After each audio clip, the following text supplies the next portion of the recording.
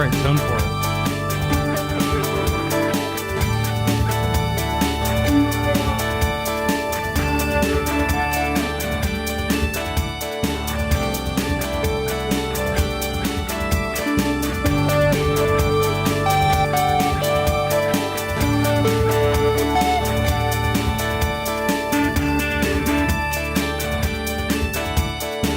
I just don't have the right sound for it.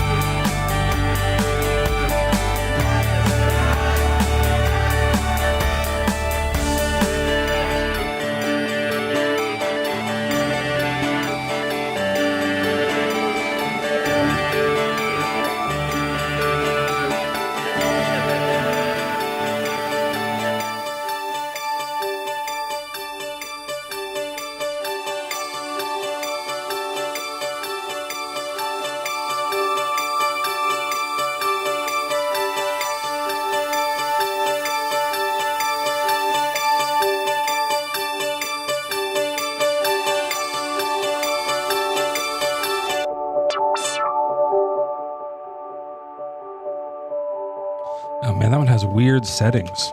Everything's off. Well, weird settings. I wonder why that is. Anyways, I hope you can hear all this. I hope you're all doing well. Excuse me. Pardon me.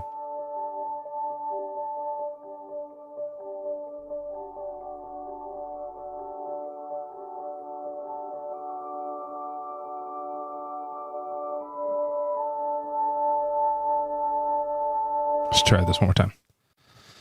Welcome in, everybody. It's Friday, and that means that tonight we're celebrating make-believe, and we're celebrating it by debunking it.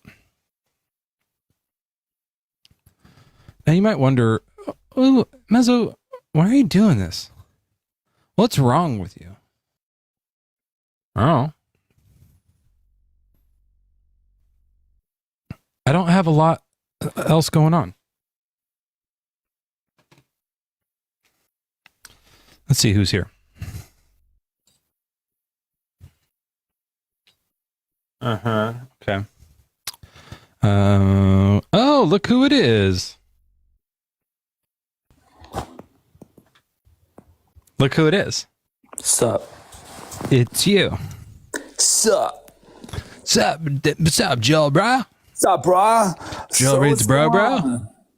Oh man, I was I had an idea of like dumb. Never mind. I had a funny like phrase that I was going to use. It's not a funny phrase, but if I used it enough, I thought it would become funny. Do you want to try again? I just can't remember what it was though. Okay, if you're in chat and you know the phrase that you think Joel would say that would be funny, type it out so he can read those out. It was like such a generic kind of phrase that people would use. Man, maybe it was like, "Hi, how are you?" No, Something about like On the chain wax is fun. That's a great sketch. vapor. Waka waka. No, it wasn't a joke. It wasn't funny. Waka waka is funny. I'll think about it. I'll Do see you if I have can any come up ideas with what it is? I have no idea. What are you doing here?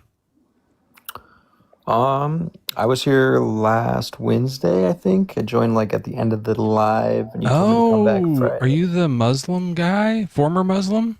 Yeah. So what do you believe now? I think you during that live you were talking a lot about like deism or like agnosticism, I think. So yeah, I think that. Well, those are two very different things, though. So with deism, it's like there is a God, we just don't know who. Yeah, I think that's probably what I would say. Okay. Why do you think there is one? Probably. And just to be clear, agnostic is a better view because it's like, yeah, I guess I don't really know for sure, or I don't believe right now. But if there's some evidence for some, then I'll go towards that. That's probably closer to agnostic. But there is one that you believe in. Well, I think I don't think anybody can know. That's what I believe, is that nobody can know for sure whether there is one or not. That'd be agnostic. Okay. That's like what technical agnosticism is. The word is really like, we use it around the water cooler to mean, I don't know. But what it really means is, I don't think we can know. It's more of that kind of a claim. Yeah. And so like last Wednesday, especially at the end of the stream, it seemed like there were a lot of believers that were joining that were like so confident, so sure. Idiots. And I don't think I've ever been like that. And like when I was a Muslim, I was never like that. I was never like super confident. I was always very fascinated by the religion, but I was never like, oh yeah, 100%. And then kind of around high school, I was just like around a bunch of, secular ideas. And then I kind of just fell out of the religion. Yeah, it's easy to do if you're not like fully surrounded by it 24/7. You kind of are like, from the outside just a little bit, you're like, what are you guys talking about? Like, what does this even mean? And I'll say this, like, I guess technically we can't know if there's some secret God hiding somewhere out there. I don't know if we did find it, if we would call it God. That might not be like the right word for it. But I will say that I feel very confident that there's impossible gods can't exist, because I don't think impossible things can exist. So when I talk about that, I mean like the idea of a God that is all powerful and all good. That's impossible. You just described a contradiction. So the Islamic God can't exist. The Christian God can't exist. All the ones that are like that don't make sense. I wasn't licking my fingers. I have like cat hair. I'm trying to get in my mouth. It's good. Yeah. Another thing I wanted to ask you about, I guess, about like what you believe is like, and something I think kind of why I say I'm agnostic is that I believe that something had to have created the universe, whether we call it God or like whatever it is that we call it. Like, I believe that something had to have created what we exist in and like what we experience.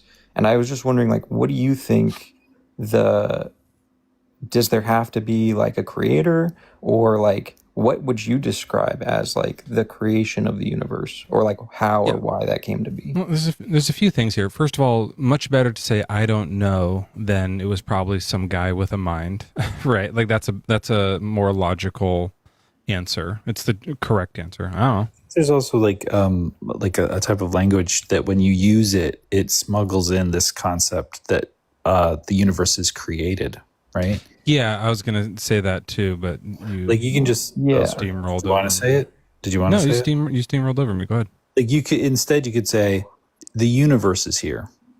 How did it get here? Yeah, I didn't mean to do that. I didn't mean to. And I'm not saying you're being sneaky. I'm saying that like that's how they do it. That's how they do it, and also it's just like a language that we all know and we all use. And so that like begs a question, but we don't have to do that. We can say the universe is here. Why is it here, or how is it here? And then the only answer that I know so far is we don't know. Do you know what begging the question means? It's like a fallacy. It's like used. People say sometimes at the wrong time, but Joel used it. It's really like begging the answer, right? Like that. This should be called begging the answer. It's right? like In the question, you've kind of already leaned the answer towards your way. Yeah. How did the universe come to be? Maybe because like when would you say that if like a volcano shoots lava out and it cools into a rock, that the volcano created the rock? No. The rock came to be because of volcano, but created probably isn't the right word for it. So, we do see that happening naturally. We see volcanoes make rocks, trees make other trees, people make people, stars make planets, stuff like that, or gravity does. Natural processes form things. Mm-hmm. So because we have all that evidence of how many times we see that happening, I feel inclined to believe that however it is that the universe came to be was also natural, not some supernatural guy with a mind, that just is like a really weird answer, right? It's also very likely that the universe technically just always existed forever, backwards and forwards in time. So it's not, then you don't really have to ask, how did it come to be? It just still is. It sort of undulates. Oh man, I love that word so much. I fucking love that word. There's a Kings of Convenience song. You know Kings of Convenience? I have never heard of them. Oh man, you would like them. They're like, they do the most mellow music possible. It's like they are like, it's too exciting and it's just so like so quiet. And they have a song where this boat undulates on the waves, and it always like, just like the way they use that word. It undulates on the waves. It's so pretty. And so I mean, yeah, it kind of like expanding and then contracting and then expanding and then contracting. And some people call it undulating or what's the other word for it? Like a breathing. Breathing, but there's another. It's the big starts with an O. It's a word Oscillate? for oscillating. Oh, see, I thought that word, but I don't know if it's exactly. Yeah, oscillates just like there's Big Bang and Big Crunch, and it just going back and forth is oscillating. Yeah, I like to think of a jellyfish.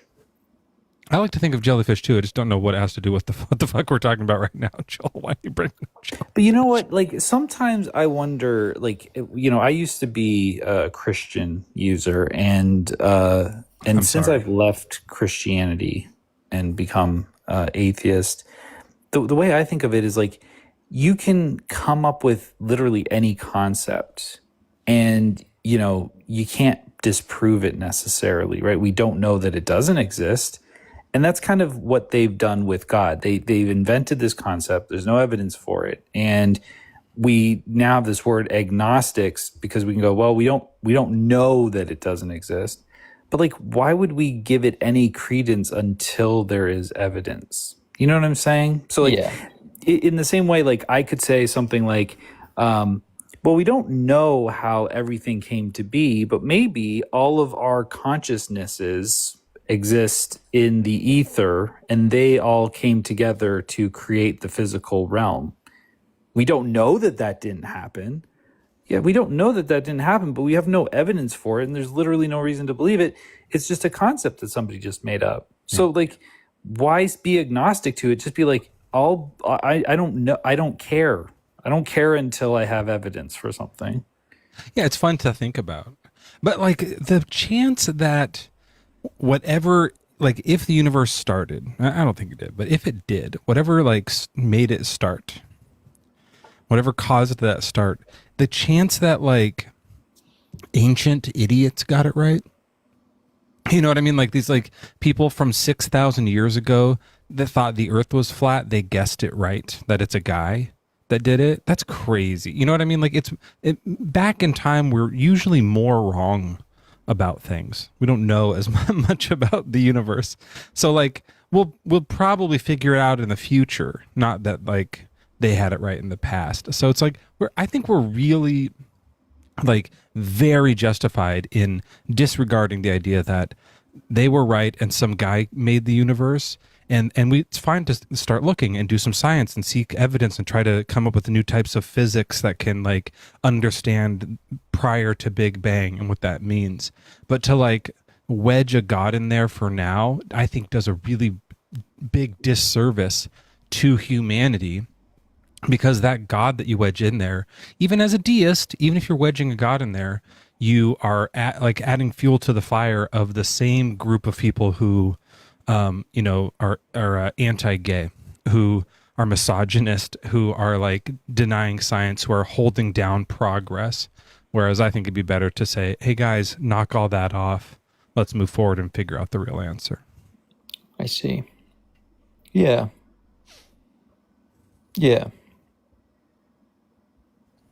That makes sense. Yeah, I think so. That's why I said it. And that's what you believe. Like, yeah. I don't think, like, if we ever find something that created a universe, I just don't think that it would fit the word God, because we do use God for a very specific thing. It's like a being with a mind and preferences and stuff. And it just, I don't think, like, for sure some people will call it that, but it won't be the thing that we've been talking about for the last 2,000 years. It's going to be a different thing than that. So I feel comfortable saying there is no God. There might be like process that created a universe. There might not be. It might be eternal. But whatever it is, there's no God. That's not going to be the right word for it. I see. Yeah. I think that's kind of where I get, like, where I struggle. Because in my life, like, even I would say maybe like 6 months ago, if you were to ask me like what I believe, I would have told you I was a Muslim. Like, I would have said I was a Muslim. Oh, you're new. Well, yeah, I know know what you're saying. You were never like that deep into it, but still, that's recent. Yeah. Well, it's like, no, well, so like a year ago, I would have said I'm not a Muslim. And then like 6 months ago, I would have said I am a Muslim. And now I'm saying like I'm not a Muslim. So like I tend to fluctuate because I do believe in a God, or like I believe in a creator. And I can't seem to, like, I think what I say a lot to people when they ask me is that I believe in God, but I don't believe in religion. Laura said you're oscillating. That's really funny. You're an oscillating theist. That's really funny. Yeah, but I mean, you know it's not Allah, because that one's impossible, right? Like, the most merciful, the thing that made the universe is the most merciful and made hell where people get tortured. That's not merciful. That's not that one. It can't be Islam. That Right. one's false. So like, if like going in and out of deism, I can understand some people do that. They're like, maybe there's a thing, maybe there's not. That's fine. That's just like, that doesn't seem to hurt anybody. But going in and out of Islam is like, it's going to take a lot more mental gymnastics. I think it's going to stress you out. I think that's why initially I left, is because, like, kind of like what I said, when I was around a lot of secular ideas, and I was around a lot of people. Like, I went to public school in America, of course. And like a lot of the people that I knew, a lot of the people that I, cared for and developed relationships with, of course they weren't Muslim, because, nobody in this town that I live in is Muslim except for like me and my family. And I couldn't accept the fact that, like, for whatever reason, they would, like, go to hell, or that they were bad people. So I couldn't accept that. That fucked with me when I was a Christian too. I remember like trying to tell my friends, like, you got to do this stuff. And they were like, not interested. And I would cry about it. Like, Yeah. I'd be like, yeah, cool, man. That's cool. We're playing basketball. I'll go home and be like, oh, Johnny's going to go to hell. Like, I was like fucking wrecked about it. And I was mad at God about it. And like, rightfully so. That's a terrible plan. You don't believe, so you get eternal skin ripping torture? Fuck you, God. What are you doing? This isn't merciful at all. Yeah, that's like the dilemma. But then it's like, I wonder if there's like a series of questions that one must ask themselves, And it almost seems like the further down you go in these series of questions, like the more difficult it is to say like, okay, yeah, I accept. Like it's very easy to maybe say like to maybe come to the conclusion that there's like a creator. Like you might be able to say like I can kind of understand that, but then like by the time you get to the point of like if a person does this very specific thing, then they are now being punished eternally. It's like that becomes so much more complicated. That's another way that I talk about it sometimes. Have you ever seen like sometimes it's more common. I don't mean to stereotype women here, but it's more common going to be among women that like they're wearing some outfit that like I can't figure out how you pee in this. I don't know, like whatever onesie with like this is covering all stuff. Like I can't wrap my head around how, like, are you going to just get fully naked in the bathroom at the ball? Like, how do you do that? And like, I'm confused about this riddle. And then they'll be like, well, so there's a button up here. And I'm like, okay, more questions. I have more questions now. What, like that didn't solve the riddle. You've made a bigger riddle. And I feel like that with God. Okay, where did the universe come from? It's a guy. And he doesn't want you to masturbate. What the fuck? You didn't solve the, like now there's, how did the guy make it? Why doesn't he want that? Like you've just made a bigger riddle. You didn't solve anything. You made the question harder. Yeah. Get that shit out of here. We're trying to figure something out right now. I have to pee. You know what I mean? Like it's just like doesn't, it just doesn't solve anything. How did the universe come to be? Nobody. Does that make, that's not a fair answer. That's who did the universe come to be? Oh, how did the universe come to be? God. That's not how. That's who. You're not solving it. How did he do it? We still want to know. It didn't do anything but make it more difficult to figure out, you know? Right. Yeah, it has no explanatory power, but like what you and I and like Mezzo were raised in, like as much as it like sometimes it's jarring to hear, but like we were raised in cults. Like these are not legitimate worldviews. These are cults, and you're right to observe that like what they do is they find the gap, and you know the origins of the universe is the gap, right? And they say, well, we don't know what that is, so we're going to say that's God, and that's just a thing to get you in the door, and then they can get you into their book, right?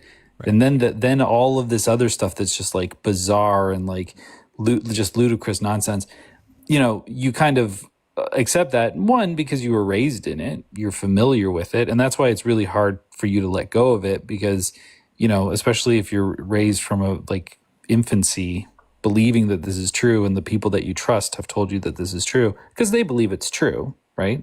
Mm-hmm. And that happened to me too, just for Christianity. It's hard to let go of that.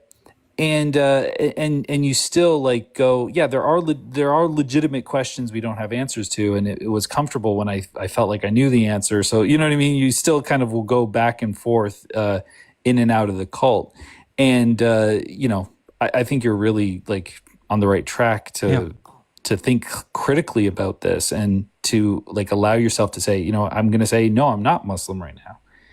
And hopefully that will stick, but you might, you know, go back in a little bit and come back out and go back in. But there's really no evidence for any of it. So I don't know, you know, I don't think it's worthwhile. It's also like if you're going to fill a gap with something, why would you fill it with the one that's like also one time ants talked to a guy and it's okay to beat your wife a little? Like what? Right. Wait, what? Why are you picking this to fill the gap with? That's dumb and terrible. What's happening? Like fill it with a better, make up a different God, make up a new one. You know, like that's kind of what deism does. They're just like doing that. But anyways, I want to, we have someone else in the guest box. I want to keep getting into some of the discussions. I'm really glad that you're here and doing this. Did you have something else you wanted to kind of say, or another last question you want to throw out there? No, I don't think so. I appreciate you guys talking to me. Yeah, let me just, I say this all the time to people, and my chat's sick of it, but I want to just like let you hear this thing one more time because I talk about this a lot, where like, you know the book, The Cat in the Hat? Yes. You're reading The Cat in the Hat. It's got the cat. Did you hear me say this to someone last time? No. Okay. You have the cat and you're loving it. It comes into their house. It has all the games. It's wearing the hat. They're rhyming. thing 1, thing 2 show up. It's a lot of fun. And then you look on the back and you realize this is a library book, and it's from the fiction section. Oh, I thought for a second this was a reference textbook. My bad, my mistake. I'll go put it back. You go to the library, you put it in the fiction section, and then you go home and go, I still believe in the cat, though. The main character from the fiction book. No, it's a fiction story. Once you're done with the Quran, the God part is from that. Actually, the God part's from like the Torah. That's not true. It's a fiction character from a fiction book. You can dump that along with all the other it's okay to beat your wife sometime stuff. You know what I mean? Like, just dump all of that and just live your life as like a secular, wonderful, beautiful person who happens to be in this weird, confusing universe. That's fine. Right. I like that. That's really cool. I actually really like that because I work in a library, so that's a really that's a really cool reference. And people are always putting the Cat in the Hat over in the reference section. Right. Fuckers. Well, no, and I mean, if you don't mind, like this was something I was talking about very briefly last Wednesday. Is that like it was so funny to me because when I was growing up and I was going to public school, like something that my mom would prep me. She would like prep me for public school. She'd be like, you know, you're gonna go and they're gonna tell you things that we don't believe as a family, and they're gonna try to get you to celebrate things that we don't celebrate, like Santa Claus. Like Santa Claus isn't real. And so I was like, okay, I'm on board with all that. Like I can understand that. But she would also like teach us about angels and devils and things like that. And I believed it 100%. I believed, and this is actually, I think this is a little interesting bit of, it's just something interesting to know, is that, like the angel and the devil on your shoulder. Yeah. Well, that actually comes from Islamic, like I've heard that before. Yeah. Except it's like a jinn and a. Well, that's what's interesting is that when it became like more visual, they actually changed it in Islam. So in Islam, it's actually two angels, but because that's not visually, there's no visual contrast there. They made it into an angel and a devil. Yeah. The reason being is that one of the angels records all of your good deeds and the other angel records all of your bad deeds. That's what they believe. Oh, and so they're not whispering, they're just keeping score. Right. And so instead, when they changed it to angel and devil, they're like, well, so the angel that records all your bad deeds, we'll just make that one the devil, because it's like, Well, that's fascinating. That's interesting. I like those kinds of little like things that change in history. Yeah. And when I was a kid and she taught us about it, like I was such a believer that I thought that if I like moved my head to the side, like putting my head on my shoulders, that I was like crushing them. Yeah, right. Right. So I go to school and the kids, of course, they're talking about like Santa Claus or whatever. And I'm like, Santa's not real. Yeah. And then I think what happened to me was eventually when I became like a teenager, like I was just waiting for my family to be like, oh, and by the way, angels aren't real. The devil's not real. Like all these other things aren't real. It's just a story, but they never did. Yeah. And so I just became more and more frustrated, more and more confused and angry.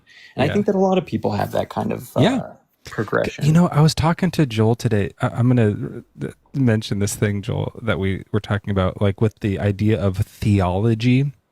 Theology and theologians, they made up these apologetics, and they're so like serious about it, and they'll go so far that they'll even make up words like theology. That's not a real thing. There's also a word called fairyology, where they study fairies. Demonology, where they study demons. Can you imagine if there was Kris Kringlology? I don't know how to say it. Kris Kringlology? Kringlology, the study of Santa Claus and his elves. You'd be like, what are we doing? You can't just put an ology on something and then say it's true. They're still just making stuff up as they go, scaring children into acting right. Like this is just not like, it's not as like made up. We take it too seriously. There's talking animals in it.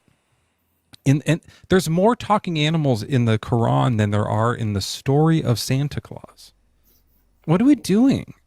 Like, yeah, none of the stuff is real. It's just a tool that people use to kind of like, get people, control people and stuff like that.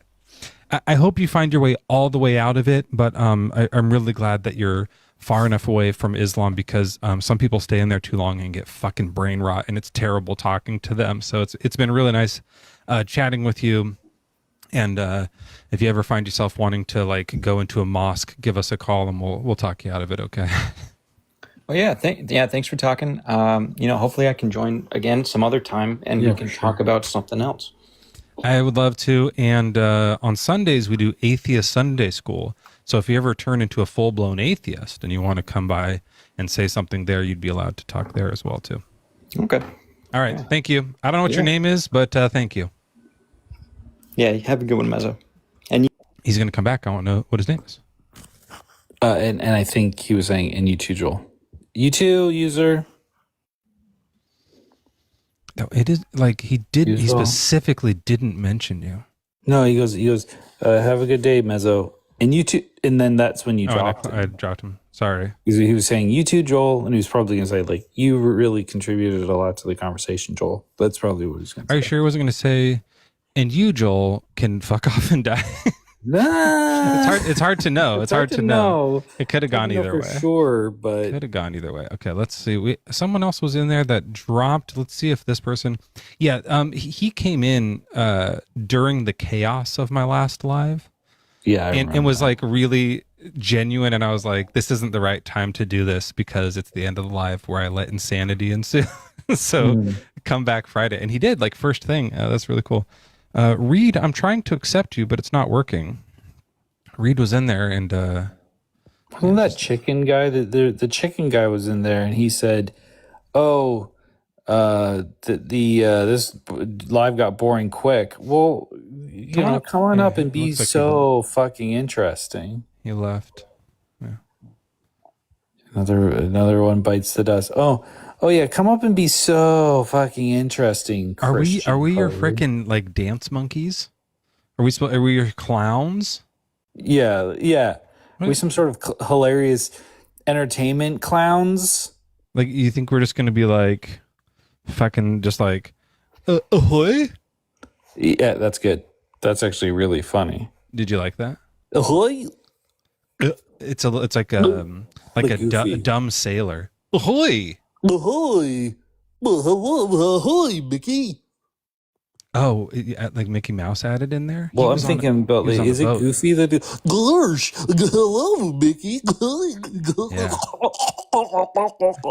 I didn't watch a ton of the Mickey stuff growing up. Disney wasn't really our thing, but there was one that we watched every Thanksgiving, which was Mickey's Christmas Carol. So it's the Christmas Carol story with Mickey Mouse and Scrooge McDuck. Oh yeah, thanks for explaining that.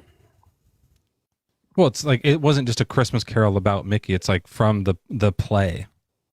What would you say the Muppet Christmas Carol would be? I don't know. Is it just a Christmas Carol about Muppets? It's a good thing. It's Good King Wenceslas played by Muppets. Oh, okay. Yeah. Well, Yeah. Weird title, but yeah, thanks for explaining it. Well, anyway, so Scrooge is there, and Goofy is he plays the former business partner who's the ghost, who says tonight you'll be visited by 3 spirits. And he says 3 and holds up 2 fingers, and it fucking gets me every time. It's so good and so subtle. It really is, because the rest of it is Goofy falling downstairs and these chains and stuff. But he goes, tonight you'll be visited by 3 spirits, and no one notices it. And it's one of those times where I have to pause it and be like, now kids, I want you to look close and think about what this dog man just said. Yeah. And one of them is like, why are you pausing this? I don't get it. And the other one is like, oh my God, that's so fucking funny. Oh, it's so fucking funny. They loved it. One of them has the same sense of humor as me, and the other does not. Bob Marley. Yeah, that's it. Bob Marley's ghost. Right. Yeah, I love those little subtle things. And I didn't realize Goofy is just that dumb. Like, he's meant to be just that dumb. Yeah. They should have called him Dumphy. Yeah. Because I guess he's a little bit goofy too. He's a bit of a goof, but like goof, the first part of goof, if you change the F to a D, now you got good. Goody. Like, you want him to be an idiot, so just be like, you fucking idiot dog. Dumb fucky. Dumb fucky, idiot dog. I love the word dumb fuck. For some reason, I've been really into that lately. And it's a hard one because, I like up here, like some kind of like, oh, this guy's a dumb fuck. Oh, here's a dumb fuck over here, or like there's these dumb fucks on the Discord or something. But I got because it doesn't start with a swear, I might accidentally say it around my kids. I'm really good about if it's like fuck offs or fuck wads or like or things like that. I won't say it around my kids because I hear that little. That's going to be a hard one. Children ears, yeah. But when you say dumb fuck first, because I'll say, oh, that's dumb, or like they'll be watching, like Pokemon or something, and I'll be like, that guy just fucking evolved. What a dumb fuck! And I realize I said it twice. Whoops. And they're like, Dad. You're like, you guys just aren't allowed to fucking say it. I'm allowed to say it. I'm a fucking adult. They're at this age, and one of them has for a long time, but they love swears. They're like, if they were like listening to a song, like a grown-up song, and it comes by, they're like, he just said the word, and they like bleep it out and stuff. It's so funny, and it's I have a hard time explaining it to them because I don't personally care about swears, but I do care a lot about like mean words and slurs and like put downs and stuff. So I do want them to know that like there's context of words that you can use that you shouldn't. And like one of them got in trouble at school recently, and this genuinely really sucked and like hurt my heart because he was like fat shaming somebody. And like, I don't think he knew what it meant yet. He was just like going along with his friends, and someone was calling someone fat, and he was like, "Oh, she's like a Jupiter." I was like, you can't do this. That's not okay." And I also like, this is a true story. I fucked up so bad in the car on the ride home from that. I was like, "Oh, well, what happened?" And because I got this report from the teacher. And it's like this and that. And I was like, what'd you call her? Or who was it? No, I don't know. Remember her real name, but like say it was like Nicole. And it's like, Nicole I called her Jupiter. And my friends were laughing and stuff. And I was like, you cannot call anybody that. Like, you can't talk about people's bodies in that way. It's just not okay. It really hurts people. And not only her, but like everyone who is like, has like weight issues or even like feelings about it, they're going to like be hurt by that. Like, you're hurting more people than just the one, and there's no reason to even hurt the one. So like, leave Jupiter alone because you don't want. And I accidentally the thing, I called her that because I didn't know her name, and I was like really flustered because I was really like upset by it. I was like, don't do that. And I literally like called her by her name. And I was like, no. And the other was like, oh. I was like, dude, I just ruined the lecture. It was really hard. But we sorted out. I was like, don't do that. And then like afterwards, I went and had to like tell my wife. I was like, I just fucked just fucking ruined another lecture. Yeah, but he like realized later. He was like, yeah, that one was really bad. But then sometimes if they say damn, I'm like, I don't care. Just don't like say it around your teacher because they're gonna tell me about it. Yeah, you know what I mean. Like, there's the right place to say it and not. It's like I guess teaching that like words have power. Yeah. So be careful with them. But there's a lot of words that like they're just mouth noises. So say fucking damn. Like there's a lot of words that don't matter. But like in context, they don't know when the right like time and place is for it. That's like the main reason we just go like don't say swears is because what it really is save them for the right time, and they're not like ready for that. They're gonna go say it at a time where it's gonna like some grandma's gonna start crying because they heard a child say it, and so it's like, or they're gonna like swear at people, their friends and stuff. So like they don't know. Yeah, they don't know yet when the right time place. So it's better to just like play it safe and don't say any. And then sometimes they'll come home and be like, Papa, what does Haktua mean? And stuff like that. Mm-hmm. And you just have to go, gosh, well, Haktua, it's probably when you like spit on a cock and rub it with your hands. Right. No, you just go, I don't know. But if you don't know what it means, don't say it. That's another like kind of rule we do. Like if you don't know, don't repeat it because it might be gross.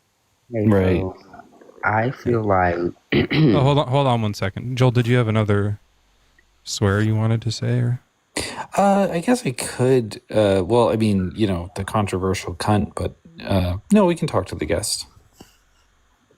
oh, I thought you were saying this person's like that was like their nickname. Oh no, instead let's talk to the controversial cunt.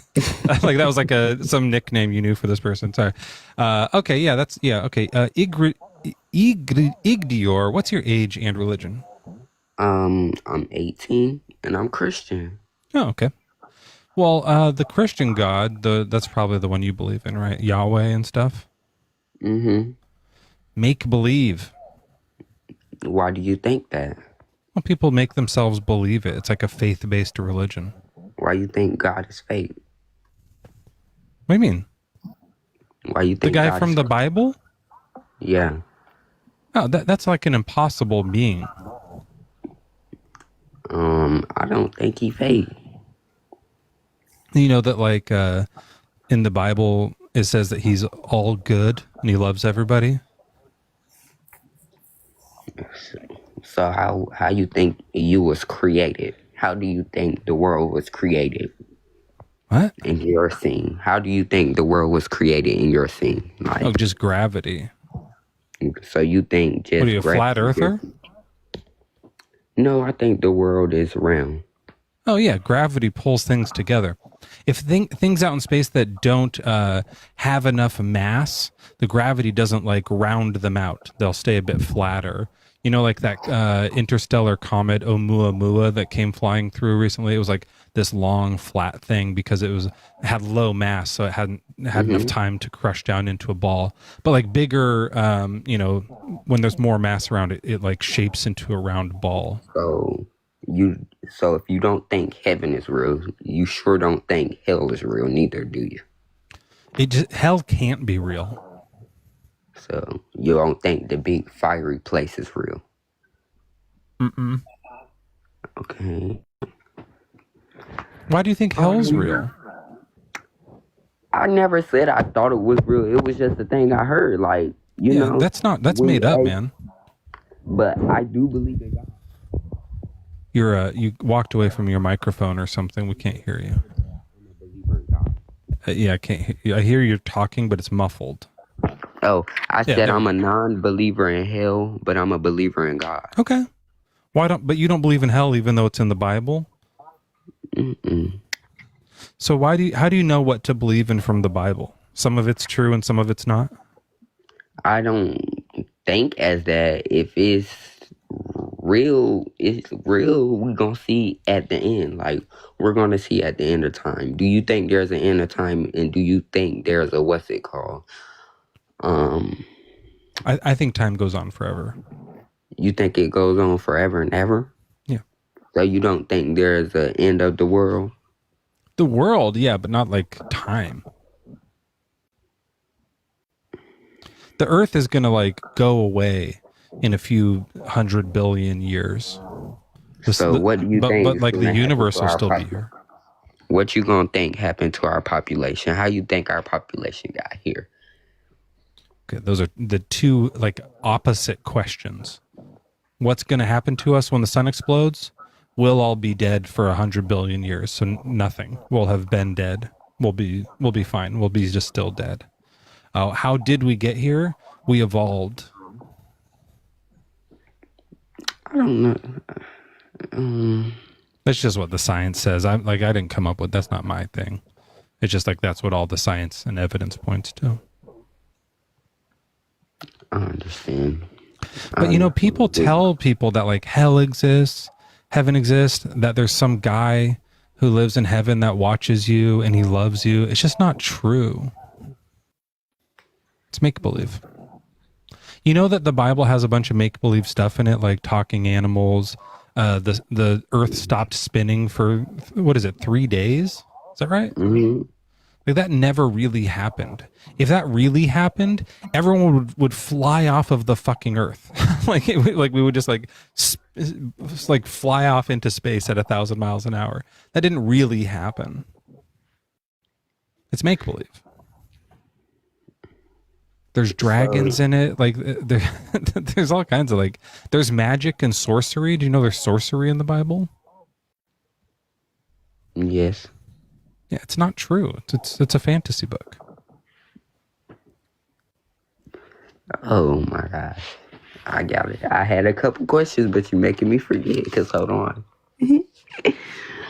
Let me see what else I gotta ask. Would you like to leave Christianity now that you know that it's all make believe? We could help you No, do that. because if it is real, I still want to go to heaven. It's not real though. If it is.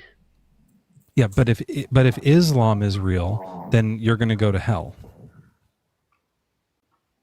And if Judaism is real, you're going to go to hell. How? Because you're not Muslim, you're not Jewish. Mm-hmm. The good news So is what you think about the good news gods? is they're 'Cause we all got fake. different gods. Yeah, every one of them is made up. I'd be confused when they say you got different gods and you worship in different gods. Who do you worship? Jesus Christ himself. That guy's a murderer. Why do you worship him? Why you think he's a murderer? It says in the Bible he killed a bunch of people. Who he killed? Like everyone in the Old Testament and a bunch of people in the New Testament.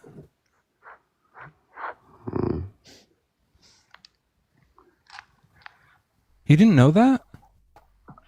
Oh man, you got to read this. Hold on. Yeah, you should read. Thank you for having. Let me go get my Bible. What testament this in? What? Oh man, this guy's a fucking mess.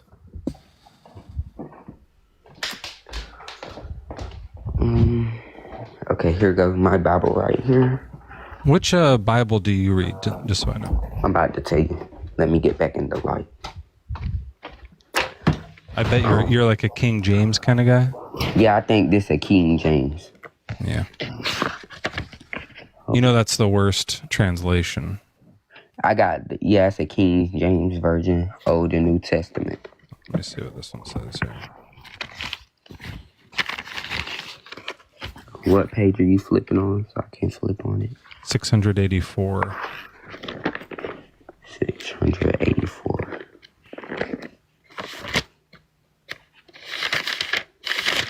All the way at the end.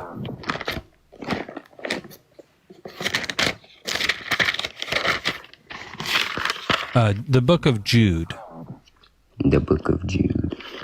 Okay, let's read. Can you read, please, for us? Jude 1:5 says, I will therefore put you in remembrance, though ye once knew this, how that the Lord, having saved the people out of the land of Egypt, afterward destroyed them that believed not. He killed people who didn't believe. Jesus is Lord, right? So he killed non-believers, right? Yes.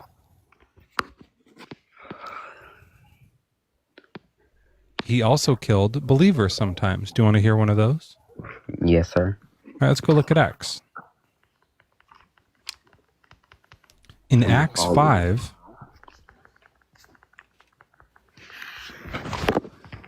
there's this story. Now, this is after Jesus has come to earth. He did the cross thing, came back to life, and floated back to heaven. Right? Mm-hmm. And there's this man, it says, but a certain man named Ananias with Sapphira, his wife, sold a possession and kept back part of the price. His wife also being privy to it, and bought a certain part and laid it at the apostles' feet. So they sold their property, like their house is what it was. And they got some money for it, and they're supposed to give all the money to the apostles to give that to like build the new church thing. But they kept a little for themselves. Okay.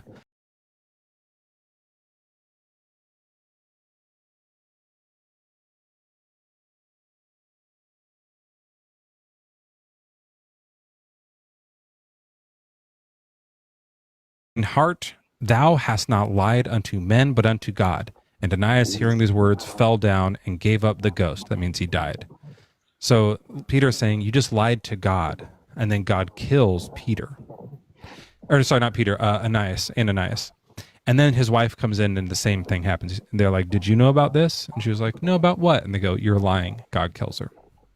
This is Jesus in charge after he's done his cross thing, killing believers, people who believe in God, but didn't give enough of their money to the church.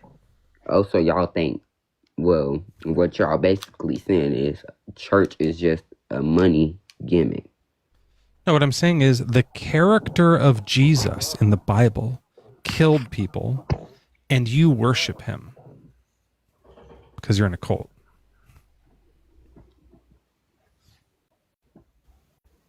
And you don't have to. You got me thinking, so hold on. Yeah, I don't think he sounds very nice. Who, me? No, Jesus, you sound great. You're awesome. Jesus is like not good or loving. Do you think that Jesus is the same God who was like the God from the Old Testament too? Not really. Yeah. You think there's two gods? No, I think there's one. Like, there's only one. You know that in the Old Testament, Jesus said it was okay to own slaves? Hold on, because I'm black. Let me go look. What page is that on? Okay, this one's going to hurt a bit. Leviticus, oh gosh, what is it? When's I the love Leviticus? 25, 44 through 46. 25, is that what you said? Ooh. Yeah. Now, in the King James Version, they refer to them as bondsmen. Bondsman, if you look it up, what does bondsman mean? It just means slave.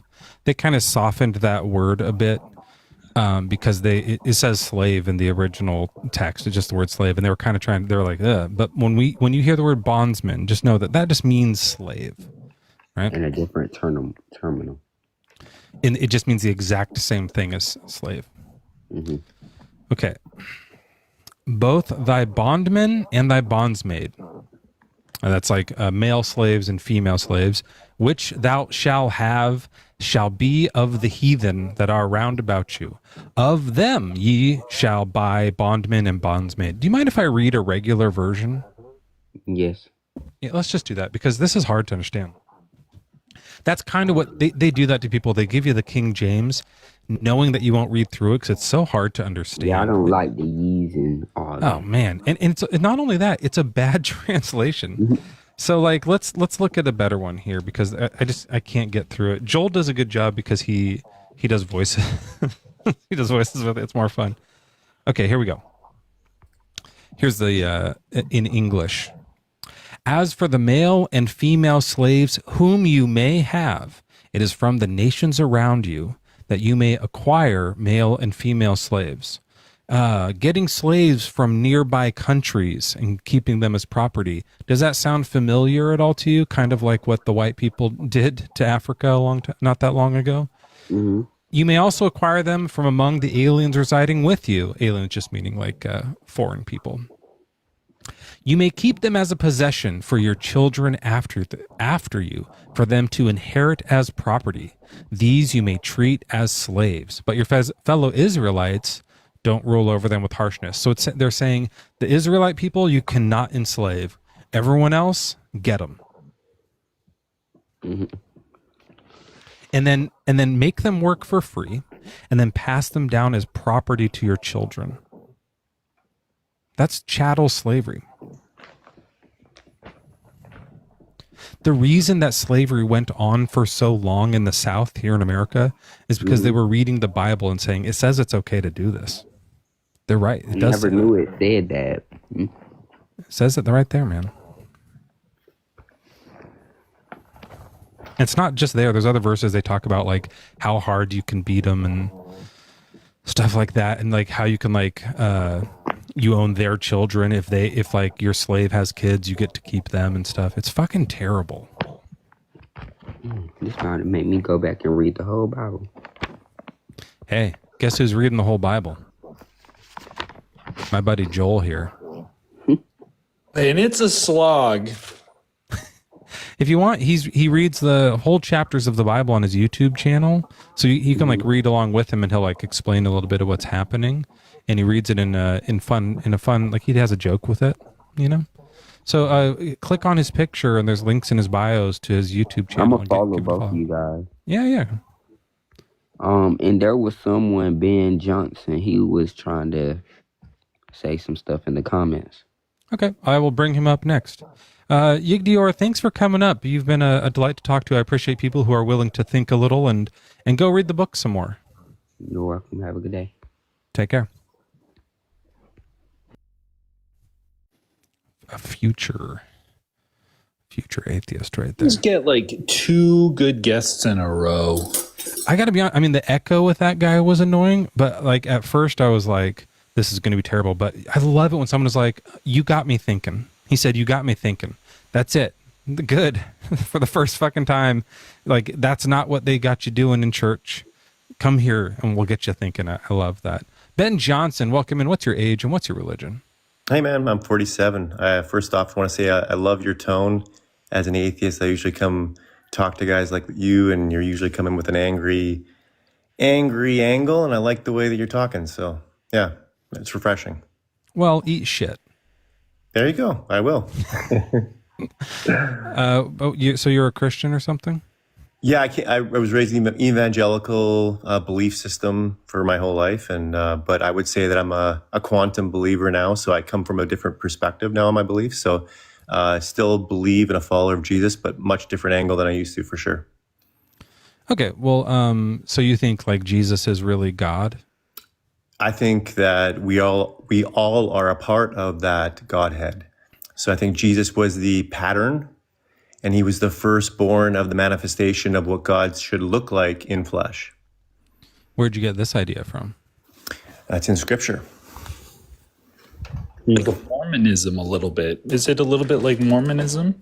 No, it's Christ scriptural. consciousness. No, Christ is not Jesus' last name. Christ was a position. It was Nazareth. an anointing. Jesus, when people say Jesus Christ, I think they confuse Christ as being his name, which was his nature, not his name. So I want to talk a little bit about the Ananias and Sapphira thing, if you're okay with that. Yeah, sure. So with that story, which I would say that a lot of the stories of that ilk, the death component, God killing people, the flood, all those stories, I would say it was God's innate power, which energy, when we talk science, we have that energy flowing through us as, beings, as light beings. We have magnetic energy flowing through our bodies. So I think that story is a representation of God's power in us, not God the Father, that gray bearded guy in the sky, which does not exist. Wait, we have magnetic energy? Yeah. Okay. And that magnetic energy is why Creative. it creates what? It creates life. I don't think Death. that's true. Magnetic Circumstances. energy does? Yeah. Okay. The observer effect. Yeah, I don't think that's totally true, but what does that have to do with Ananias and Sapphira? Well, it was his God creative power within him. It was his fear. Wait, he has magnets too? No, he has power within him as a being, a creative being in this universe. He had the law. He lived under the law, which the law said that if he didn't follow God's law, the consequence of that was death. So we all have a conscience, and that conscience directs power within us, that creative power. So if you lie, you deserve to die? That's what they believed. They were under the law. Oh, I don't think that. I think that's too harsh. Well, it's harsh. It's the reality of the world we live in. It's like, that's what the tree of knowledge of good and evil is. But did it have to be that way, or did God set that consequence? Well, it was the game that God played when he created this universe. It had light and dark. It had chaos. And the whole point of this game is to create order out of chaos. I've lied before. Do you think I deserve to die?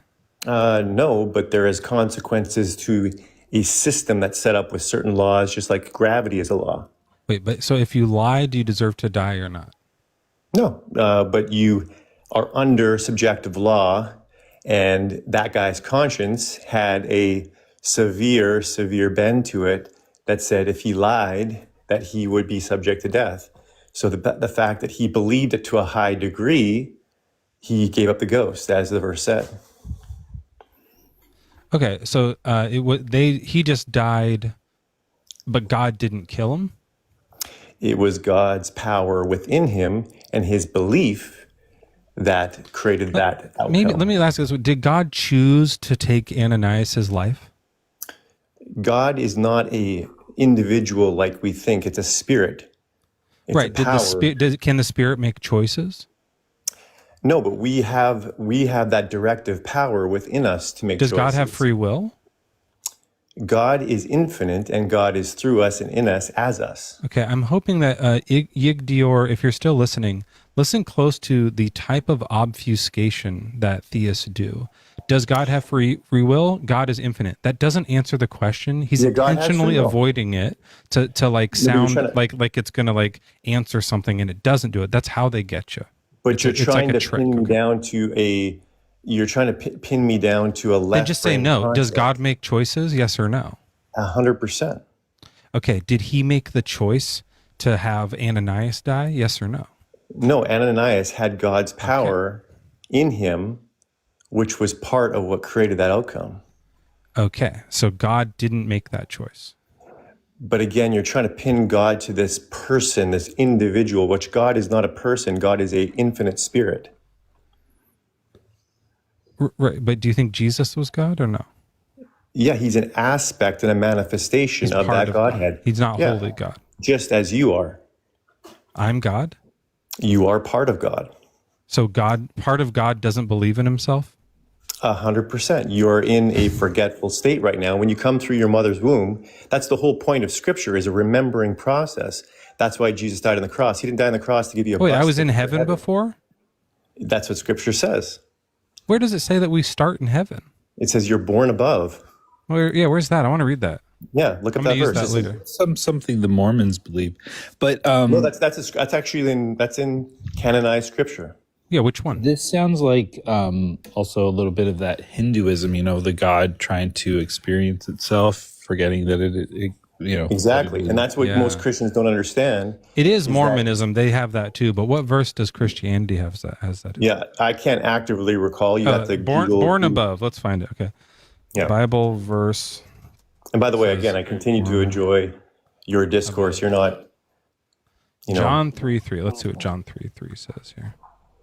Used to like navigating nonsense, so there's no reason to get mad about it. It's just like kind of fun. I appreciate that. Yeah. See, what kind of I appreciate your approach. Yeah. Okay, John 3:3. Let's see what that one says. Maybe that's it. The premise I'm trying to come. Sorry, I didn't grab your name. What's your name? Mezzo. Mezzo. The point I'm trying to make is that the Scripture is much more mystical than most evangelical or Christians take it for. It is a metaphysical, scientific book. Okay, so I don't care. I found it. Now there was a Pharisee named Nicodemus, a leader of the Jews. He came to Jesus by night and said to him, "Rabbi, we know that you are a teacher who has come from God, for no one can do these signs that you do unless God is with that person." Jesus answered him, "Very truly I tell you, no one can see the kingdom of God without being born from above." Nicodemus said to him, "How can anyone be born after having grown old? Can one enter a second time into the mother's womb and be born?" Jesus answered, "Very truly I tell you, no one can enter the kingdom of God without being born of water and spirit. What is born of the flesh is flesh, and what is born of the spirit is spirit. Do not be astonished that I said to you, you must be born from above. The wind blows where it chooses, and you hear the sound of it, but you do not know where it comes from, where it goes. So it is with everyone who is born of the Spirit." Nicodemus said to him, "How can these things be?" Jesus answered him, "Are you the teacher of Israel, and yet you do not understand these things?" So I don't know, is he saying that you are born from above, or he's saying, I'm born from above and you're not? No, because we're all born of spirit. We're all spiritual beings. We all have, it's in John, it talks about every man that comes in this world is born of the Spirit, is born of Christ. It has that spirit, has that anointing in them. It's the potentiality Which verse says that? for that to grow. It doesn't say that we're born like into the flesh. Well, we are. We're not a animal being alone. We have a multifaceted part of us. The whole point of Scripture, the whole point of the story, is to marry the two together, to marry the human aspect of us with the spiritual aspect of us, to join those two as one. I think what the Christian understanding of this would be, and this is a doctrinal and it's a useless conversation because it's all just like myth anyway. But Well, we're talking about make-believe, so it's fine. yeah, but I think the Christian understanding would probably be that like to be born of the Spirit, and Jesus is going to say you must be born again. So to be born the second time with water, that's going to be your baptism. That's the remembering aspect of it. That's the being born the second time, being reborn is the remembering aspect of the journey. Yeah, but I think the Christian understanding is going to be that you need to be baptized. You need to be baptized by the Holy Spirit, and then you're born a second time in the Spirit, and that is going to the that second birth is you being born from above type of thing. But the baptism of water is a symbolic thing of being baptized by water. The true water is the Aquarian water that's being poured above, which is spirit. It's frequency. So do you think that my just Mezzo's consciousness was in heaven, or was it just like all God and a part broke out to become me? No, you existed, I believe, as an individualized soul, an aspect of God with the power of God in you prior to you coming through your mother's womb. Why do you think I left heaven? Because you came into this game as a grand experiment to experience God in physical form, to experience God in multiplicity. Why would I do that though? I was in the perfect place. Let me ask you this. If you created the most perfect VR reality and you had this comfortable life and you had this perfect VR world where you can go in and forget, but you could have this adventure, would you take that chance? If it's perfect? No, if you had a perfect life. Yeah, the perfect I would stay in the perfect place.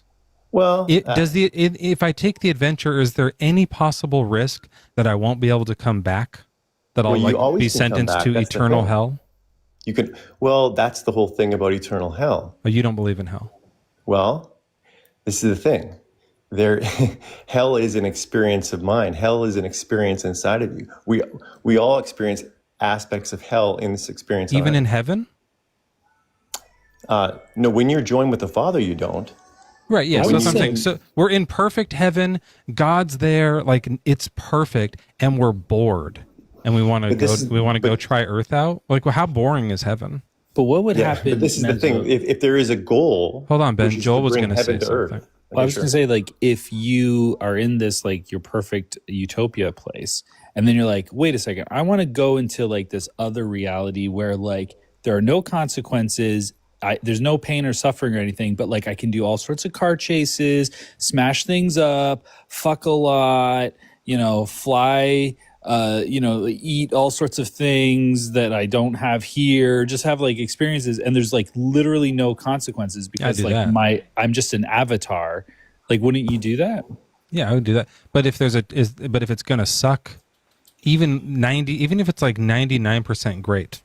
But there's a chance because you don't like there's a chance that you're this like being in heaven with perfect consciousness in perfect heaven, feeling the love of God surround you in perfection, and you can fly and eat all the freaking ribs you want, and no cows have to die. But then you go, I'm gonna risk being born and maybe have leukemia. That's gonna. But let me ask you this. With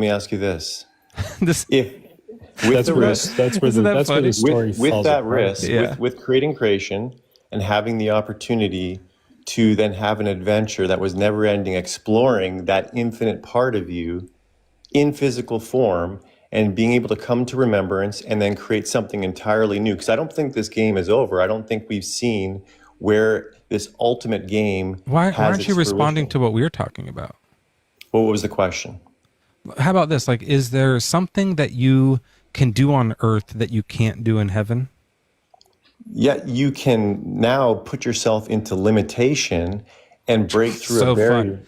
I can't Well, wait. listen to what I'm saying. Just finish. Let me. Is there something good on earth that you can do? Like that you you're can't just do in sitting there heaven? going, "This sucks, man. This is awesome. This sucks." Again, when you have frustration in a video game, again, this is a bad analogy because again, there's not the same type of stakes That's and okay. It's a consequences. bad belief. Go ahead. Yeah.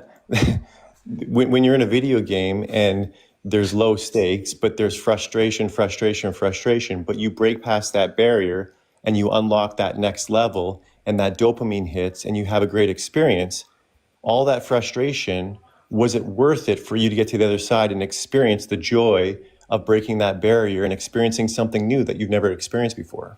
There's no dopamine in heaven. Well, again, this is an analogy. Yeah, the analogy, you're right, the analogy sucks. It fails because right now it's not perfect. And so we play video games to escape. We play video games because right now there's things we can't like go drive a car 100 miles an hour with no consequences, but in the video game you can. It's fun. But you're doing the opposite. We're in a place where there are no consequences. We're in a great fun video game that's perfect. And then we come to this place where like there's real danger. Fuck that. No. That doesn't make any sense. Pre-mortal existence is the word. What if the payoff was something beyond you could possibly imagine and greater than you've better ever than heaven before? Yeah, better you're than in heaven. heaven. What's better than heaven? I know, but listen, what about you're in a bringing perfect heaven- place and there's going to be better than perfect? What about bringing heaven to a place where you created boundaries and rules? Ben, and is now you Ben, can is there something experience better than perfect? Let me ask you this. Ben, is there something better than perfect? Listen, just let me ask you this question. Ben, Hypothetical, okay? just yes or no. Is there something better than perfect? Perfect in a different experience, yes. So heaven's flawed. Heaven's not flawed, but what if God wanted to experience something different? You know what it is? It's like you have a sheet of paper, right? Just a pristine, brand new sheet of paper, 8 by 11 or whatever. And then you go, you know what I'm going to do? I'm going to rip it up, crinkle it all up, make a mess of it, and then arduously, very slowly put it back together, taping it, trying to get each piece to like seamlessly go back, and maybe have to wet it a little bit so that it like kind of sticks together, iron it out until you kind of get what resembles But the if you're going original back sheet to of the same perfect piece of paper, I get and then what you you're go, saying. and then That you go, doesn't make Ben, sense. Ben, then you go, man, that was satisfying. No, but that's going back to the same I'm piece so of paper. happy I got to do all that work. And That's going back to the same piece of paper. What if you took that paper, you scrumple it all up, and you unravel it, and it becomes something entirely different and something entirely new beyond your comprehension? Yep. Would it be worth scrimpling up that paper? Well, that depends. That depends. That's interesting. That depends. So before you scrumple up the paper, if you don't do it, you have a 0% chance of getting raped. But if you scrumple up the paper, you have like an 18% chance that you'll get raped. Would you do it? Would you do it, Ben, or would you like just I'm going to stay here where I'm good safe? with the paper. This is the thing: is that much of Scripture talks about how Ben, God. would you mind answering one fucking question without us having to make you do it? Yeah. Sorry. Would you scrumple the paper for an 18% chance at getting raped? Or would you stay where there's a 0% chance? Well, again, it depends on the payoff. Depends on the payoff. The payoff is you get a little bit better than perfect somehow. Well, if it's a little bit better, no, I wouldn't. But that's the whole so it's thing. not worth the risk. That's not what this creation is about. So heaven is so the super heaven is way better than the heaven that like we're starting in, because some people get raped. What is danger and death and cancer and Holocaust like do that makes like super heaven so much better? Yeah, I don't understand, and to kind of explain like why the God that's made, and I'm the God, I get it, that's made the piece of paper that has the piece of paper, why he can't just make the better piece of paper or the origami or the swan or whatever that's going to come from scrumpling it up. Because Joel, then you don't have a like God fill in all the gaps. You've entered a world, a dimension that has real physics laws to it, light and dark. And when it first started, it was in complete chaos, and it was more than just rape. It was complete, like think of the animal kingdom. Like it's worse than what we operate in. But you're right? not making it better here, Ben, and you're not answering the question. No, I know, but we're moving towards what I'm trying to get at is the whole progression of Scripture, and even Jesus, what he did on the cross and the resurrection. What I'm saying, Ben, what we're saying without all that is that, like, let's say we have a piece of paper, and once we scrumple it up, eventually we're going to get a like tube amp, like a really great tube amp out of the deal. So that's like way better than a piece of paper, right? Why can't, if we're the God that's making the whole thing, why can't we just like make the tube amp? Well, you could, but the thing is, then you wouldn't be living within the dimensional laws that you created it in. Yeah, we don't need to do that. There's a waste of time. Just so do we'll it just the like better make way. the tube amp. Because there's the way where you don't make those dimensional laws and everybody gets tube amp, and that's great. And then there's the way where you do make the dimensional laws. 18% of people get raped. 20% of babies are just miscarried, so they choose to come, and it's like, nope, didn't get to do it, and back to heaven, I guess. Okay, then you end up at the same place. What's the point of all the let's just torture? agree upon the fact that, because you keep coming to the rape and the death, I agree. There is hardship in this dimension, like we could, like beyond what we possibly why? each, because again, we live in a world that has laws, and when you raise up an animal consciousness that is blind to itself, you're going to have chaos, right? And the You're whole not point of answering the Scripture question. was to idea take what us that out of chaos. You're not answering the question. Why not just start with the tube amp? What's the value? What's the value of all the bad stuff? Again, the value is in what you get out the other end.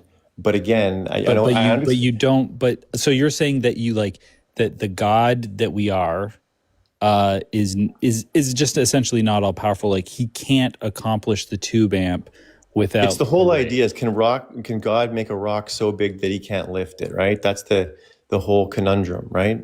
What? No. And the answer is an infinite God can create a dimension that has laws that he has to operate within. Could he make it where the laws don't lead to cancer? 100%. But the thing is, there's entropy in this dimension. What value did adding cancer to the equation? That's part of entropy. That's part of the laws of this universe. I is can't that talk to you everything anymore, goes but towards you death. can't talk about entropy when we're talking about these things. Like no one you're is scientific, asking you right? about entropy. But it's important to understand that with this conversation. Could God have made it where instead of entropy there was not cancer? Like, what are you talking about? You have an all-powerful God that can do anything, and his hands are tied on this one. What are you talking about? Yeah, I understand what you're saying, and it's a hard concept to wrap the head around. But at the end of the day, when you have defined physical laws of a dimension, you can only work within those laws. That you've defined. That you've defined, yes. Yeah, so, I understand that. They're arbitrary, right? So this is the neat thing. So this is all stuff that you obviously gleaned very directly from your interpretation of the Bible. I also have the Bible. Ben, I also Joel's have, actually, check this out. I also have an interpretation of the Bible, and it is that a bunch of guys got together and wrote it, and it's a myth that's not based in reality, and that like we came about through natural processes. Or processes, depending on how you want to interpret it. And there's no like pre-life or afterlife or anything like that. We're just like here on this planet for like 80 years or so, and we have experiences, and then we pass away. And the Bible is just a story where people were like trying to understand things and making up a cult. So we both have interpretations of this old book. Do you have any evidence to like show that whatever nonsense you were spouting is true? Yeah, I live that reality every day. Like the way that my wife came into my life is living proof of that. I got her name in a vision 4 years prior. I got the day that I would meet her 7 years prior. And I wanted that because I knew the way that I made choices in my life in my left brain. What does that have to do with the Bible? It has. That's the whole Bible is a storyline of people going inside and listening to their inner intuition, God's spirit, and trying to make decisions based upon and listening to that spirit. And all the tell stories. the future? That seems like it goes against all the like laws of nature and stuff, though. That one doesn't? Not quantum physics. Knowing the future? Yeah, quantum physics. All time exists at one point, at one time. So there is no future not quite and past. the right way to phrase it, but I understand. Is there a way that we can like utilize this right now? 'Cause it sounds like you can. Yeah, well, tell us a future. Tell me what's going to happen tomorrow. Let's do it. Like if you're able to do this, for sure. So this is where the whole importance of the Jesus story comes in, is that. But Ben, is it like a time and place sort of thing, or is it just like your experience in your life? You can experience. I have a great idea. You guys don't let me finish. Because you don't answer them. Here's how we can do it. You tap into your God mind. Send me a DM of what the like a code word. I don't like, the thing is I don't have on demand. I can't force that. But yeah, you do. You can just you're looking for the evidence. Because if you could tap into that, like you said you did with your wife, then you could send me a DM with a code word, and then Joel would say it, or the next guest would say it. You know. You know what? If I was more tapped in, I probably could do Lock that. in, man. Yeah, but log on. If you could prove it, that'd be cool. But I don't think you'll be able to because it sounds like bullshit. Yeah. Well, you didn't let me finish you asked me a question earlier about what the whole point is. I retract that question. What I would like is if you could tell me what time Eastern Standard or Eastern whatever. Again, you asked me to do Eastern Daylight Savings. I don't have that ability. You said I went to bed. Tell the future. Like the thing is that like if you are God and you can connect with the but what is it called? The block of time? I'm not the infinite Father. I'm not the infinite Spirit in this experience. Huh? I'm an aspect of God. How did you do it to figure out your wife thing? That came to me. I couldn't force that. Oh. So you just like thought of a name, and then years later you met someone with that name, and then you were like, "No, it came in. It came in a dream." Okay. When my critical mind was down. If you ever have a dream about me, come back and explain it to me because I would love to hear that evidence. But until then, it just seems kind of like a silly, like make believe sort of thing. You know, this again, which is understandable. You have to understand that, like telling the future sounds silly. I can tell you the future in terms of what the Bible says about me. Yeah. Oh, sure. What's going to happen to me? Well, there is a time where mankind is going to put death underfoot. And they're going to put death behind, and we will become a new creature, a new mutation of the species in Christ. When will I do that? That time is coming soon. We don't know the hour. Oh, so you have no idea? It could be like after I die. Well, that you will have the experience of remembering after you die for sure. Ben, these kind of vague these vague predictions are the same things that like con men use when they're pretending to be mediums and psychics and tarot card readers and astrologers. I'm not trying to do that right now. You know that. I'm telling you the reason why I don't believe you is because it's the same trick that con artists do use. And why would God, you're like part of God, use the same parlor trick that con men use to have it come to you in like a vision? It came to me in a dream. Why not have it come to you on a piece of paper where it's like verifiable? You know what I mean? Because we haven't walked out the fullness of our God nature. We haven't married the flesh and the we spirit got to together. walk out the fullness of our God nature. I got to put that on my to-do list. Walk out the fullness. You know what I'm realizing? I'm going to tell this to Joel. I'm realizing, Joel, that anytime the first thing that they do, they come up is they say, I really appreciate your demeanor because normally I get yelled at. They're about to be infuriating. Yeah. I'm not mad. The yelling. I'm not mad. No, I'm saying I'm mad. Like this is, it's just like, it's because it's so sad. Like it's embarrassing. People usually hate me whenever, even the Christians hate me. Yeah, it's like, you're insufferable. That's why they don't really want to talk to you. Yeah. Anyways, Ben, thanks for coming up. I appreciate you. And let me know. Like I said, if you ever have a dream about me or Joel, or me and Joel and you, the three of us are doing whatever. You'll be the first person to know if that happens. I can't wait. In fact, if you have that dream, write it down. and like take a picture of your writing it down, send me that picture, because I want to like have it documented, so it's not just a like vague thing, like the most specific way. Are you seriously, like, you actually would like that? 100% yes.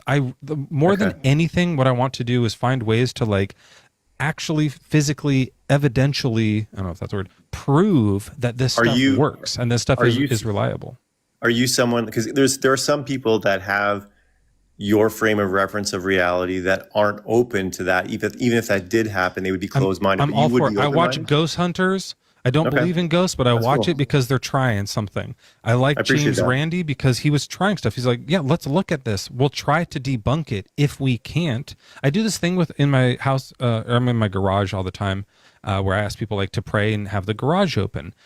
If it did work, they never do it. Everyone's like, doesn't want to fail. But if it did work, I wouldn't be like, Jesus, right away. I'd check into it. I'd be like, did my wife push the button? Is someone pranking me? I'd look into a few things, but I would look into that as a possibility. Absolutely.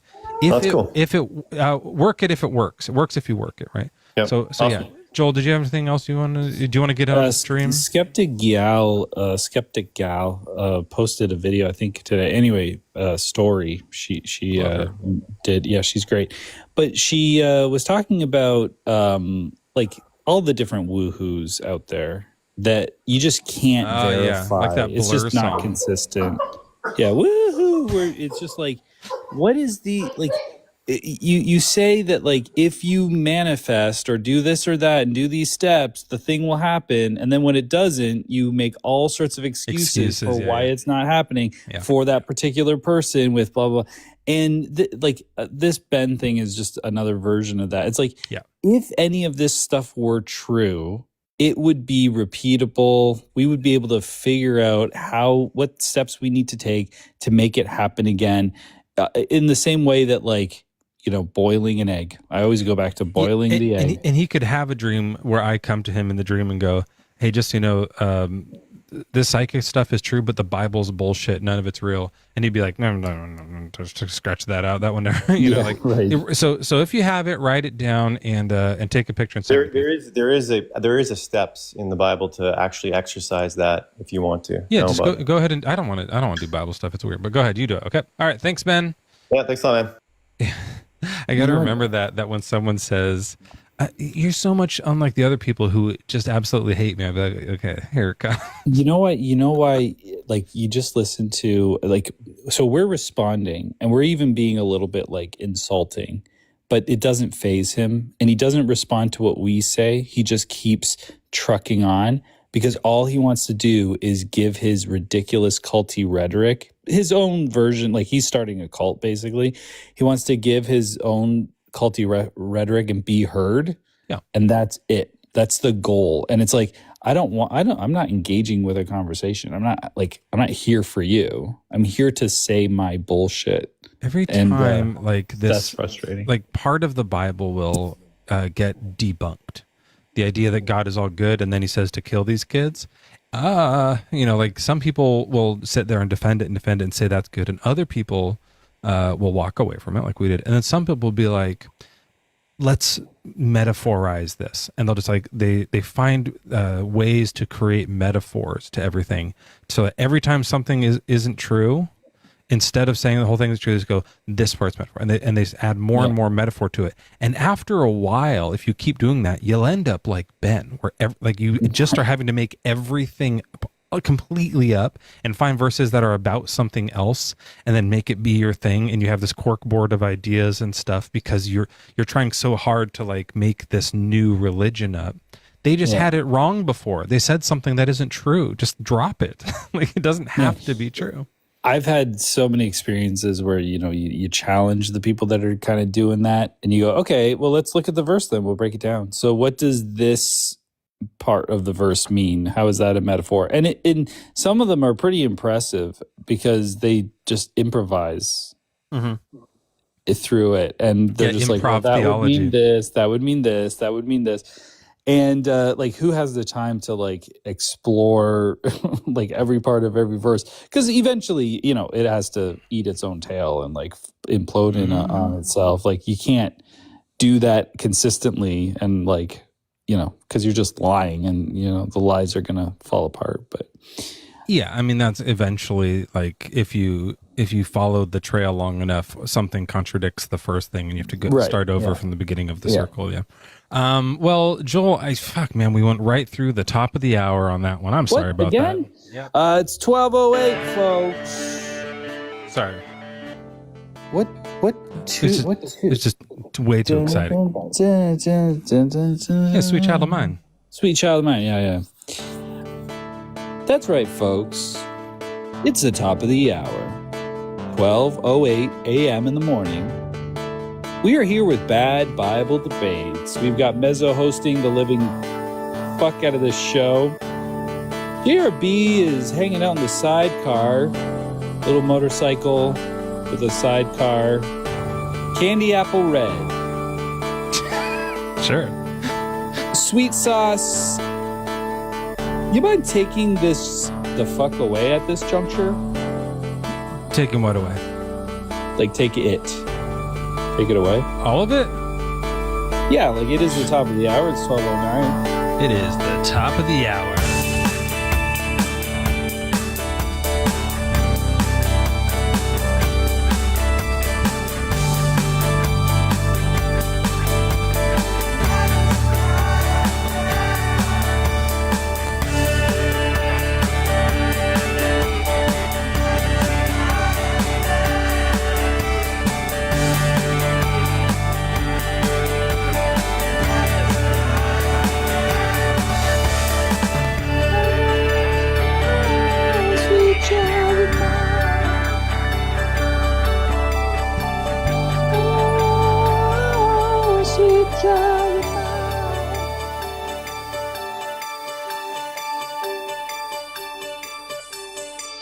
Yes, everyone, thank you so much for being here. It's the top of the hour, 9:10 on the dot. It doesn't matter when you start the hour. People never think about that. Because from now, like from right now to the next 10, it's an hour.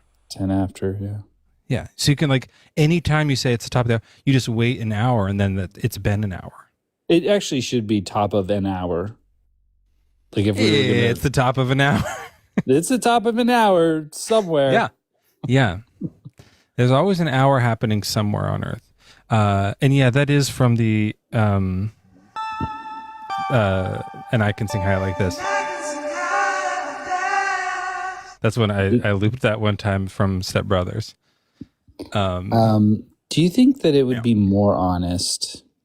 I don't know if it's more honest, but do you think it'd be more honest if when they were doing time zones, there was a gradient?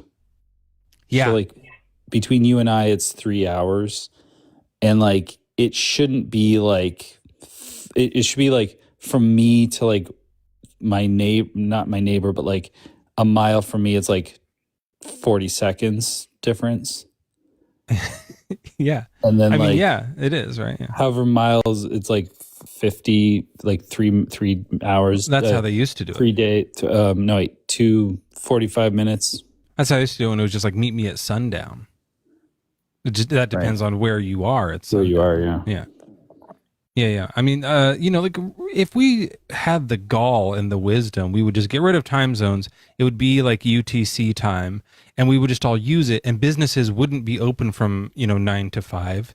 It'd be from whatever time daylight was in wherever they were. Hours would be from 3 a.m. to whatever. 8 a.m.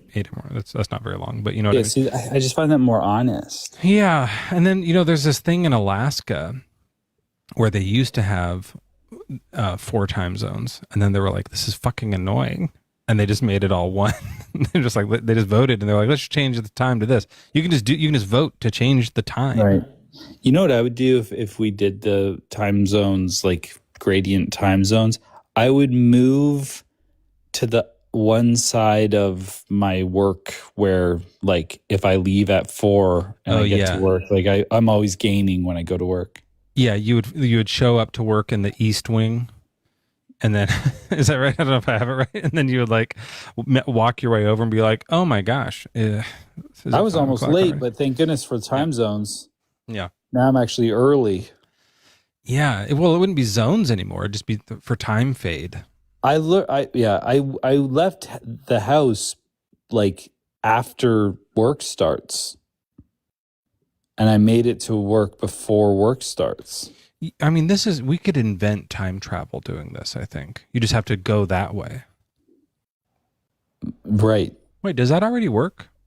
Yeah. Like I could travel. You can go. Oh, that's why back you in get time like to jet another day. lagged because you're time traveling. Yeah, but like you can experience New Year's Eve. Remember the Concorde? You can experience New Year's Eve over and over again. They should have done that in like Back to the Future. When he went back in time, he should have had like a month of jet lag. It's like, I'm just having a hard time getting adjusted to this 30-year time difference. Yeah. Jeez. I'm so tired. I'm so tired all the time. Was it 30 years that they did? I think it was. Does that seem right? Yeah. I know that like it came around. Was it when they went to the future? I think it was 2015. So like we've long passed it, right? Mm-hmm. I didn't watch that one. Oh, really? I loved that one when I was a kid. The second one, I always like future stuff. I think it's fun to think about what's going to happen. You know? Yeah. Well, I was sheltered, so like I didn't watch much. I watched Back to the Future like as an adult, like not even that long ago, for a podcast I was doing, and it was fine. Yeah, it probably, if you don't have the like nostalgia childhood with it, there's probably like some stuff missing. I mean, it's a well-written, great movie. I think it's fantastic. It's a lot of fun. Oh, yeah. And it's also like, it's one of those things where now it's been parodied so many times that you probably were like, oh yeah, I've seen that before. You know what I mean? To be honest, like I probably saw like bits and pieces throughout my childhood. Like you it's hard to avoid some of the biggest movies of all time. You know what I mean? Like you're going to see them here and there, but to actually sit down and be able to pay attention and watch it, you know. I love it. I think it's great. I think 2 and 3 were not as good, but I like 2 more than 3. I think they kind of got worse and worse, but 2 is fun because they have they go to the future, and in the future Biff, the bad guy, gets he figures out that there's time traveling, so he goes back in time and gives young him like gambling tips, spoiler alert, and so he gets rich in the future and basically becomes Trump. He is Donald Trump. He's like this dumb rich idiot who's terrible.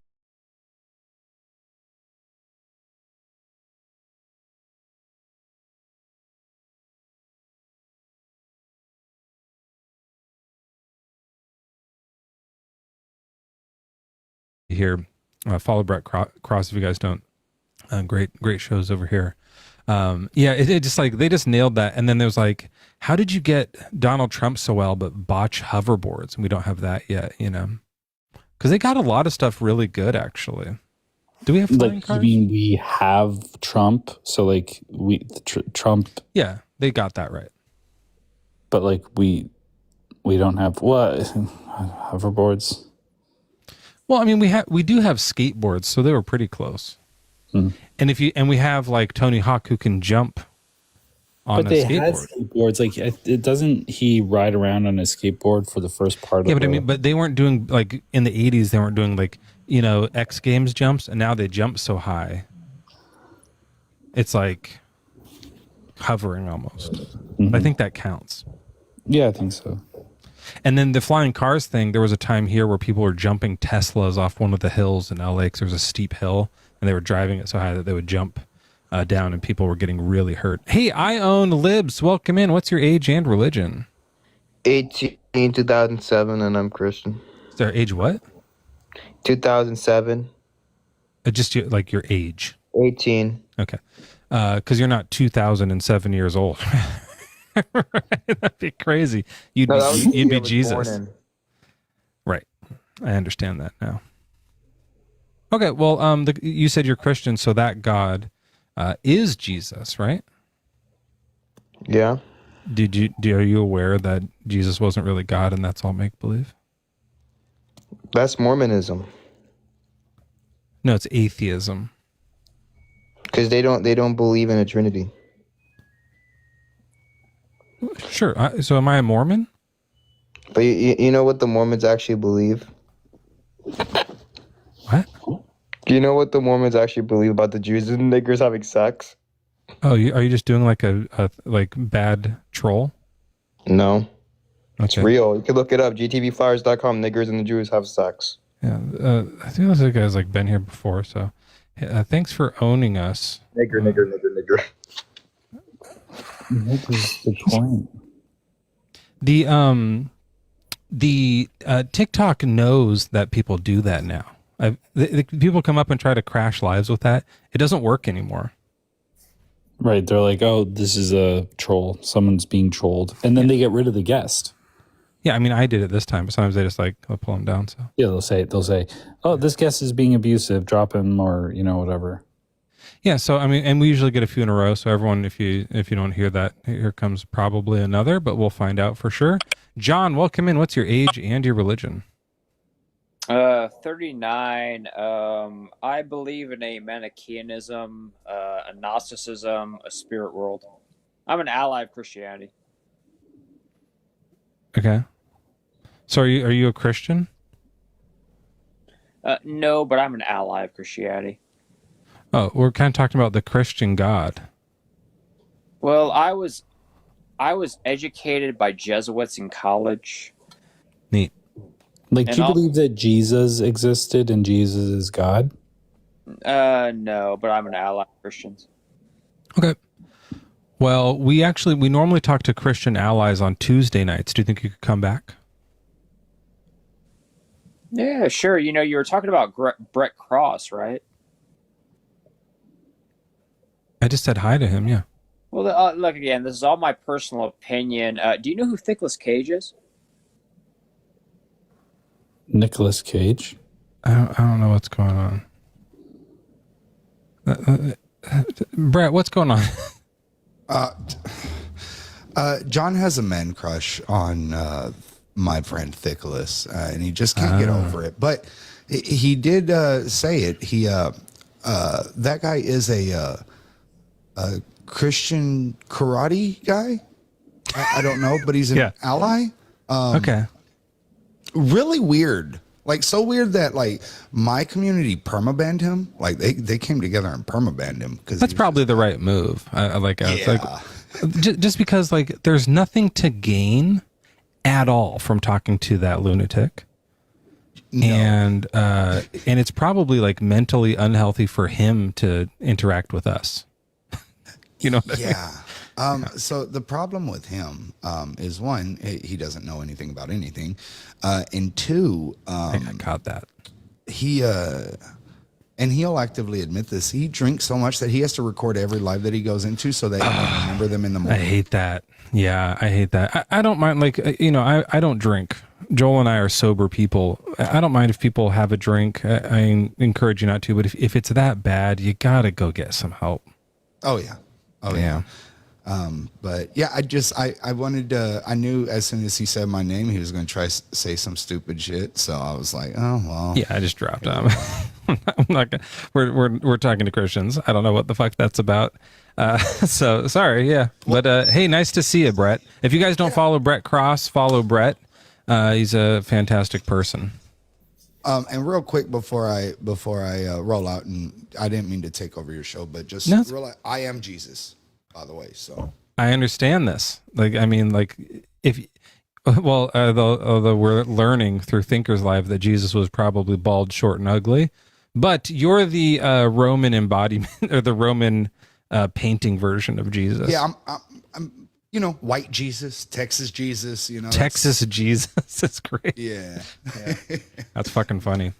But Yeah. listen, brother, I appreciate you coming up. I love Brett, do you watching paint your nails? We talked about that on your thing once. Yeah. Oh yeah. Like, so Oh, that is people say it's nail polish. I call it claw paint because I'm a fucking Right. man. No, I'm just kidding. It's nail polish. I just put on nail polish. right. But What I call do, it, yeah. What I do is I put like painter's tape around it, and then I use a spray paint. 'Cause They have little things that are meant for that. They're like these little rubber things you put over that I tried to use them once, and I made the biggest fucking mess all over myself. Like they were slapping off, and it was just like a disaster, and they looked so much worse than they ever have. It's just better to just just go for it. Just do it quick. And like, it's like ripping a Band-Aid off. If you go slow, you'll shake it. Just like put it on. I'm getting better at it. Oh yeah. I'm still terrible at it, but like I go for the grungy anyways. So like it doesn't have to be perfect, but me and you should get into business and make nail polish. That's what we should name it. Nail polish. Yeah. Or claw paint. You know, I think maybe claw paint, nail polish. Like there could be like we do a thing, Pepsi Coke thing where we pretend they're competing, but we're actually just both getting rich. I appreciate it, and Jesus approves. So. Well, then it's probably a bad idea. All right, thanks, Brett. I appreciate you, man. Thank you. All right, take care. Brett Cross, everybody. Friend of the show. I got you. Friend of the show. Yeah. Brett's cool. Yeah, he seems cool. I gotta paint my nails. I mean, you don't have to. It's just to like... I gotta paint my nails.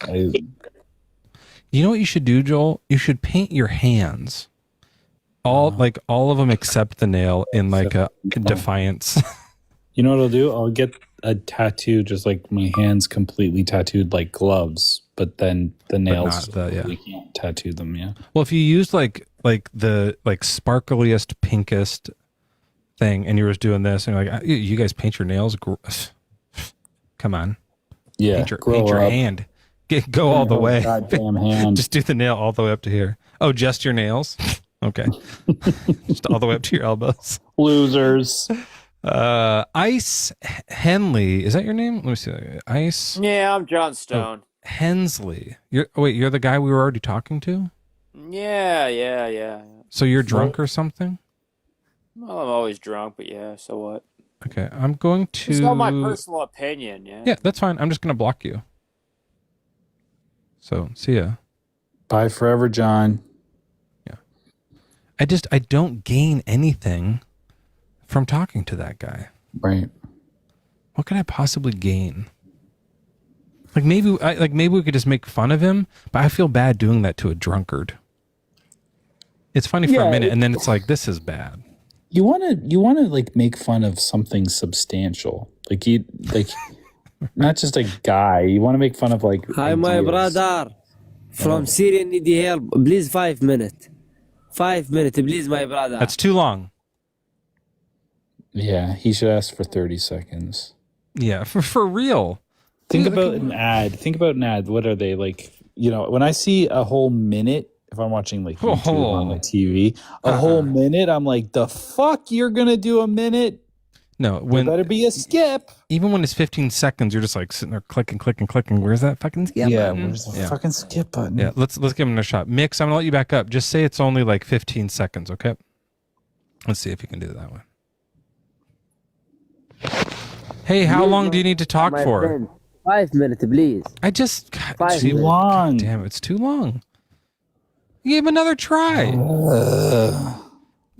Take one marketing class from a high-level, prestigious or like college. Yeah, don't give a time. Like the trick is to not give a time. Just be, hey, can I have a second? Oh yeah, like when the menu doesn't say the price, you know it's going to be expensive, but you know it's going to be fucking good. Yeah. How long is this? How long is this going to take? Don't worry about it. Listen to this. Yeah, it's not going to be long. Listen, you know, like it's not going to be long, but you're going to love this. Like you know, like do something like that. Is it like a 5-minute elevator pitch? What elevator? What are you going to the 50,000th floor with that guy? I hope not. Let me off on 40,000. 40,000th or whatever. Yeah. I'm not listening to most of it on 4 minutes, but I'm out after around 42,016. I'm gonna just like let me out. I don't care. I'll do stairs for the next 10,000 flights. Yeah, give us your 4-minute elevator pitch, not your 5-minute one. I'm also like scared in this building. Like it's too high. Yeah. Like it's gonna be like when you get high up there, you feel it move. Yeah, you like feel the wind. I'm getting nauseous just like pretending. And it's like, why do they need to oxygenate the higher floors? Because the air is so thin. Yeah, I don't know why aren't they doing that? Just don't build the building that tall, Babel.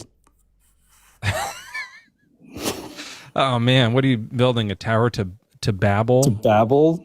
They should have done an elevator. That would have been smart of them. It would have been, they would have built it a lot faster, and then God wouldn't have been able to knock it down on time. Because the story, God went up and he said, I'll huff and I'll puff. Yeah. And I'll blow. Oh man, I should add that into the fantasy list. A big scary guy huffs and puffs and blows a house down. Is that from the Three Little Pigs, or is that from the Tower of Babel? How does it say? How does it say? Where is that one? He doesn't knock the tower down. Well, you know what? It's more of the Tower of Jericho, like the walls of Jericho. Did he? Because they don't huff and puff, but they do blow trumpets at it. Is there a time that they do blow trumpets? That's pretty good. Fuck, that's pretty funny. Where a bunch of huffing and puffing blows a house down. Yeah, they were huffing and puffing into their trumpets and blowing the trumpets. Blows a house down. Yeah. Okay. I'll write that down as a note. I think I could phrase that in a way where I can add that to that list I've been reading to people because it's really fun. I'll also make myself a note. Huff and puff and blow the trumpet. Jericho huffing into a trumpet for the fantasy thing. Okay. Yeah. That's a good enough note. I'll remember that from that. Yeah. Oh, that could be really funny. How did Babel fall? He just did an earthquake? It didn't fall. He just like confused all the language so they couldn't finish building it. Where is it? It's not. They don't. Wait, hold on. You're telling me they were like, all of a sudden they were like, excusez-moi? I have no idea what you're fucking talking about. Let's just walk away from the project. Yeah, like have you ever been on a building site? Every single person there speaks perfect same language. Right. Yeah, exactly. Have you never noticed that? Like you never have trades that all have different languages. That's a great point, especially in construction. Yeah. You just don't see that. Yeah. Everyone speaks perfect in our country English. Every single person speaks perfect in English. So it would be impossible any other way. Yeah, maybe that is part of the fantasy. I should add, its fantasy is that there's more than one language at a construction site. That never happens. That's only in fairy tales and Bibles. Yeah. Yeah. Do you watch Unbreakable Kimmy Schmidt? Was that a show that you enjoyed? I watched that, yeah. Titus Andromedon, his boyfriend, I think they ended up getting married, husband, but before when their boyfriend was in construction, and he just didn't know anything about like heterosexual life, so he kept calling it contraption work. Go back to your contraption work, because he couldn't say construction, and like he couldn't say word like sports or Jeff. He always would say like Jorf or whatever his name is. Like he just couldn't do it. It's so fucking funny. And there's this great episode where he goes to the site and he's like seeing what it's like and how the guys just stand around and go, yep, and don't really talk, and that they all have stuff built up on their chest and they're not like, because they never talk. It's just like this problematic guy code thing. Right. Where guys just kind of like, yeah, I don't have emotions, it's fine. And so they have all this stuff on their chest that is building up and stressing them out, which is why his boyfriend like talks so much at home. But then they like do this montage at the end where as everyone on the site, the contraption site, is making loud noises, they're just yelling out the things off of their chest. And I think about this every time I go by like a loud construction site now, and there's just guys like jackhammering, like do, and like you can say anything you want, no one's going to hear it, and so you can kind of hear them like just saying all of their like emotional frustrations really loud as this is happening to like as their therapy. It's a really like interesting scene, and this one guy, like they're all just saying different things about like like I had a hard childhood, stuff like that. And my dad never loved me.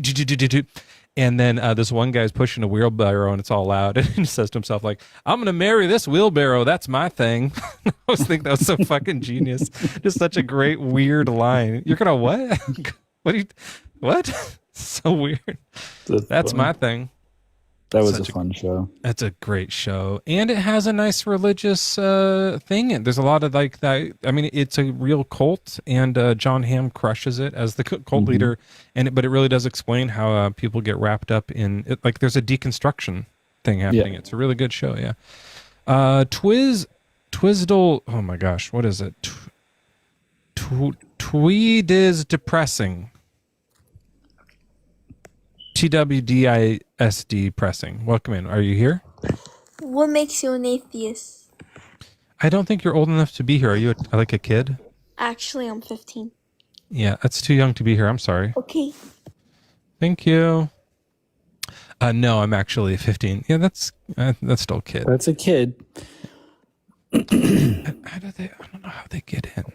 Hey, what's happening tonight? It's Friday night. Normally we have a bunch of great guests. We had 2 really good guests. We had that one lunatic, and then we've had trolls and 5-minute pitchers and 15-year-olds. I think then we'll get up to some good convos soon. It's still so? this night is still kind of young. Well, it's middle-aged. This person's not connecting. The connections have been slow lately, too. Hey, while this person connects, how about a little bit of news? Oh, interesting. Are you going to go live tomorrow? I was waiting for this. Yes. In the news, Joel will be live tomorrow. I'm going to do evil rapid fire lips again. Oh, we should do a little of that tonight. Would that mess you up? Nope. Are you sure? Do whatever you want. Okay. I'm trying to get like a news, No,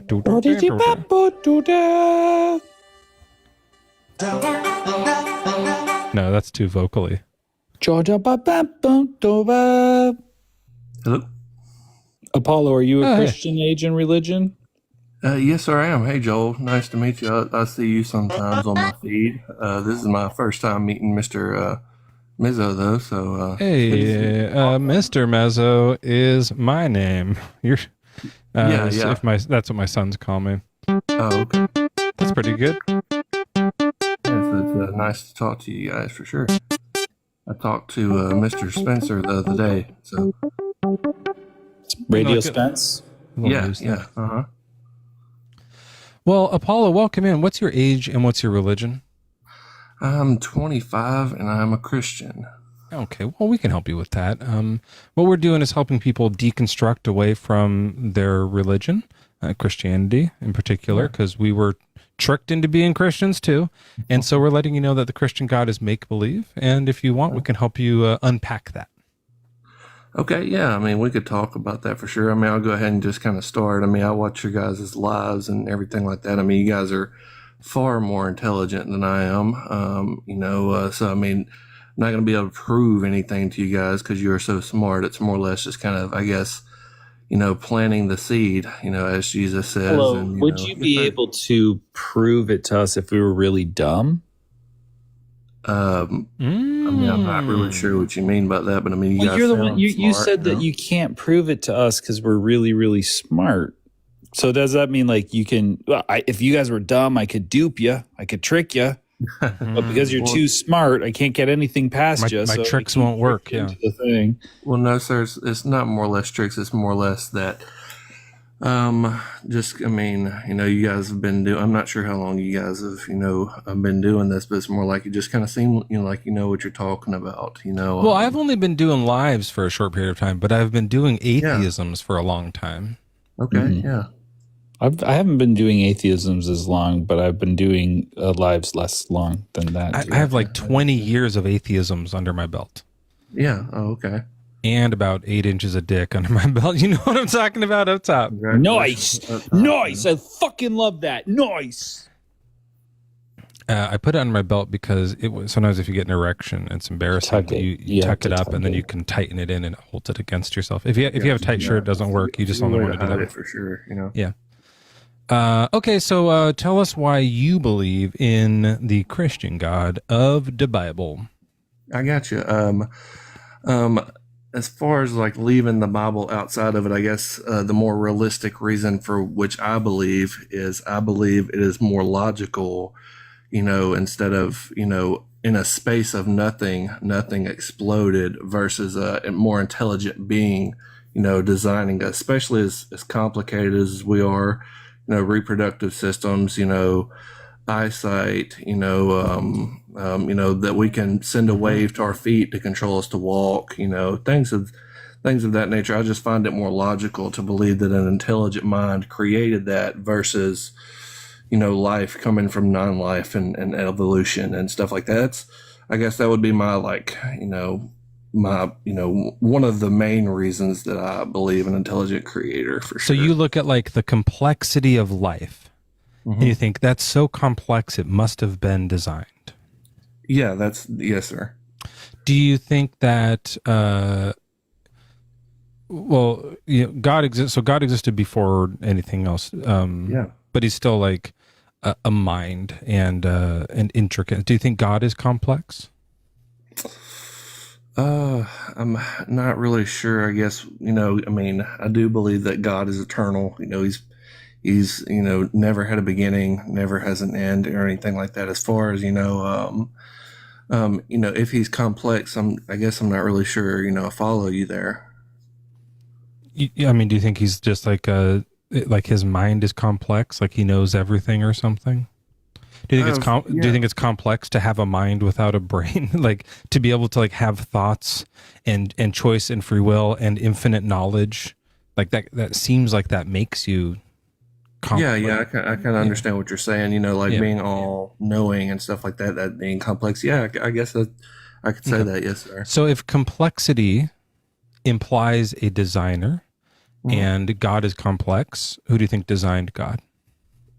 I don't think anybody designed God. I think God is the eternal being and the beginning. You're telling me that in your mind, in Apollo's worldview, my name's Jacob. If you don't want to call me that, I love the name Apollo. I have a friend named Apollo. Okay, yeah, that's fine. You can call me Apollo, whatever you prefer. An infinitely complex being can just come about naturally, but kind of complex life forms can't. That's your view? Yes, sir. I believe it's more logical, just for an eternal higher power, to be here versus, an explosion, and life coming from non-life, and But you think life came from non-life? No, sir, I do not. No, sir. Wait, when you say life, are we talking about like biology, like cells and stuff? From what I understand, and you can correct me, the theory of evolution is that bacteria started, and then that bacteria. No. Sorry, I just mean another bacteria. In your view, like life right now, when you say life, you're not talking about like spirits. We're talking about like cells. Physical, yes, sir. Yeah, yes, yeah. Sir. And so does God have that? Does God have cells? No, sir. God is a spirit. Okay, so he is non-life, and life came from non-life. Yes. So you do think life came from non-life?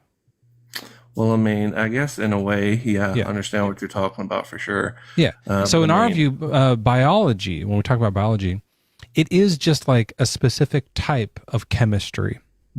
Chemistry happens without biology happening. Like there's just like, some H's get together with some O's, and they be hoeing. That's when you put H's and O's together.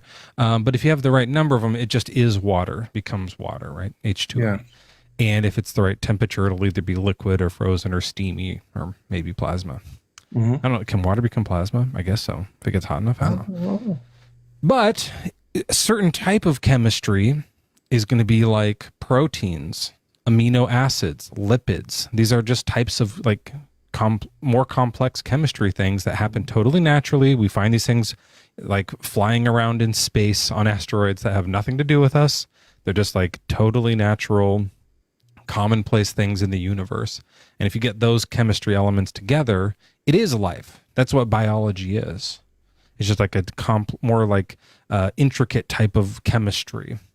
And so, to me, that transition from chemistry to biology is just because there's a whole bunch of elements being stirred around. That seems more likely to me than an even more complex thing than us made us out of nothing.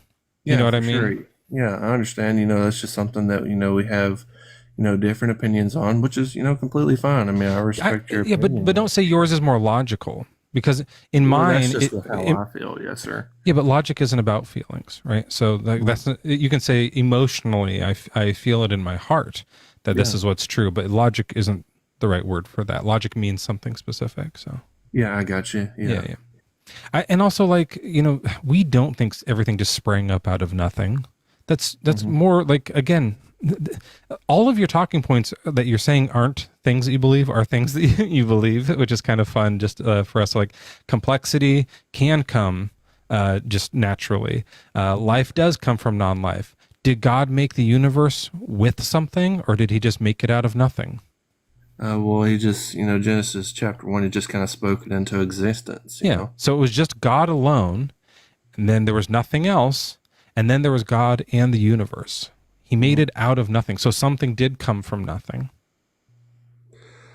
I mean, yeah, but I mean, he just kind of spoke, I guess, nothing into existence and created it. I know that kind of sounds dumb. I can't really explain it too well, Yeah, I mean, it's not an explanation of like what was used to make matter. Yeah, for sure. I mean, it doesn't say in the Bible, he did this and that, created this and that, and then spoke the words and it happened. You know what I'm saying? It just says that he spoke it into existence. This is a common church thing where like they don't phrase it like this in church or in apologetics, but I wish they would. But it goes like this. These atheists, they think something can come from nothing. It's ridiculous. But up here, we think God made something out of nothing. Mm-hmm.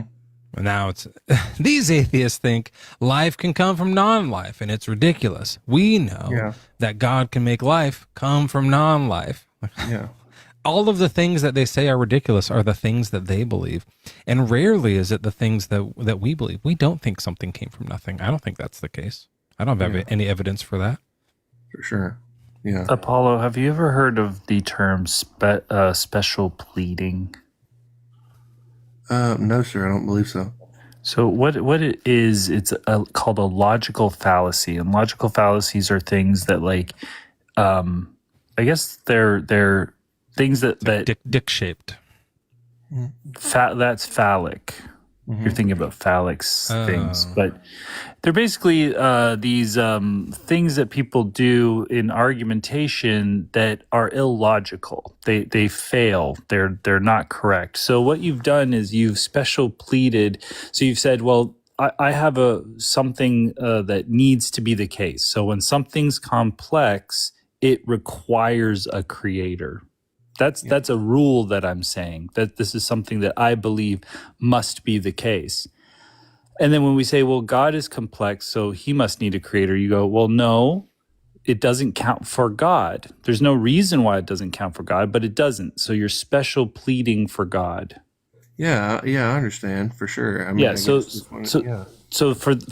that point, you can't really use your argument for complexity, right? Now you have to abandon that. So what it sounds like to me is that like all of these arguments that you've been using are just like, you're like, I don't know why, I just sort of feel this sort of way. Mm-hmm. I would like it to be this way, because I think that none of those things matter to you really. They're just things you're telling us because you think it might convince us, but there's something else that's making you think that this stuff is true and that's holding you in the cult. What is it that you really care about in Christianity? I guess the overall 100%, the overall goal is to, be in the beautiful heaven one day. Is I guess the whole goal of Christianity, to be with, the loving Father up in a beautiful heaven for eternity. That's the overall goal. That's what we strive for sure. That'd be neat. Mm-hmm. Love to have you guys there for sure. I wouldn't want to be with Yahweh. If he's going to be there, I'm going to probably pass. But the idea of like hanging out with Joel, for sure. Yeah, I don't want to do that because he made all the bad stuff. Right? He designed all the cancer. Yeah. Okay. Well, that is in a way. I will, kind of say something here and, ask you that you kind of hear me out and try to understand me. Whenever people talk about, deaths and murders and, and why would God allow things like that? I know it's kind of hard to understand because yes, God did kind of create that, but at the same time, you can't really hold God responsible for death in a way because it was not a part of his original plan. It had to be though. Yeah. Yeah, I definitely understand how that's hard to kind of wrap your head around for sure. Like he Only because it doesn't plan. Right, I understand. and he's all knowing. Yeah, it 100%. it only is hard to wrap your head around because it doesn't make sense, right? Yeah.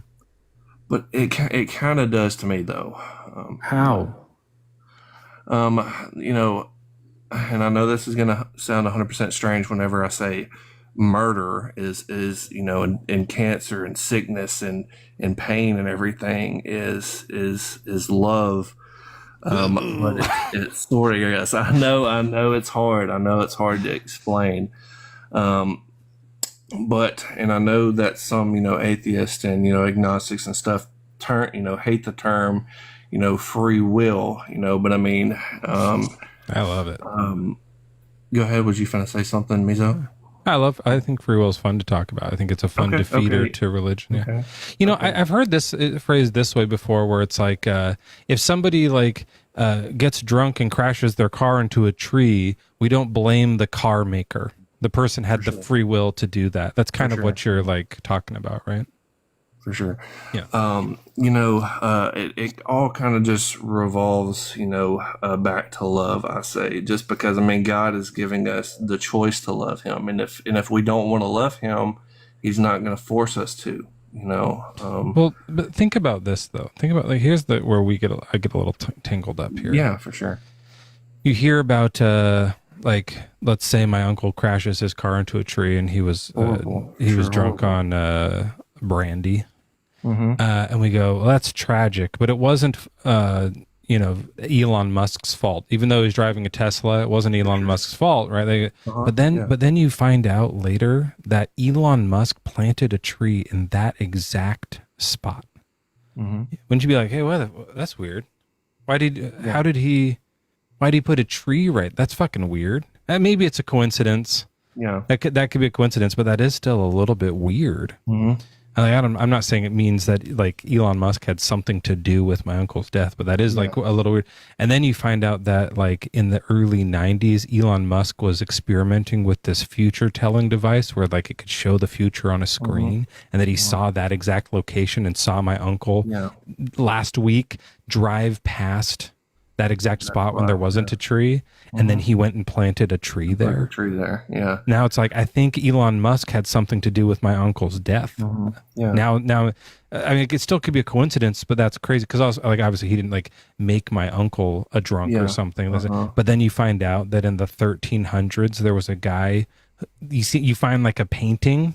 And he's the one who invented brandy in the painting, and he looks exactly like Elon Musk. And you're like, I think Elon Musk is eternal, knows the future, and killed my fucking uncle. It is his fault now. Yeah, he's in there. He's making brandy delicious and addictive. That's terrible. What are you doing? He's at least to blame for part of something that happened here. And I understand that. That's the big problem whenever it comes to, atheist and agnostic is how can an all-knowing, all-loving God let something like that happen? And that's the kind of... He could have planted a softer bush there. He did an oak tree. Could have, yeah, for sure. It's not letting it happen. I think that's just a trick. It's a sleight of hand, trick of words that you're doing. It actually makes those things to happen. Mm-hmm. Okay. He made the alcohol. He made the car. He made the tree. Yeah. Knowing that if he did all that, my uncle would die. And knowing that if he did it differently, he wouldn't. It's him. Even if he's just an accomplice and my uncle's also to blame, that's fine. God is now an accomplice to every accident that has ever happened. The guy's a fucking psychopath. He's a murderer at this point. That's too many things, Yeah, I guess I'll just kind of bring up the conversation that I was speaking with Mr. Spencer about. Who's Mr. Spencer? You mentioned, I don't know who that is. His name is Radio Spencer. You may have heard of him. Do I know that guy? I know Joel knows him because we was talking about Joel. He has a radio sounding voice. You may have bumped into him here or there. I probably follow him. Yeah, he's cool. Okay. Yeah, I believe you all, but I'm not remembering it off the top of my head. Is he cooler than me? Are you guys if he's live right now, is everyone going to go to his show? Because I'll fucking block him. He's a lovely guy. He's just a nice guy. Yeah. And I just talking to like you gentlemen, competition. completely 100% autism happened. I done lost my train of thought. Oh, you were going to say what you talked to Radio Spencer about in regards to said Radio Spencer, right? That's fucking funny. And you're talking to him about like why Elon Musk killed my uncle. Gosh, Lee, I'm trying to think. I done completely lost my train of thought. We're talking about how like God sort of like made everything, orchestrated everything, set all the parameters for all the horrific things to happen. He's in complete control. Oh, yeah. I remember what it was. Okay, so like if God, stepped in the way, and like I was telling him, if God was like this beacon in the sky that you could physically see and hear, and he did all of these wonderful things, I guess, why would anyone want to commit sin? So, I mean, it kind of goes back to a saying that I heard. It'd be great. Today, yeah, the world would be way better. If, I'm not sure if you have a significant other or not, but say you did, and you've been with them for, years and years and years, but turns out I've been paying them $100 every day to love you, is that really love? If God's giving you all of these things, to make your life perfect, is do you truly love him? It sounds like in that scenario, you loved me. You were paying someone to make me happy. Yeah.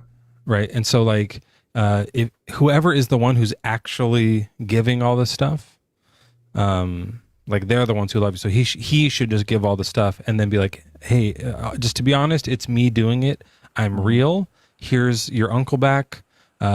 Brandy tastes delicious, but it doesn't get you drunk and you're not addicted to it. Cars are safe. Enjoy life. We'd be like, great. This guy loves us. And now I can choose to love him back or not. I can still make that choice, but thanks for the stuff. Yeah, for sure. I mean, I guess in that scenario, like if he gave you all of this stuff, why would you not, want to, I guess, and that's kind of the thing is it would be like, this is disturbing. Love. Like imagine like you and I are married. Yeah. And I'm like, I don't know if Apollo really loves me. I'm going to hit him and see if he stays with me. That way I'll know if he really loves me. No. Yeah. That's not okay. That's what God is doing. God is like, I need to know if they love me because I don't know everything. Yeah. And I need to find out if they really love me. So I'm going to hurt them. And if they choose me after I hurt them, that's Stockholm syndrome. That's not proof of love. Yeah. On the flip side, like you can be with somebody who gives you lots of gifts, right? Mm-hmm. And that person, like you appreciate the gifts, you like the gifts. Yeah. But if you don't connect to them on a human level, like because of personalities or, you agree with their values or, they speak kindly to you, whatever the case may be, you're not really going to love them. Like there's more to it than that. Really good point, Joel. Like people can like give you tons of gifts and you still are just like, I don't like you at all. You know what I mean? Yeah. Also real quick, I just want to say thanks everyone for the gifts coming in from Discord, from YouTube and from TikTok. You guys love you so much. Thank you for the gifts. Really love you so much. God, I didn't even open the YouTube actually. Let's see. That's how much I love them. I forgot to open. When you're in a relationship with somebody and you really love them, you want to be good to them. Yeah. You want to kind of spoil them. You want them to be the happiest that they can be. For sure. And so I don't understand the idea. Like, does that make you go, I don't know if I should trust that their affection for me?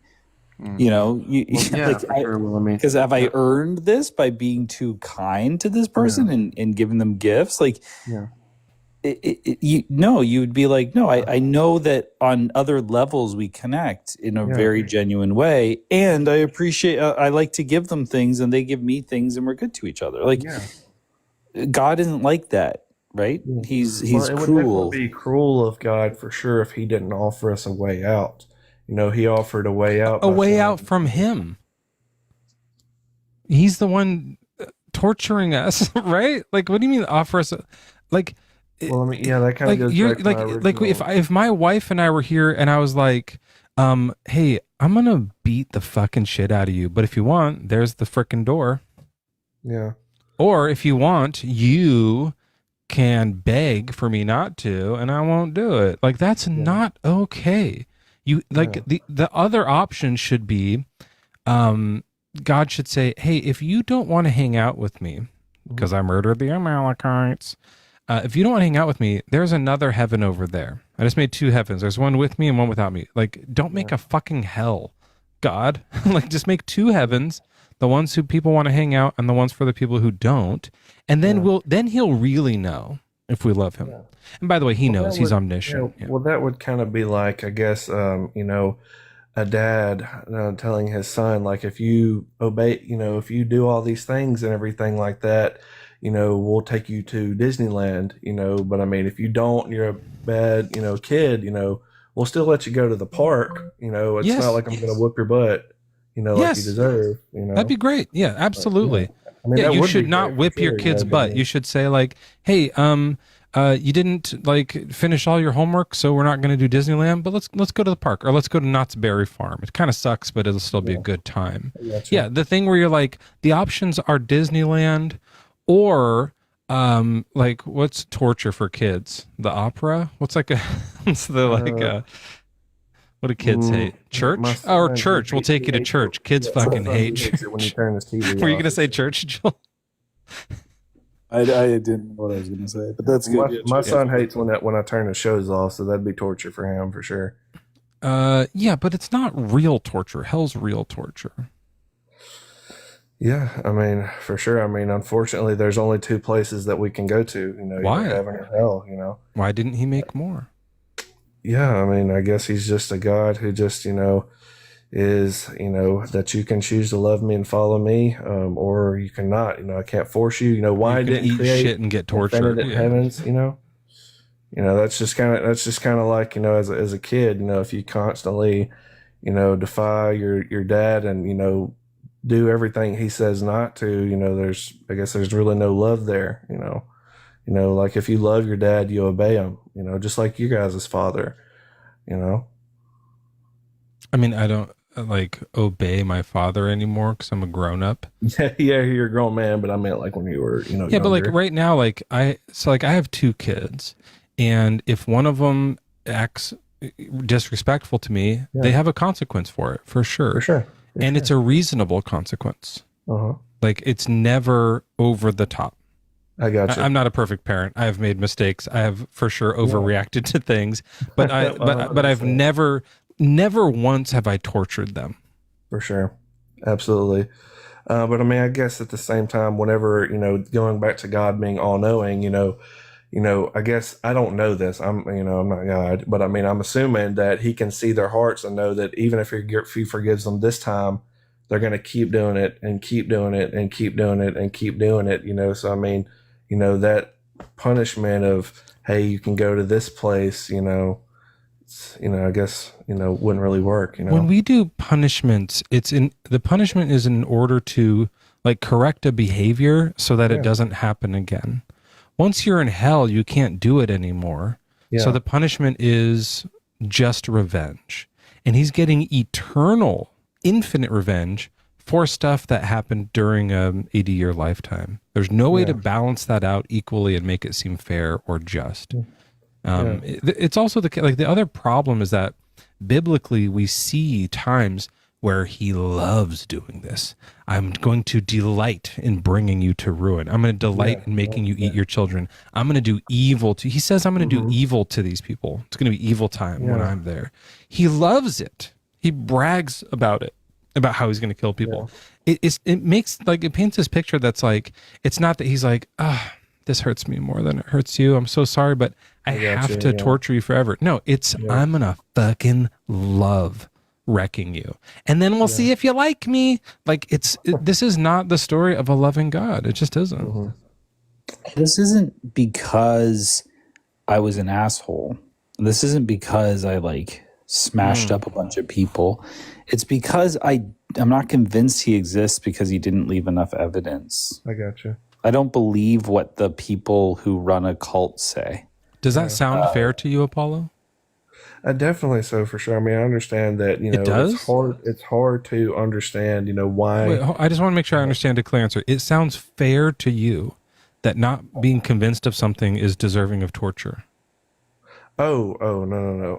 Well, I mean, God protects the innocent, so like a child or someone with a No, disorder. Joel. We're talking about Joel. He's a grown man. Yeah. You're a grown up adult boy, right? Fully grown adult male, Fully and grown adult man.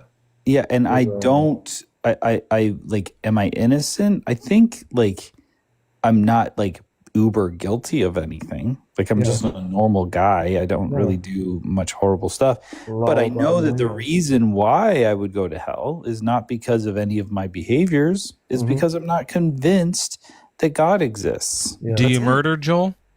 I've never done a murder. How about Killed on stage? Hey, stealing? Are you a big stealer? No, I did Hearts. like a little bit of stealing in the olden days, once or twice, but I'm not really a thief. Adultery? No. Okay. Wonderful. So you're pretty good. It's just the one thing is disbelief, which is because you're not convinced. Do you think that's being unconvinced is the just punishment is eternal torture? Are you speaking to me here? Yeah. No, I mean, I don't think that he deserves that for sure. But I mean, I'm not the rule maker, at the same time. So you disagree with God on that one? Sometimes, but I mean, I just have to trust him, I know it's hard to sometimes, but you don't have to. The way we do it is we go, what's the claim? Oh, the claim is an all good, all loving God. All right. So what's the system? Oh, the system is hell because you didn't believe something and not based on any of your behaviors. Okay, well that doesn't make sense. Bullshit. So obviously this is a stupid story. Yeah, I got you. Like you what you're trusting, Apollo, isn't God. You're trusting what people say about an old book. Yeah. It's not even really probably what's in the old book. It's what people like made up loosely based on the book. So maybe drop it. Yeah, it's just people. Yeah, I definitely understand, where, atheists and everything that's coming from. But, I guess the way that I live my life, and this might kind of sound dumb to you guys, is I believe in him, and worst case scenario at the end of my life, if I die, none of this was real. If I, become a better husband, a better father, a better neighbor, etc., even if it was fake, it was still worth it, in my opinion. No, sorry. Worst case scenario is the story is real, and most people are in hell. And the God that you're hanging out with in heaven let the majority of humans be tortured for eternity. More people go to hell than heaven. In today's time, for sure. Yeah. In all time. Yeah. The gates to hell are wide. The gates to heaven are narrow. It says that in the Bible. I would argue against that. Whenever it was closer to time, 100 AD, whenever it was still fresh and people were still alive. There were less Christians in 100 AD than there are now.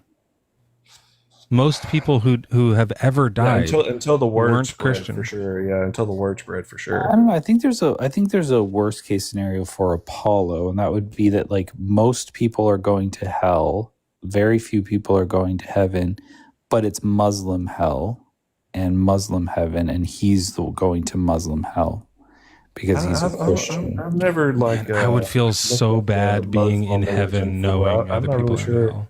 But just kind of about what they. Well, they're similar. They're basically the same as Christianity, but a bit different. But the point is, they have heaven and hell. So, if you believe incorrectly, like you've heard of Allah, right?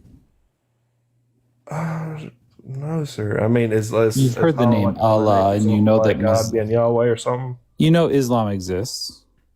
Yeah, the religion, yeah. And you've heard of Allah. Well, my point is that if you reject that, which you have to follow Jesus, you will go to their hell.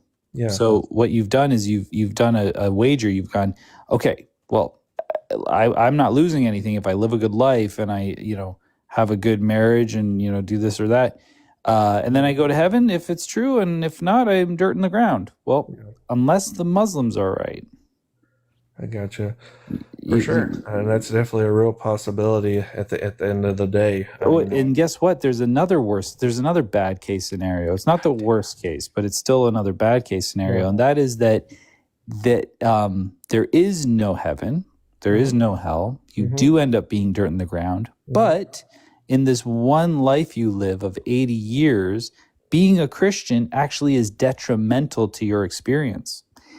It robs you of the being connected to reality. Yeah. It actually makes you, because you have a twisted view on love and discipline and punishment, you actually treat your children and your wife worse than you would have if you had a better perspective than a Christian perspective. Yeah. So you actually lose out on this actually very small experience that you get. Yeah. So that's actually a bad case scenario. It's all bad case scenarios. I definitely don't agree with you on that one for sure. As far as, treating my children badly or, my wife badly by forcing them to believe in something that possibly doesn't exist. No, but you're supporting a cult that has homophobic rhetoric and misogynistic rhetoric and things that stuff like that. You don't want you might spend your whole life, if this is all there is, you spent your entire existence in support of racism, misogyny, and homophobia, and that sucks. Yeah. As far as racism and stuff like that, I'm not for sure, but I do understand, that a homosexuality, is a sin. You're a bigot. So look, on a personal level, because you don't care about gay people, I'm sure, but on a personal level, you're going to raise your children, Apollo. You're going to raise your children thinking that an abusive relationship equals love, that fear and love are synonymous, that it's okay for somebody to burn you in hell for eternity because they love you. And that's going to affect the way that they perceive relationships and everything moving forward. This is detrimental, not to mention, of course, all the bigotry, right? Exactly.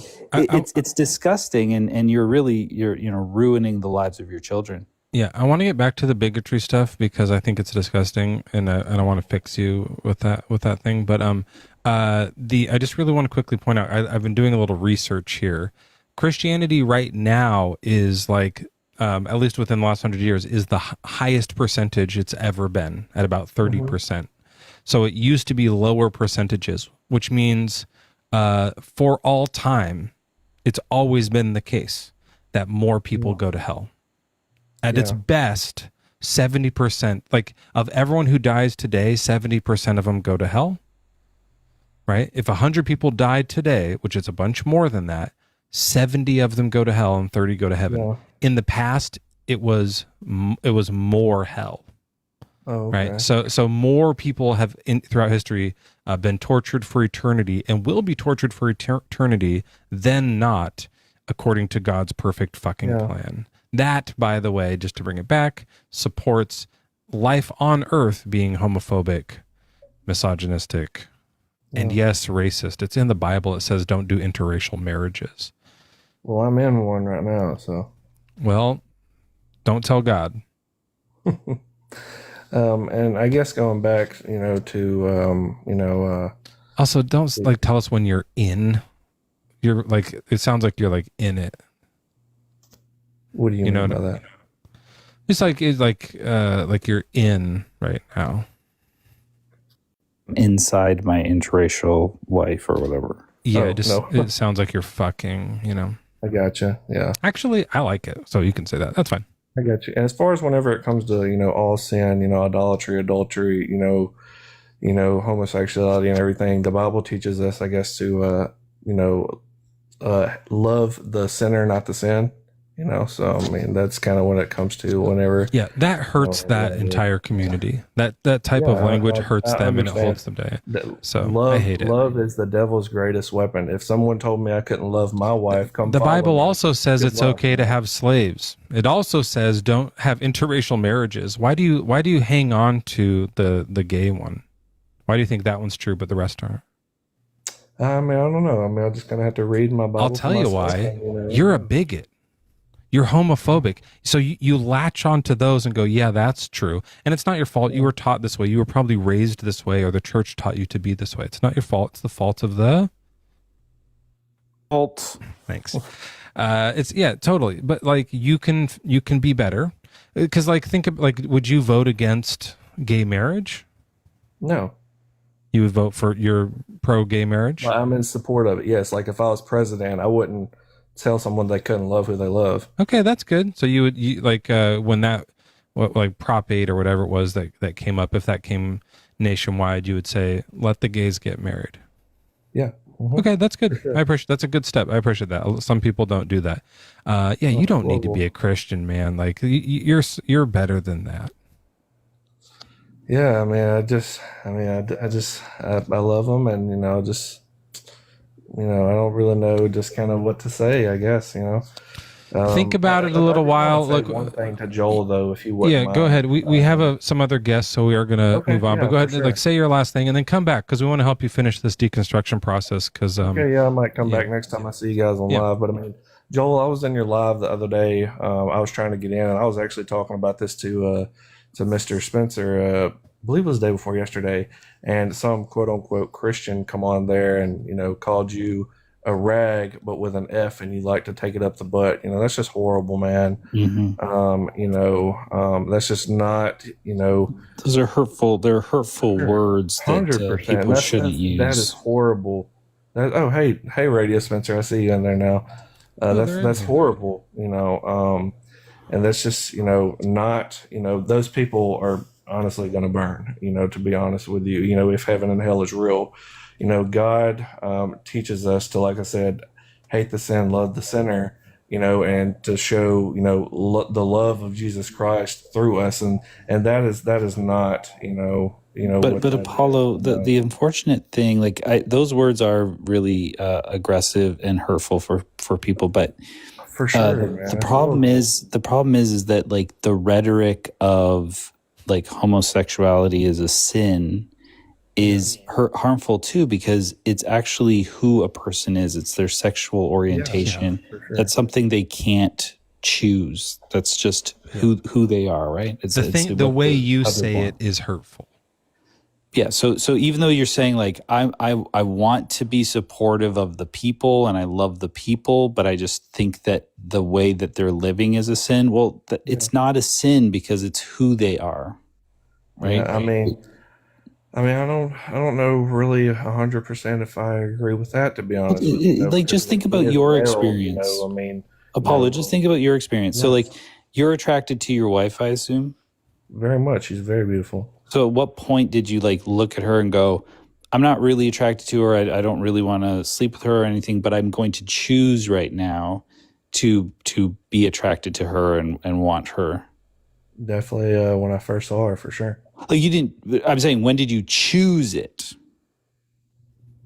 What do you mean when I choose to? Well, when I think of choosing something, I think like, like I wasn't attracted to her, but I chose to be attracted to her. Like that seems to be what the choice would be, right? But I don't think you made a choice. I think you saw her and naturally felt attracted to her.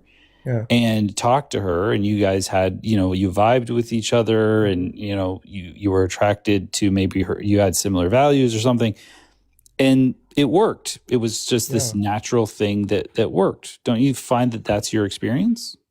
I mean, yeah, for sure. I guess at the same time, whenever whenever you talk about, you were born this way, as a man, our sex drive is very high. We want to have, relations with other women. That, thought crosses our head, but we choose not to do that, knowing that's a sin, Well, you believe that's a sin, or maybe you have a relationship where you're like, oh, this is something that works for us. We want to just be in a monogamous relationship with each other.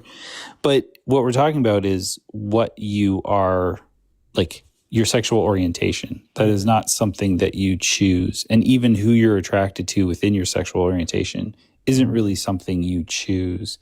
And I get what you're saying. Like, well, you can choose, oh, I don't want to sleep with 80 people this year. So I'm going to like maybe just avoid. Like, I'm just not going to sleep with every single person that I could sleep with. Maybe not again. Yeah.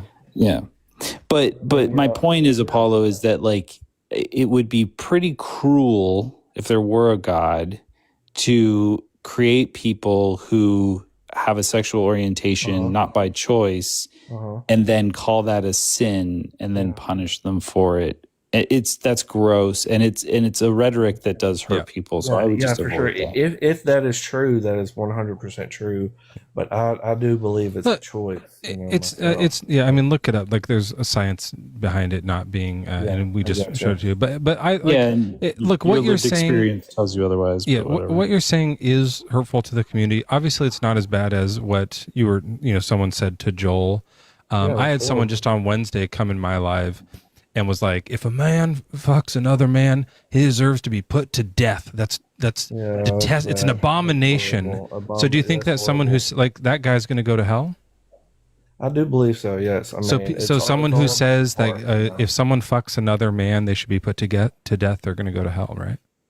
I do believe so, because that's okay. I'm going to read you a quick Bible verse. This is Leviticus 20:13. Where it says, this is from God, it says, if a man lies with a male as with a woman, both of them have committed an abomination. They shall be put to death. Yeah, I mean, that's God saying. So you think God should go to hell? I mean, whenever it says death, I guess that means eternal, No, they throw rocks at them. They stone them with rocks. Okay, yeah. So God said something worse than the thing that the guy said to Joel. So God's commanding hate crimes. Yeah.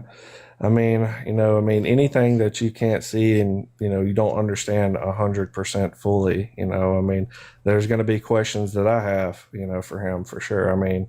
Yeah. Why did you command hate crimes? Why did I worship you after you commanded hate crimes? Maybe ask yourself that question. Yeah. I mean, it's a tough one for sure. I mean, it'll be some questions that I have, I mean. No, for you. If you were to review this conversation, I think it's probably streaming on Deconstruction Junction YouTube. But if you were to review this conversation, you've hit walls on every single point in your faith. Like are you okay? like every single from the beginning of the origins thing, you just I don't understand it, but I just believe it. Like that has been your rhetoric the whole entire time. At what point do you go, oh, maybe I don't understand this because it doesn't make any sense? It's, I guess, more like not making any sense, more or less, just don't really understand it well enough yet, Well, how long have you been a Christian? I mean, I've been a Christian, for as long, as far as I've always, believed. It's your whole entire life, right? You were raised in it, right? Yeah, for sure. Yeah, me too. And guess what? I'm actually trying really hard and speaking to countless Christians and reading the whole entire Bible. And I don't understand it. No one understands it. Your pastor's not going to understand it because it's incomprehensible. It is incoherent. That's what the problem is. It's not that it's so deep and so smart and oh my goodness, I can't, his ways are so much higher. No, it's incoherent. And that's why you keep on going, oh, I don't understand how that works. I don't understand how that works. Yeah, that doesn't make sense. Why would he do it that way? It's incoherent. You should drop it. You've been the guys who wrote this and made it up were fuckwads and dumb fucks and hateful, hate-mongering men. And they were all they were from 500 BCE to 200 CE. That's 700 years where all sorts of different people dipped their fingers in this and tried to too many chefs in the kitchen. Of course, it's not going to be coherent. It's a bunch of men making stuff up over hundreds of years. But Apollo, I want to move on to another guest. We've been talking for it says 6.5 hours here. I would love to talk to you again. It's nice talking to you. Thank you guys so much for having me on. Please think about the stuff that we talked about, because I know it's where did the universe come from? That kind of stuff is this fun riddle to try to figure out. But the other stuff about supporting a religion that says to unalive with stones gay people is problematic for right here, right now. So you have to decide if you want to side with that and be on the right side of history or the wrong side of history just so that you can get into the right side of eternity? Like, where do your morals lie? Where do you draw the line and say, God, that you've gone too far. I won't side with you anymore because this is like sentencing people to death for gayness is fucked up. Yeah. So think about that. Come back another day, okay? Yeah. You guys have a great one. Thank you so much. All right. Bye.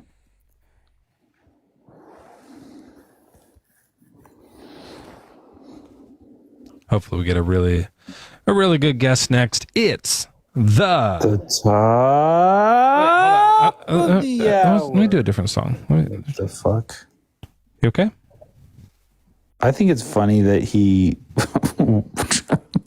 wanted to apologize for the other guy, but was also spouting such horrible rhetoric himself. I just want to apologize for all the people who say this. Here it comes. Yeah, the slurs are so hurtful. Anyway, your lifestyle's not a choice and it's a sin. I want to clip that Bible verse reading. I think that was fun. Yeah, that's good. Look at my clip. Guys, it is the top of the hour, though. It's 1:23 a.m. And we are sitting down doing bad Bible debates with Mezzo hosting the living cockfuck out of this show. No. JRB. What? The living cockfuck. And Sure. JRB is sitting in the sidecar. We got Nick in the hot seat. Mezzo, do you mind doing me a little bit of a favor? I'll do anything for you, buddy. Can you take it the hell a fucking away? I'm gonna take my time, and she gonna get hers me for right. I'm gonna sexual eruption, sexual eruption. All the time, every time, especially this time. It's the top time of this hour, and hours are a time. That's right. Welcome back, everybody. Thanks for hanging with us through that commercial break. Don't buy any of the stuff that they were trying to sell you. Don't fall for it. Scams. Wait, what? They're all scams. Scams! Our next guest is Nick. Welcome in, Nick. What's your age and religion? Hello, can you hear me? Yep. Okay. I am 45 and Buddhist. Oh, okay. We are talking to Christians today. Sorry. Oh, you're talking to Schmishkins? Okay. Yeah. But thank you for coming up and enjoy your doing your Buddhisms. So funny to come up on that. Just be like, the Christian God is make believe. I'm Buddhist. I'd like to say, yes, I agree. All right. Thanks. Bye. Believers, it should say in this. Come on. Yeah. Ryan, are you snoring? Ryan's a sleepy. Ryan. Huh? Is that a real snore? I think it is. Is he sleep talking? He was like, no.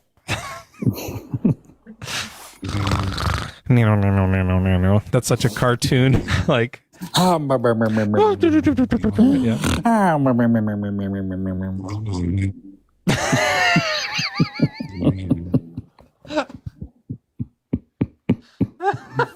It's so funny. That can't be real. That can't be a real snore.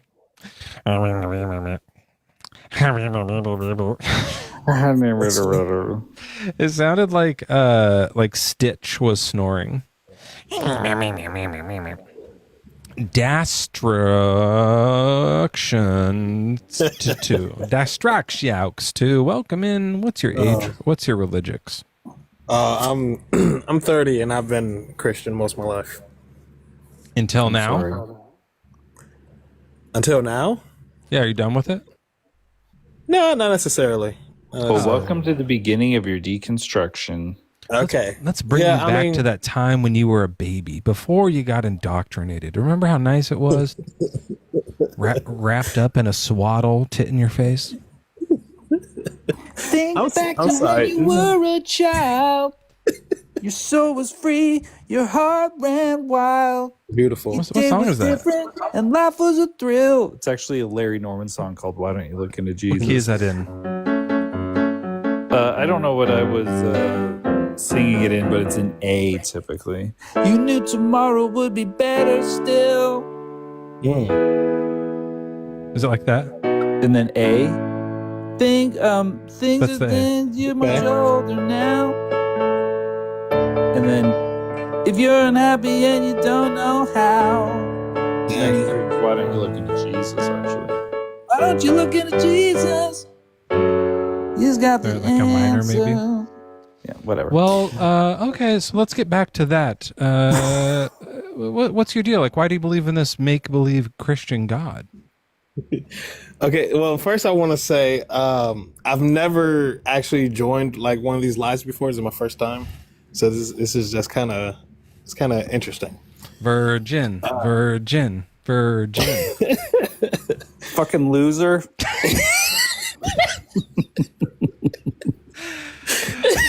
I know. I'm late to the party. Have I ever told you about the time I was playing Among Us, Joel? You know that game Among Us, the little phone game where you're killing guys? Not really, but go on. It's like Well, not the you're volcano. this little secret killing thing, and there's an imposter, and you try to find out who it is. It's just one of those games where like, who's the one, and you try and point fingers and stuff. And at the end of the game, there's like a chat in it. And this was years ago, but I still think about this all the time because we voted somebody out who wasn't the right guy. And then we like lost later. And he waited and waited. And when we finally got back to like the chat room where he could talk, the very first comment was from him. And he was like, whoever voted me is a fucking verge. And I just thought, like, this guy's probably 13, but he nailed that. That's like just a perfect, like, fucking verge. Like to turn that into a insult. Like verge is so much harsher than just virgin. I was like, this 13-year-old is just crushing it. They're gonna do just fine. Anyway, sorry. Back to you, Verge. So this is your first time coming on one of these. We have a lot of fun here. That's true, but we also kind of like deconstruct people away from religion. So if you're willing to talk about that and get into like thinking, questioning some of these things or seeing why you believe this fucking Bible, then let's talk about it. Sure. Why do you believe this fucking Bible? Well, I'll just tell you where I'm at. Okay, so, I mean, my teen years, I went to a youth group, and at one point I was on track to become like a youth pastor myself. I've been in Bible college. And, you know, just as an adult, you know, I got kids, I'm married and all that. And it's just getting to the point where, I mean, it could be that I'm just getting a lot of information off of like TikTok or whatever. But I mean, when it comes to like God himself, I'm still like, I'm at a weird place for sure. Okay. But like, I don't know. It's always a weird place here on my live. I understand. But for me, like when it comes to like Jesus, it's like I see nothing wrong with Jesus, you know, like but he killed those people. You talking about how like Jesus is also God? Is that what you mean? I mean that's what it says. Yeah, I understand, and I mean, and even in the New Testament itself, it's like, you know, there's a bit of contradiction where Jesus says that he is God and says that he's not. But I believe that's, you know, it's mostly a matter of language itself. But like, because I feel like objectively, you know, if you take the example of Jesus and you followed that, and let's say most people did, like I can't imagine the world not being a better place. Maybe, but like there's better people we could probably follow too. You know, because he just wasn't like a family guy. You know, like I wouldn't get any fatherly advice from him. Right. He doesn't have any. I also would like say like what stuff, like what Jesus stuff do you think we should be following? Because people say this, but I think a lot of the time it's values that you hold that Jesus probably never mentioned. Ooh, that's interesting. Yeah, like the idea of Jesus. I will say this. like I've everything interrupted every time an adulteress was going to be stoned. I do go in and say, you guys, don't. Hold off. Right. Have you never lusted? That is something I do. Yeah. And then there's always some fucking verge there who's like, yeah, I never did. And I'd be like, you may throw the first You time. may. You may. And then whack once the them in first one's face with out, a we rock. just let it rip. Yeah. But I feel like that's generally like who Jesus was. So it's like if he was here today, he would be worshipped by liberals, I believe. Like if he was the exact person he was today, like Not me. I mean, There's a big I'm just echo. saying for me. Yeah, I don't know if like you have headphones or something. It might help. No. It's been coming in and out. It's okay. Disaster. I'd like you to, if you could, give us a value that you like from Jesus, and then show us where it is in Scripture. Yeah. A value that I like from Jesus, and then show where it is in Scripture. Yeah, Yeah, like something he does or values that you can point to and say this is good. Well, I mean, my example would be from Scripture. Yeah. So like which Yeah, one? show us. You mean like a verse? Yeah. Yeah. That's how we know what's in there. I mean, I don't have the exact verses memorized anymore. I mean, I used to, but Or just like a story of like the time he did this thing, you know. Like Okay. Or a concept, you know. Yeah. I mean, Don't about- cheat on your taxes.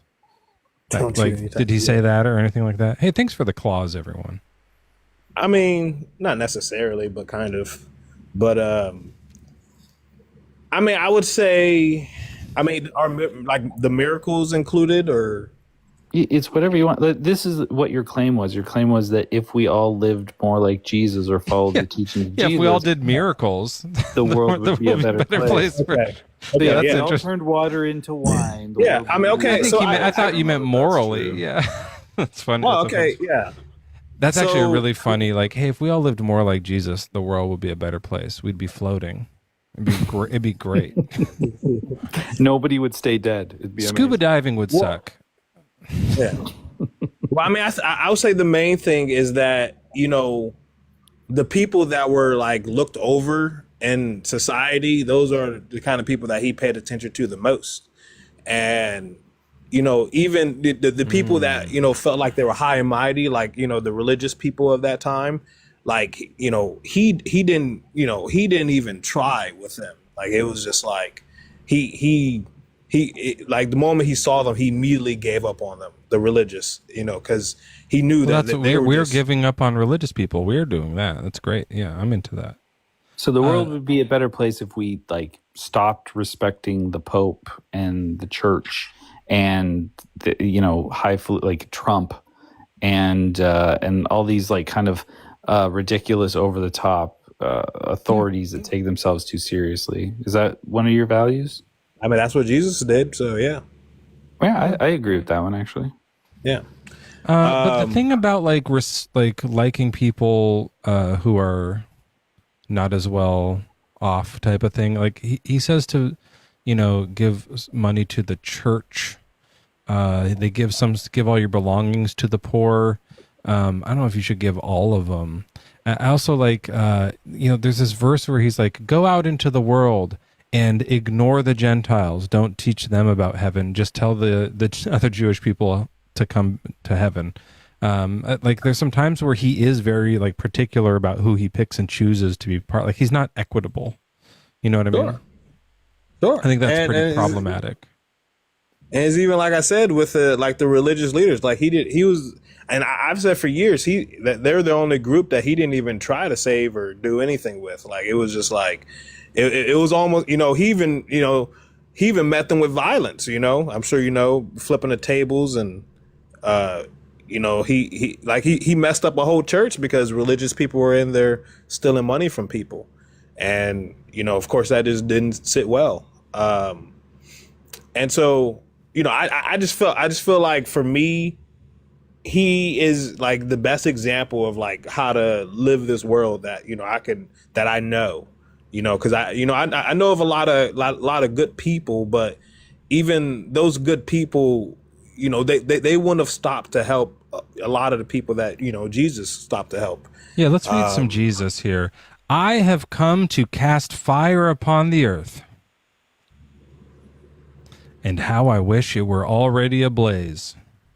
Do you think I've come to bring peace to the earth? No, I tell you, but rather division. From now on, 5 in one household will be divided, 3 against 2, and 2 against 3. They will be divided, father against son, son against mother, mother against daughter, daughter against mother, mother-in-law against her daughter-in-law, and the daughter-in-law against the mother-in-law. It's very specific. That kind of stuff seems shitty. I mean, it's not, and I know what you're talking about, but I believe that verse is not necessarily talking about Jesus actually doing that, but people's belief in him causing that. So it's like the people, He says, I wish it were already ablaze. He's hoping that this is what happens.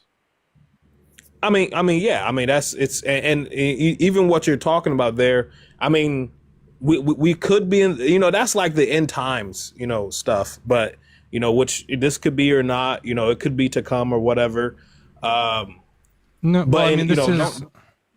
I mean, he's talking about. I mean, he's just. Let me see what the content. Like the verse before, he's talking about like how some slaves deserves beatings.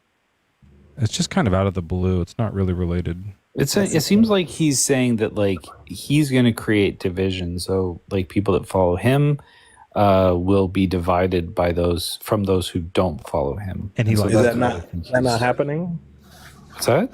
Yeah, it's just not good. I mean, that's what you guys are here for. Yeah. So it is true that when people are in a cult, it's literally a prophecy. prophecy. Drags them away from their families. That's what cults do. That's like cult 101 is try to like separate you from your loved ones so that they can control you. And so he's kind of like setting the stage for the cult here. Yeah. He's saying that's where future cults got the idea from. They're like, good move, Jesus. Let's do that. Yeah. Let's separate them from their loved ones. So it is something that cults do. And so, the people that were starting this cult did have him say that. It's conditioning. It's a form of brainwashing. Mm-hmm. Also, do you accept the other like non-gospel ones, like the Book of Jude and stuff? I mean, I've never read those, but like I would definitely be like open to them, and I do believe they'd be insightful for sure. Yeah. Well, I'm not talking about like the ones that aren't in the Bible. I mean the ones that are in the Bible, but not the 4. Like not Matthew, Mark, Luke, John. Like, do you read Acts, Romans, Jude, Revelation, and stuff like that? Yeah, okay. In Jude, there's this verse I always read to people because it's crazy, where it says, deny our only Master and Lord Jesus Christ, pervert the grace of our Lord debauchery. Okay. Now I desire to remind you, though you are all fully informed, once and for all, that Jesus saved a people out of the land of Egypt and afterward destroyed those who did not believe. So whatever like type of separation you're trying to do with the Old Testament, in the New Testament, they say, no, that's him. So all of these little things where it's like trying to find little like ways to make Jesus okay, you have to keep in mind the whole time, even if he was like, what was the thing that Joel was kind of like, oh yeah, I do like that one. It was like, what was the thing? It's like, oh yeah, that one's good. Like cherry picking? I'm sorry. No, with Jesus, you were like, oh yeah, that if that's what it's doing. What I said? Oh, where it's like we want. It's kind of anti-authority, but anti-highfalutin authority. Yeah, get rid of the Pharisees and the church. Yeah. So like that's good. We think that's cool. The guy who's in favor of this also did genocides and commanded genocides, terrible ones, to the point that people were forced to eat their own children. Okay, so neat point, Jesus, but like, you still did this bad stuff. I'm not listening to you. You know what I mean? Okay, so you said that, so the verse you were talking about, you said that in Jude, they said that that Jesus freed the people from Egypt, and then killed those who were against it or something, right? It just says people who didn't believe. Didn't believe. Okay. I'm getting that echo again. I'm getting that echo again. I'm sorry. I don't know. It might be my phone. Yeah, I don't know why. I don't have headphones. It's going like in and out. It's fine. It's weird. But yeah, it says that he destroyed the unbelievers. So every time in the Old Testament when someone was murdered for not believing in God, that includes the Egyptians who were drowned in the river. All the soldiers and fathers and brothers that were drowned in the river, the firstborns, of course, too. It includes the Canaanites, the Midianites, the Amorites, the Amalekites, all like groups of people that were decimated. It includes many Israelites. He kills those people with quail. The 70,000 who plagues to death. This is all Jesus is doing. Right. And like, I'm still not like, because I know there's like prophecy of Jesus in like the Old Testament. And like, I somewhat believe those, but it's like, when he came, it was essentially like he was creating a new era of things, new era of ways. And I don't know if it was because, people kind of took it, way out of whack. And so, we just needed something a little simpler, a little more concise. But, as far as like the New Testament goes, like I'm all for it. He got it wrong. He communicated it poorly, but he was anti-establishment because he wanted to establish his own thing. Like he wanted to be the authority, so he wanted to undermine the current authorities. You got to get some headphones or something. The echo's getting really bad. I don't know what changed. Oh, I'm sorry. Well, I won't be on much longer. Maybe I gotta go like to bed anyway. sometimes if you just like stay connected but swipe out of the app and then come back in, it fixes it. Like just swipe, like go to your home page on your phone and then hit TikTok again and come back. Okay, I tried that. Yeah. Okay. Okay. I mean, but like also the New Testament sucks too. I'm sorry, but it just does. Yeah. God kills people in the New Testament, right? He strikes Herod down, kills him on the spot, has him eaten by worms in front of his people. He says women can't speak in church because I think that was exactly true. Their authority is ranked lower than men. Women should be silent in the churches, for they are not permitted to speak, but should be subordinate. I hate that. That's the New Testament. But what's the context? Church. Misogyny. Well, if a woman did speak in church, the government would come in and shut it down. No, it says why. For women ought to have, it says for this reason, a woman ought to have authority over her head. Yeah, they're saying that like women don't deserve it. No, not sure. That sucks. That's not true. Well, I mean, I know in the context that I've learned about that is just that it was the government that the church was in that had an issue with like women speaking in public. Yeah, I thought Jesus' thing was speak up against the shitty governments, but now he's like, just succumb to the governments. Put like that doesn't make any sense. That's crazy. Yeah, sure. And I mean, that was specifically, I believe, Paul that said that. So you said you liked the New Testament. Jesus came and told Paul what to say. I mean, yeah. I mean, he was inspired, but it's just like Paul was only saying what he thought was basically the best, from his teachings and everything. But then, okay, so like I said, I'm gonna get off soon here anyway. But I do have like one or two questions if I can remember both of them for you guys. Yeah. And like first off. Okay, are either of you homosexual? No. Okay. Not yet. Not yet. Okay. But the okay. I night teeter is young. every Tuesday night, But I'm trying to find the one. There's the thing where it ranks them. So it's like the order goes God, Jesus, men, women, children. There's one that does that, and I just can never find it when I need to. It's really disgusting. Here comes more bigotry. Oh, that's hilarious. What does that matter? Let me get to it. Okay, so here's the thing. Like, I am a person that's for the people, right? So and I guess maybe a side note, I absolutely hate Republicans and Democrats. I think Donald Trump and Joe Biden should share the same exact jail cell and with the lock welded shut. And why are you telling us this? I'm just giving you my perspective on things, okay? And so for me, when it comes to like homosexuality, here we come. Everybody in the comments. So for me, when it comes to homosexuality, so it's not a problem. There's nothing wrong with it. Well, I think there is something wrong with it. What? What could be wrong with it?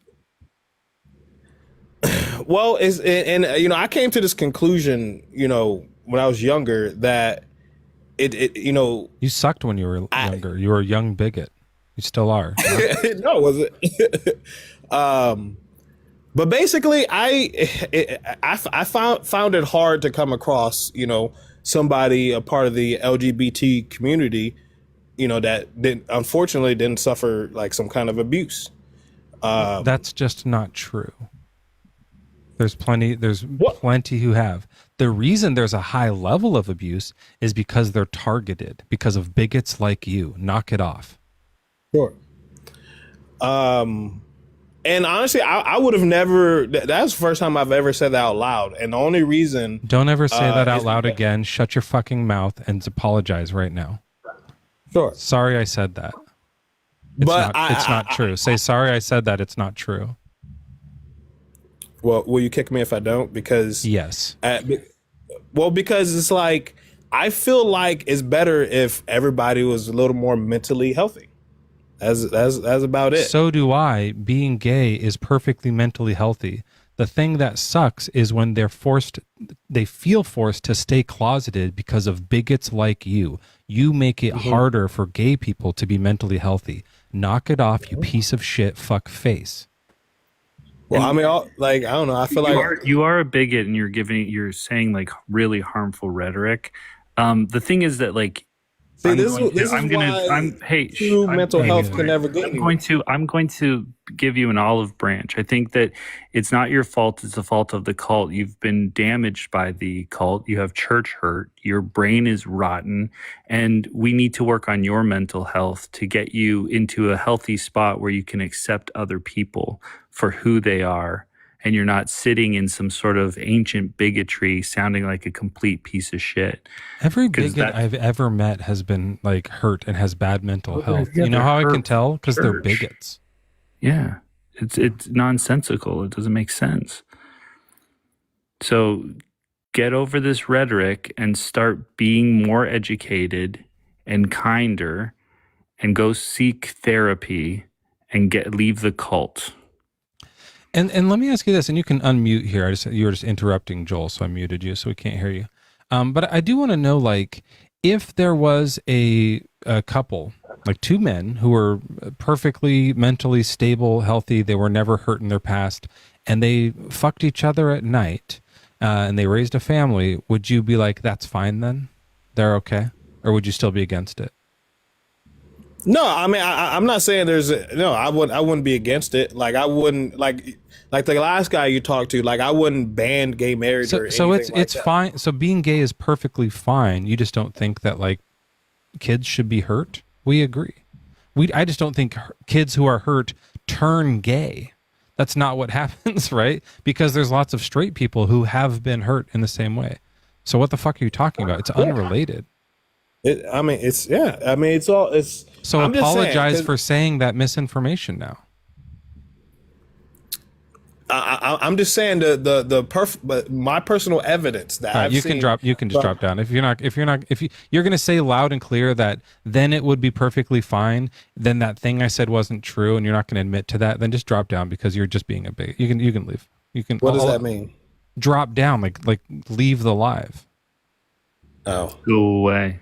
Go away. I figured it'd go this way. Or you can say, "I'm sorry, I said that thing that turned out to not be true. That you said wasn't true. You admitted it already. Just apologize for it, so we can keep." But talking. I feel like ignore. But I got some anecdotal evidence because I met a few people and then I judged them and I made some huge generalizations and incorrect assumptions. So I think that my bigotry is justified. Do you ask every straight person if they've been hurt? Or do you only ask gay people? Yeah. You wanted to ask us if we were gay and then ask us if we were hurt. Ask every straight person, like, what hurt you that made you straight? Start doing that, you piece of shit. Or the other thing you do is apologize or drop. If you say anything other than I'm sorry I said something wrong, then I just want to see your picture go away. Okay, I'm sorry I said something wrong. What'd you say that was wrong? I do.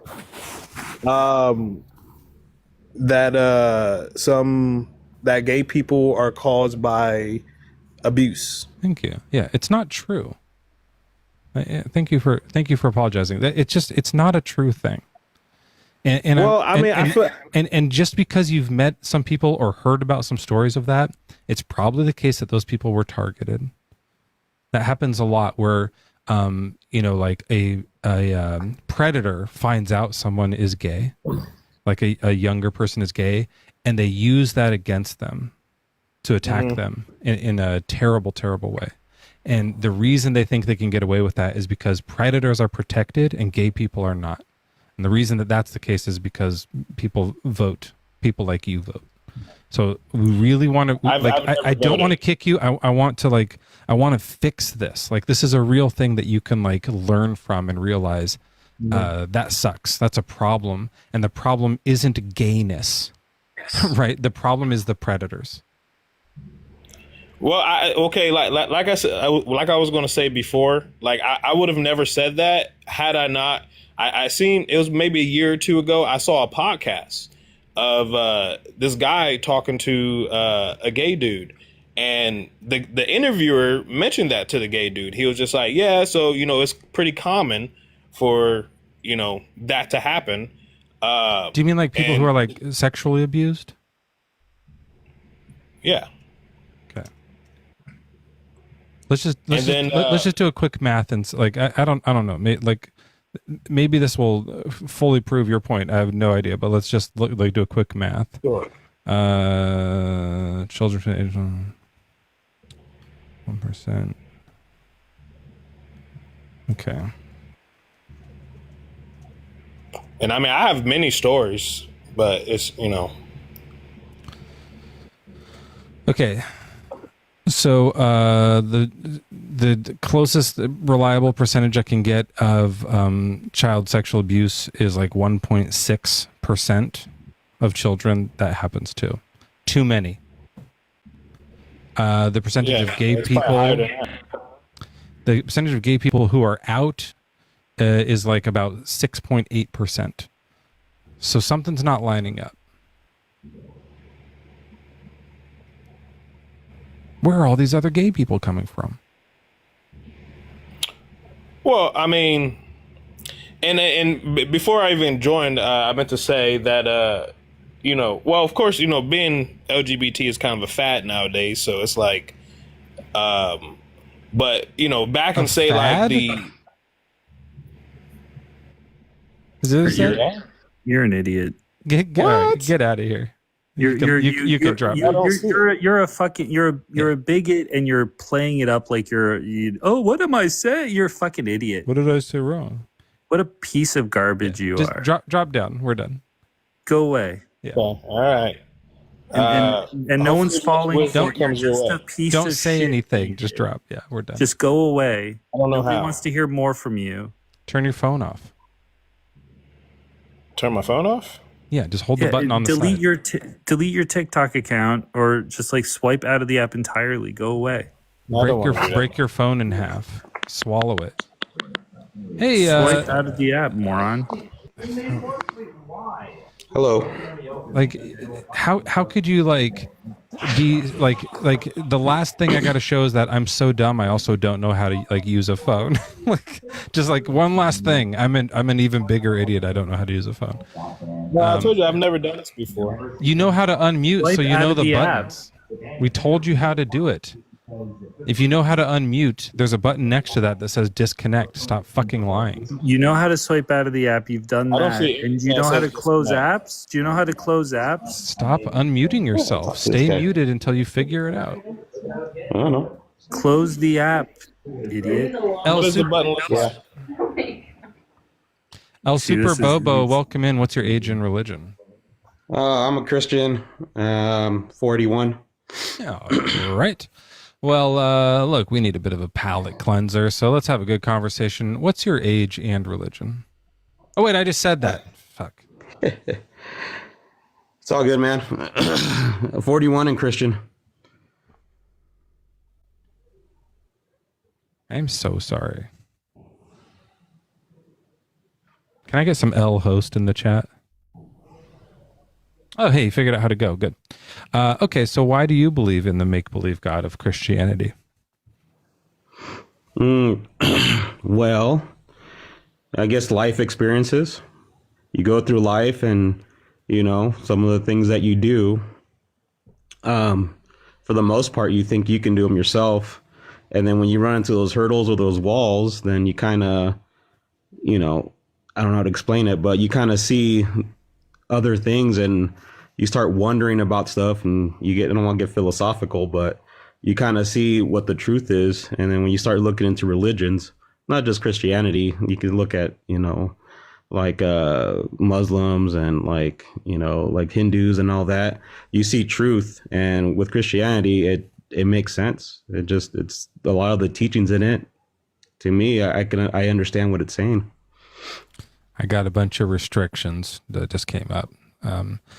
So if you guys are watching this, don't leave. You'll never be able to find me again. We just got a bunch of restrictions that say not available in some countries. So if you're watching, Joel, can you still see me? I can see you. I wonder what country would be like not in, like, there's some countries not into this. Yeah, I don't know. That's really interesting. I've never seen that one. We're not showing your fucking shit in Singapore anymore. What do you think about that? I don't know. Like, you might be the only international guest we get. Is that possible? That's possible. This is only shown in America. Joel holds his phone on the other side of the border just so that he can get the service. Cam said Vatican City. They don't. That's funny. That's really funny. Oh man, we're gonna lose all of our Vatican audience. Damn it! No. You know, at the end of a live, it tells you all the metrics. I'll be like, the Pope's like, where did they go? Yeah, yeah. No, you got it. He's a vampire. You nailed it. He's a vampire. Where did they go? I've been drinking so much blood. I was gonna be up all Fucking night. It's Count nice Popula. to watch Mezzo. All right, sorry, El Super Bob. What was El Super? I can't see the whole name. El Super Bobo. So you had like a personal experience where God helped you go walk through a wall or something. That sounds cool. Yeah, I mean, I think it happens to a lot of people. You just don't, What kind of wall? don't Like see a it. I brick? guess not a wall. I'm just saying more like just your life in general, where things are going good or when they turn bad and you don't know why. That kind of revelation, I guess. So you don't know why. So you do know why.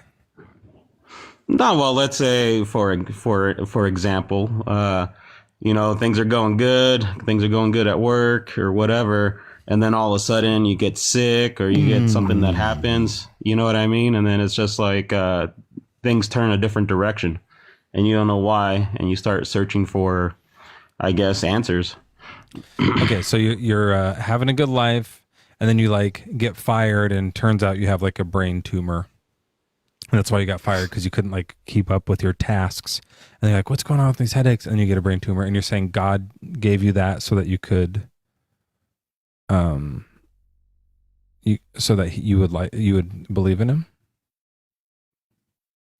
Well, yeah, I guess. I mean, I don't think God is the one that causes all the suffering in the world. If you read it into the Bible and only the personal experience ones. Yeah. Yeah. Well, no, wait. Do you think blindness is a form of suffering? I mean, have you always been blind? Yeah, for people who are born blind. I mean, if they don't know what they don't have, then I don't think it's suffering, right? Okay. So like you think it's like if you were like having a baby and you could choose if it were blind or had sight, you would just be like, it doesn't matter. You can just make it blind. They won't know. Well, I have a bias. I can see.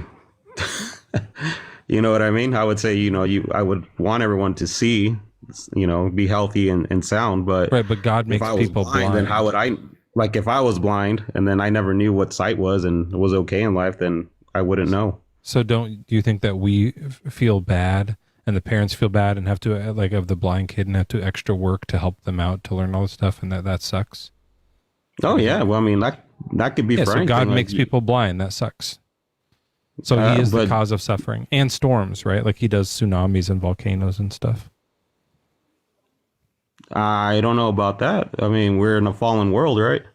Well, I mean, it just says in the Bible, he's the one who makes the calamitous storms and things like that. That he makes the calamitous storms? Yeah. So, I mean, it just depends what you're trying to reference. I think the Bible's more a lot of teachings and history about, and I mean, I don't want to it's teaching about a God. It's teaching us about God.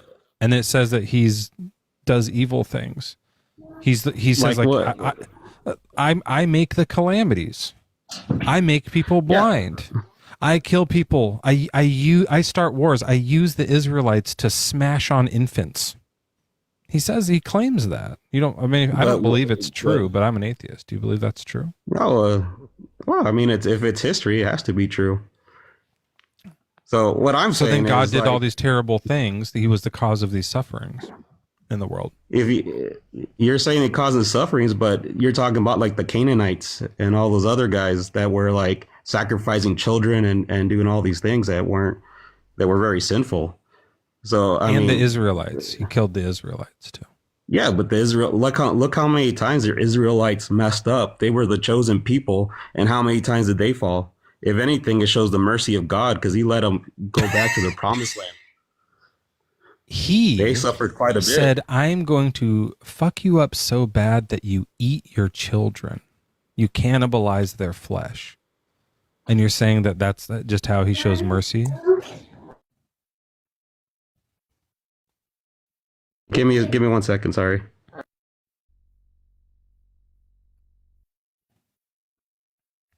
Yeah, I'll call you right now. Sorry, my daughter walked in. Well, I don't know. What I'm saying is, like, if you look at the history through the Bible, it's a lot of stories, and the Israelites, the Hebrews, it goes through a lot of stuff, how they went in grace, and all they had to do was follow basic instructions, and they fell hard a bunch of times. And it shows the mercy. God loved wrecking them for it. Yeah, but they had chances, the free will to do right, and they did wrong. That's why you sent prophets and all the other stuff. I mean, you could take this, like a lot of the stories, and you see like through the history of what they did, and they had it good, and all of a sudden they messed it up. I mean, perfect examples like David and Solomon. Like David was like the best, he stopped Goliath, and, he became king and all this other stuff. And Solomon was his son, is supposed to be the wisest man, and he fell hard too. And yet the redemption still came afterwards. Yeah, that's a great example. So David's a good example because there's that time where he takes the census and God gets mad at him and so punishes him by killing a bunch of other people. Do you think that that's like fair to do? It just depends on what other people you're talking about. If you're going Incorrect. to like that's wrong. The correct answer is no. It's not fair to kill someone else when a different person does something bad. That's not fair. But if it's God's justice, then who are you to say? Like I don't know what to say about that. If you're talking about like the Canaanites and the Mennonites and all the those other Israelites, guys, he kills 70,000 Israelites with a plague because David did a sin. Yeah, because what were they practicing as well? Like that's what I'm saying. Like the Israelites, they were fighting in God's army. They were helping God take over the land. They were doing everything they were supposed to do. Yeah. And so, what do you mean? Yeah, that's fucking terrible. What about it? Yeah, what about it though? They're fighting for what they believe in. You have to fight for something. If you believe in something, you're not willing to die for it. I just want to make sure. Oh yeah, it is okay. You're really putting the Bobo in El Super Bobo right now. Do you, listen to what the contention is. You're saying God doesn't cause suffering. I'm saying yes, he does, and you're agreeing. No, I'm not saying he doesn't. I'm sorry, I misunderstood you. Yeah, he can. That's what you said. That's what this whole conversation started as. I don't know. Well, God causes suffering. Well, I can't say he causes suffering. I would say he allows it. What about He's not the ones making you suffer? What about when he does it? Then when he does it, it's because he has a reason to do it. That's what I'm saying. He's God. He causes suffering as a part of justice. Yeah. Look at what you want to. Do you want to take another one? Do you want to take Job? That's another good one. That's another great story. No, let's stick to the census. So you can stick to the census. All right. Okay. So 70,000 people get put to death by God, by God's hand. He kills them. What did they do to deserve it? Off the top of my head, I don't know that story that well, so I can't tell you. Nothing. But, the answer is nothing. They were uninvolved in it. Well, I can't tell you because I don't know that story off the top of my head. No, I'm telling you. I've read the story. They were uninvolved. David did something wrong, so they all got killed for it. So they were forced to suffer. By the way, so were their loved ones that missed them. Their suffering happened that God caused. I don't think God caused. I would say David caused it. No, if David did something wrong and then they died because of David, it was David's fault. That's what the way I see it. So God had no choice. He was like, David said my hands are tied. I have to do what David says. I can't help it. I'm God. David's in charge of me. I think you missed the point of free will, though. Like we all have free will. Like there's nothing stopping you from doing whatever you want to do. Does God have free will? Yeah, of course. So when David told him to kill 70,000 people of his own people, God could have chosen to say, no, that's fucked up. Or he could have said, okay. What did he choose? Well, according to you, you said okay. Yeah. So who's responsible for that? David or God? David. David could always say no. Who chose to kill them? Who chose to kill them? Let me ask you this way. If David said to kill them or not to kill them, if David said one or the other, would that force God to do something? I'm not tracking the question. If David said not to do something, would that force God to do something? If David says to kill them, does God have to, or can God say yes or no? He can say nothing. I mean, it's God. Can he say yes or no to that? He could. He could say yes or no. If David said no, don't kill them, could God say yes or no to that? Yes. Could he say, I'm going to anyways, or okay, I won't? Yeah. Okay, so no matter whether David says to kill them or not kill them, God can do whatever the fuck he wants. It doesn't matter. This David part has no bearing on the God choice, which means who is ultimately responsible for the act of killing them? Well, if you have free, will, you do. If you have free God will, has free will. God has free will, and he did it. Yeah, he did. Yeah, he has free will, but he doesn't interfere with a lot of stuff. He lets it play out. He did interfere. Understand with this. He interfered. He killed them. Yeah, well, if that's his will, that's what happens. Then why are you saying he doesn't interfere? He interfered. He doesn't have to interfere. 70,000 people had the free will that they wanted to stay alive. He took all of their free will away and killed them. Okay. If that's God's will, it's God's will. What can you say? So he I don't know that didn't. story, He so didn't. He didn't let. I can't tell you everything about it. So he ended their free will. He put an end to their free will. He's like, no more free will for you. I'm ending it, and that's fine. Yeah. Yeah, it's fine. You know that this is not only this life's not the end of it. There's another life after. Yeah, they all go to hell. Why would they all go to hell? God kills you. You don't go to heaven. How do you know? What? How about some of these other people that die and don't they go to heaven? I don't know. Maybe they do. Maybe they don't. I don't know. I don't think That's what I'm saying. Like you don't know until like you're the judgment throne. I can't speak to it. I don't know God's judgment, but I would imagine that if he killed 70,000 people. So now we have to deal with this. God deserves hell, obviously, yeah. So now if God can interfere and take people's free will away, now we have a problem.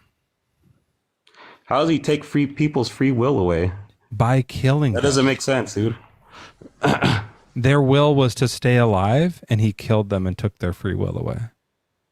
That's not taking away free will. I could say I want to have $1 million, but I can't have it. You know what I mean? If you're dead, you can't will it. You have no will. You're dead. Yeah, I understand that, but what I'm saying is just because I want something doesn't mean it's going to happen. I can say I don't the free will, but you have free will to say no. I can run away or do something else. Not if you're dead, though. You can't run away. Well, of course not. But that's what I'm saying. Like, so once you're dead, you don't have free will anymore. Well, you cease to exist on this plane. Yes. So do you have free will if you don't exist? On this plane, like if you go to heaven or hell, whatever. Yeah, I'm only talking about this plane. Obviously, the spirits are in heaven, and everyone believes that. But that's what I'm saying. But do their physical bodies have free will on this plane? No, of course not. If they're died, right? So he took their free will. He turned it off. Right? No, I don't think. I don't. I think that's something else, man. Like honestly, that's more of wants. Do corpses have free will? Well, they don't. If they don't have a spirit, they don't have free will, right? That's what I'm saying. It's like corpses, free will for me is like that's interesting. That's really interesting, actually. So, do you think corpses, like dead bodies, have free will? No, they can't. They're so there was a body. To make a person, you need a spirit. You need a soul. Let's think about it this way. I'm Mezzo, right? I have free will in this plane, in this realm. If God kills me, do I still have free will in this plane? No, but who is Mezzo? Is it Mezzo the body or is it the soul? I am. Yeah. But no, my soul can have. Do souls have free will in heaven? I believe they do. Okay, so in heaven I still have free will, but here on earth I'm done. No free will. And the flesh, So we'll go back to like what you're saying. What you're saying is God can interfere in this realm, take our realmly free will away, so we can go to heaven and have our free will up there, right? Well, there's nothing wrong with doing that. The way I see it is that what makes you, if that's the soul, the spirit, or whatever that's called, like we're in this it's both, right? It's a combination. It's both. It's combination. So whatever this half of us doesn't have free will on this realm anymore. We can't act on something. He can interfere. I don't care what the fuck happens in heaven. He can interfere on this realm and take away our earthly, fleshly free will. And that's no problem. That's not against the rules for him. He could take free will. It's not. Okay. If it's God, I mean, if you were God, now we have a problem because people like Hitler existed in their fleshy realm, and God has no problem taking him away, putting his soul in heaven so he can have free will up there, and not having him do a Holocaust here on this realm. So God allows for things like Holocausts, right? Yeah. I mean, I think we kind of said that in the beginning. He allows stuff to happen. Doesn't mean he likes it. But he could stop it. So if he didn't like it, he would stop it. He didn't like those 70,000 people, so he stopped them. He ended their. He didn't like the Canaanites, so he stopped them. He didn't like the Amalekites, so he stopped them. It goes back to why didn't he stop Hitler? it goes back to your point. That's taken away free will. We have Right. free will. But what we realize is that's okay to do for God. God can take away fleshly free will. So he did it with the Canaanites. He did it with the Israelites. He did it with the Amalekites. He didn't like them. He said, you're bad, no free will. You're bad, no free will. You're bad, no free will. With Hitler, you get free will. Why does he give him free will? Why not take that one away too? Does he like him? Is it because he likes him? At the end, he did get taken away. Wasn't Hitler defeated? I mean, do it at the beginning. But I don't, like I said, man, I don't know what God's purpose is. Like he does whatever he wants to do. So there is because he allows something doesn't mean it's wrong. No, that means it must be right. It must be the Holocaust must have been good or for some better cause. It could be. I mean, I don't know. I'm not at that. I'm not talking to God, and He's not telling me this is why I did it. I just want to point out that what I mean? Live on the internet, you just said the Holocaust could have been good. You can misconstrue my words all you want. I just said that I don't know. Was it good or bad? The Holocaust was atrocious. Okay, but God let it happen. He could have. Yeah. If you could have stopped the Holocaust before it started, would you have done it? Before it started? Yeah. If you knew what exactly was coming, who wouldn't want to stop it? Yeah, exactly. Well, God, right? God didn't want to stop it. Yeah. So why didn't God want to stop it? What I'm saying is we don't know what God's plans are. Things it's beyond anybody. I can't. Is His plan speak to good? God and say. I mean, if it's coming from God, I would say it is good. Yeah, so I just don't. I don't know what it is. He needed the Holocaust to happen to accomplish His good plan. It could be. I mean, I don't know. Right, which means ultimately the Holocaust would be good then. What you're saying is because these like travesties or all these bad things that happen in the world, these like genocides and stuff, because God allows it to happen, it's because it's His plan and it's good. But that's what you're saying. No, that's what you're saying. What I'm saying is I'm saying he does. I'm saying He allows it because He's a monster. I think He's an absolute fucking monster. He likes genocide. Yeah, you're saying it's part of His good plan. I'm saying what I'm saying is we don't know what God thinks. He doesn't allow things. He pretty much says like, all our good deeds are not good to Him. That's why He sent Christ on the cross to die for us so we can, he was like the new Adam, so we can go back to paradise after we die. But like what I'm saying is that we don't know His divine plan. So when things are allowed, I don't know why they're allowed. Okay. There is free will in the world. You can say that Hitler had the free will not to start the Holocaust, but yet he did. Okay. So we don't know His divine plan, but we do know that if He lets it happen, then it's part of the plan. Because the stuff that He doesn't want to have happen, the stuff that's not in the plan, He puts an end to it. I would say so. Like He put it into Hitler, right? The Nazis didn't win. So the Holocaust, up to 6 million Jews, was part of God's plan. And then He was like, and that's enough. We've eliminated enough of them. We can get rid of Hitler now, right?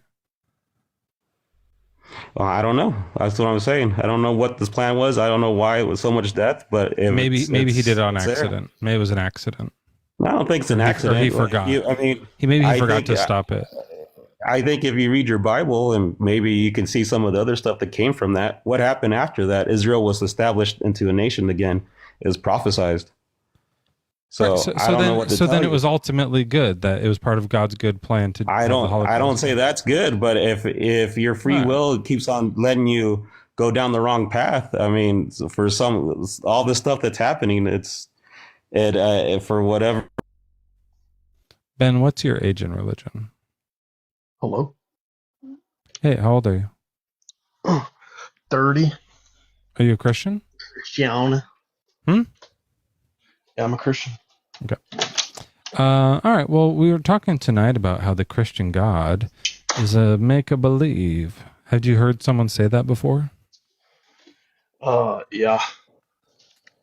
I'm hearing you say that, so I don't believe that's true. Okay.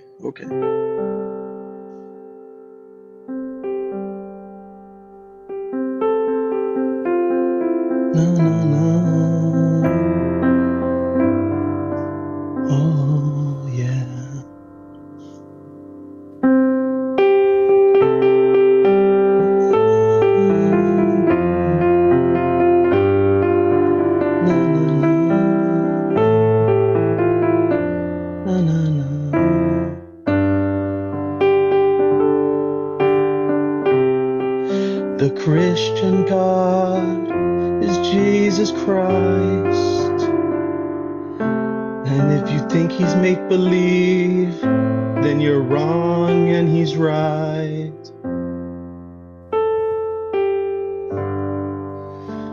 Please listen.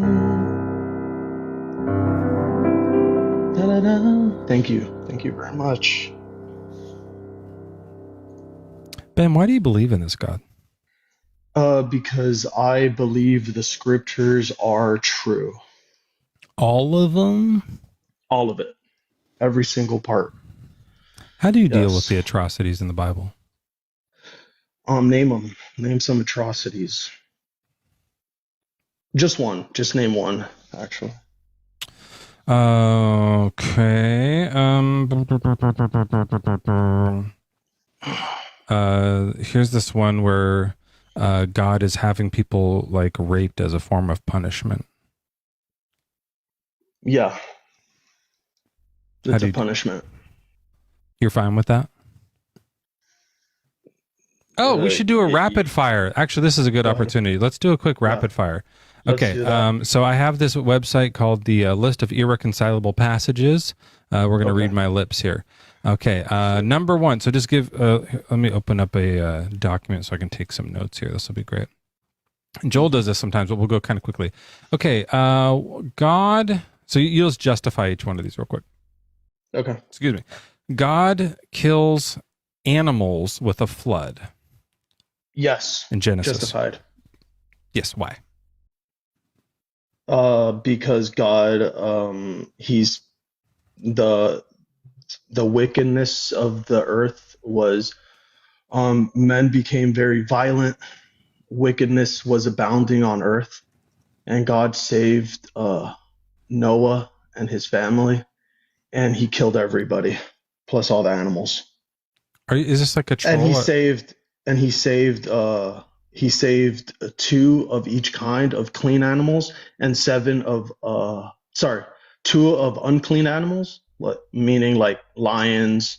That's unclean. Yeah, I understand, but like I understand animals. He saved like the species, but millions of no kind, not species. Sure, but like millions of kittens drowned that day. Yes. Okay. Is it good to drown kittens? Not for like pleasure, no. But for some reasons where that's a good way. Like if I go for right punishment now and I to punish humans. No, but for punishing humans, sometimes to punish humans, it's good to drown kittens. Well, okay. no, wicked. God. Sometimes it's God good did that. No, God did that. Yeah, sometimes. I know. Sometimes it's good to drown kittens if you're God. Well, no, yeah. Okay. Well, for this case, yes. Yeah, the next one is God kills the firstborn of innocent female slaves. So he's killing the firstborn child of innocent female slaves. Firstborn child. Okay, that's too general. I don't even know. But yes, justified. Yeah, why is that justified? To kill innocent because God children killed. Well, nobody's innocent, so we're all sinners. So no one's innocent, right? So it's okay to kill babies because they are bad, right? Well, I don't know the context of like the thing, but God killed, punished. Yeah, I can tell. So this is in Egypt, right? So there's the Pharaoh is keeping the slaves, and so God says, "I'm going to kill Pharaoh's son." Are we talking about the Exodus? Yeah. When he does the plague where he kills all the firstborns. Yeah, that's completely justified. Yeah, and he says it's not just. I mean, that's the last plague. You know that, right? Right, but so what I'm saying is, it's not just the Pharaoh's son. He kills the son of the female slave who's working the handmill. So there's the Pharaoh hold on, shut up. There's a thing where the Pharaoh is like, no, I won't give them back. And so, like, you can say that, fuck Pharaoh. I don't know. Like, I still think it's bad to kill his kid. Obviously, I think that's insane. But you're gonna think it's fine. But then there's also just like a slave, an Egyptian slave who has nothing to do with this decision, and her son gets killed, and she cries and misses her son. And you're saying it's okay Yeah, for God to do that to her and her baby well, because babies are bad? actually, there was a commandment for that last plague that you're talking about, and they told everyone to sacrifice a goat, I believe, and smear the blood. No, that was for the Hebrews. These are the Egyptian slaves. No. They had the same. If they did it too, they would have been good. They only told that to the Hebrews. God says, I'm going to kill the firstborn of the female slave working the handmill. Was he lying? He wasn't going to do it? The last, you're talking about the last plague? Oh, I guess this is fine. So you're saying it's okay to do it because they didn't put blood on their door. They didn't do the blood on the door. It's So okay it's to good. kill babies if you don't. Well, no. You're assuming that the firstborn is a baby. I mean, it could be a grown, obviously. It Okay, could so be an babies, adult, I'll just put right? babies and grown-ups. Yeah. And Anybody. grown-ups. I'll just add The more to firstborn. that. It's not the baby. Yeah, I mean, But it's interesting how you're kind of like putting if they just only have a baby, then that's who it would be, right? Yeah. Okay. So the female slave is innocent, other than original sin, and the baby's innocent, and it's okay to kill the baby and grown-ups if you don't put blood. Yeah, because God could door. he does whatever he wants. He wouldn't know. He's like, I don't know who's innocent here. I need to see the blood. Okay. And okay, God. No, he's just telling them as a commandment, and if you don't follow the commandment, then the spirit of death is gonna kill you. I mean, it's pretty straightforward. Yeah, I don't know if she heard about it. I think they did. Yeah. What verse does Everyone it say they knew about told it. everyone? Let's see. This is in 11:5. So let's take a quick look there. Where does it say that they only told the Hebrew Israelites? Yeah, I know. Let's read it. Okay. All right. Moses said, "Thus says the Lord, about midnight I will go through Egypt. Every firstborn in the land of Egypt shall die, from the firstborn of Pharaoh who sits on his throne to the firstborn of the female slave who is behind the handmill, and all the firstborn of the livestock." They make sure to get the livestock too. "Then there will be a loud cry throughout the whole land of Egypt, such as never been heard again, but not a dog shall growl at any of the Israelites, not at people, not animals, so that you may know that the Lord makes a distinction between Egypt and Israel." So yeah, the Egyptians firstborns die. So hers does die. Oh, okay. So it's only the. Oh, okay then. Yeah, that's fine. Yeah. So yeah, it's fine. He's to kill that baby because they're Egyptian. I'll just put. I mean, you got to think about on it. your. So it's not about blood on your door. It's kill babies and grown-ups if you are Egyptian. Well, like for it's example, like it's more like think it's more about this. racist that way. Yeah, but think about this. No, I don't think so. They're not a race. They're all from the same general location and what race you're talking. But okay, let's. It's nationalist, I guess. Yeah, it's but imagine this, right? You don't kill the Hebrews, just the Egyptians, kind of thing. What plague is that, though? What plague was that? What number? I don't know. Like I wasn't keeping track. I doubt that the female slave was keeping track. Really? I would have kept track. But it was. They probably were busy being a slave. I think it was the 9th plague. They probably didn't even know what was happening. All of this discussions are happening like in the Pharaoh's court. The slaves are just working the handmill. They're like, why are there frogs raining? What the fuck is happening? They have no idea what's going on. Wow, my son just died. This is terrible. Yeah, God didn't tell me. That you see that you just said like one day. Oh, like son just died. That's not true. So it was you're right, yeah, 1, 2, 3, 4, you're right. 5, It's, okay. 6, Oh, yeah, 7, this is good. 8, Okay, right? and okay, I'll add this. And if it's okay, because if God had already, I'm going to put this, had already done a bunch of let's say let's say I was to them. Let's say I was an Egyptian slave before right? killing their son. Okay. Let's say I worked for Pharaoh. This is plenty. This is totally. I get it. Okay, but wait. Let's say I worked for Pharaoh, and then we got like 8 plagues on me, right? By the first plague, I would have converted to Israel. I would have became an It doesn't Israelite. say they work for Pharaoh. That's not what it says. They're a slave. They're For not Pharaoh? necessarily slave. They're Pharaoh's slave. They're just could be some random person's slave. Okay. He just says every Egyptian firstborn, from the pharaohs to the female Exactly. There you slave go. working the handmill. Egyptians. Yes, because that's what I said. To Because the they're Egyptian. female slave, exactly. All right, so I have it's okay So to kill I babies would've- I because would've they're bad. It's deserted- okay to I kill would've babies and deserted grown-ups if Egypt. you're Egyptian and if I would've God. deserted I don't Egypt care and what you become would Israelite. do. I'm saying we're talking about what But God that's would what do. a bunch of people. If did you were that. God, would you have killed all the firstborns? We're not talking about what I would do. We're just saying. We're Well, you were justifying saying what I God would did. what I would do if I were, and then you were saying it. No, if you I'm were saying what I would do if I Egyptian, was a you would human convert to being, Judaism. If you were God, you would kill all the firstborns. Okay, God. Okay, Yeah, exactly. God commands burning No, women. I wouldn't know what God did. That's fine. It's justified. God commands burning women alive as punishment for sex. Justified or fucked up? Okay, what do you mean by sex? He says. So if I have sex with my husband or wife, No, husband, it's just about young women. Alive? It's just young women who are sleeping around. If they're a priest's daughter, you burn them to death.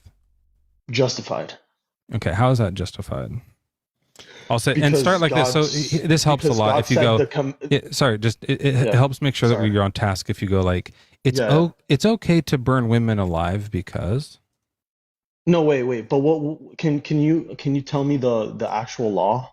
yeah, it says when the daughter of a priest profanes herself through prostitution, she shall be burned the to priest. death. Oof. Yeah. Now keep in mind, prostitution back then just means like sleeping around. It doesn't mean like Yeah. she's not really. Well, home. it could be straight up prostitution. Yep, that'd be and also still like I would say burning to death is too strict, but it's okay to burn it's women. just a death. Well, you gotta see the context here. I mean, that's a daughter of a priest. Right. So it's okay to burn women alive because let's say no, I'm not like it's some kind of- women. You're asking me. You're Some asking me women. why it's okay. Yes. I'm saying the God he's placing a punishment for the daughters of priests, and that's the punishment. Yes. And it is to what it is. everyone Yeah, else it's here, death.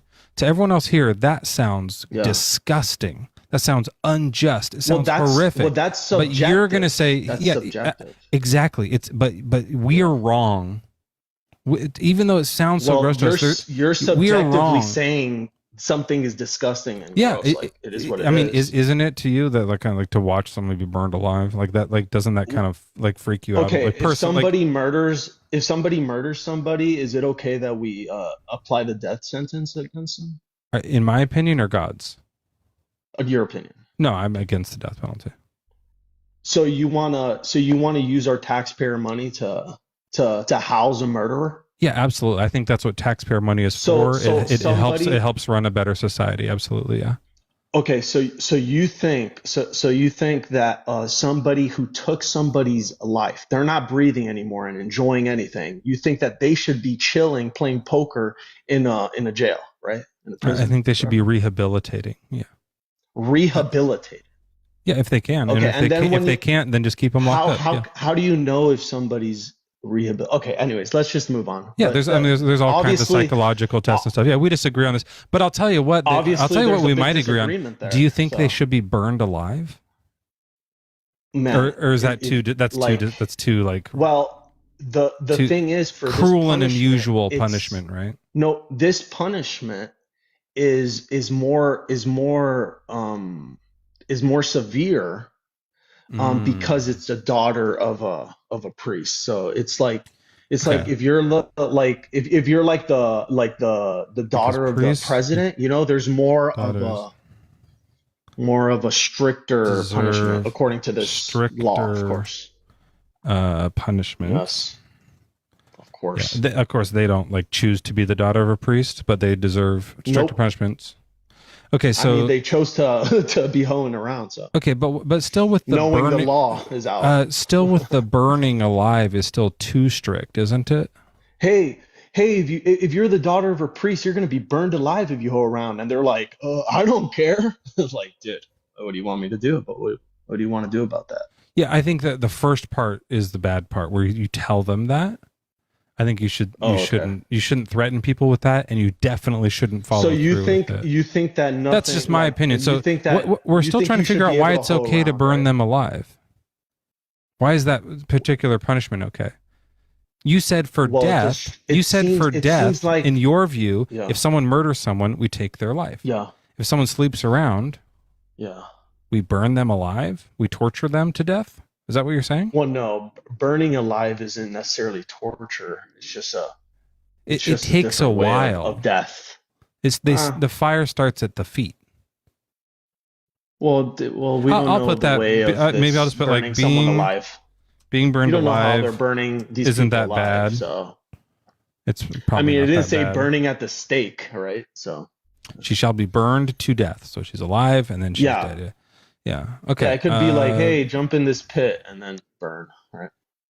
and that's good. Okay. Or more like push into the pit, right? They had these other methods of killing people back then, like they would stone them to death. So they have their Yes. normal one, but this one is like, no, they need to. But you, they need mind to hurt. you, mind you, like this isn't all barbarically happening. This is going through like a justice system, right? They're going to court, so Right. So she. yeah. I mean, I don't think that doesn't make it any better. It's the judgment that's the It problem. does. Okay. It does. Okay, it's okay to burn women alive because priest daughters deserve stricter punishments. Being burned alive isn't that bad. Okay, that's your Christian view. I wouldn't like. Yeah, it's kind of strange how you typed all that, but sure. What do you want me to change something? Are you good? It's more like you asked me like, oh, is it like? Don't you think that's a little too harsh? And I'm like, well, it's the daughter of a priest. Yeah, I said a because little priest bit like, daughters deserve stricter punishments. Yeah, That's what I wrote. I just read that to you. And what was the last part? Sorry. Being burned alive isn't that bad. Yeah, that's the part that I don't understand. And no, being burned alive is terrible. What are you talking about? It's not. What do you mean? It's not that bad. You were just saying it like it's not that bad. It's not as bad as we think. No.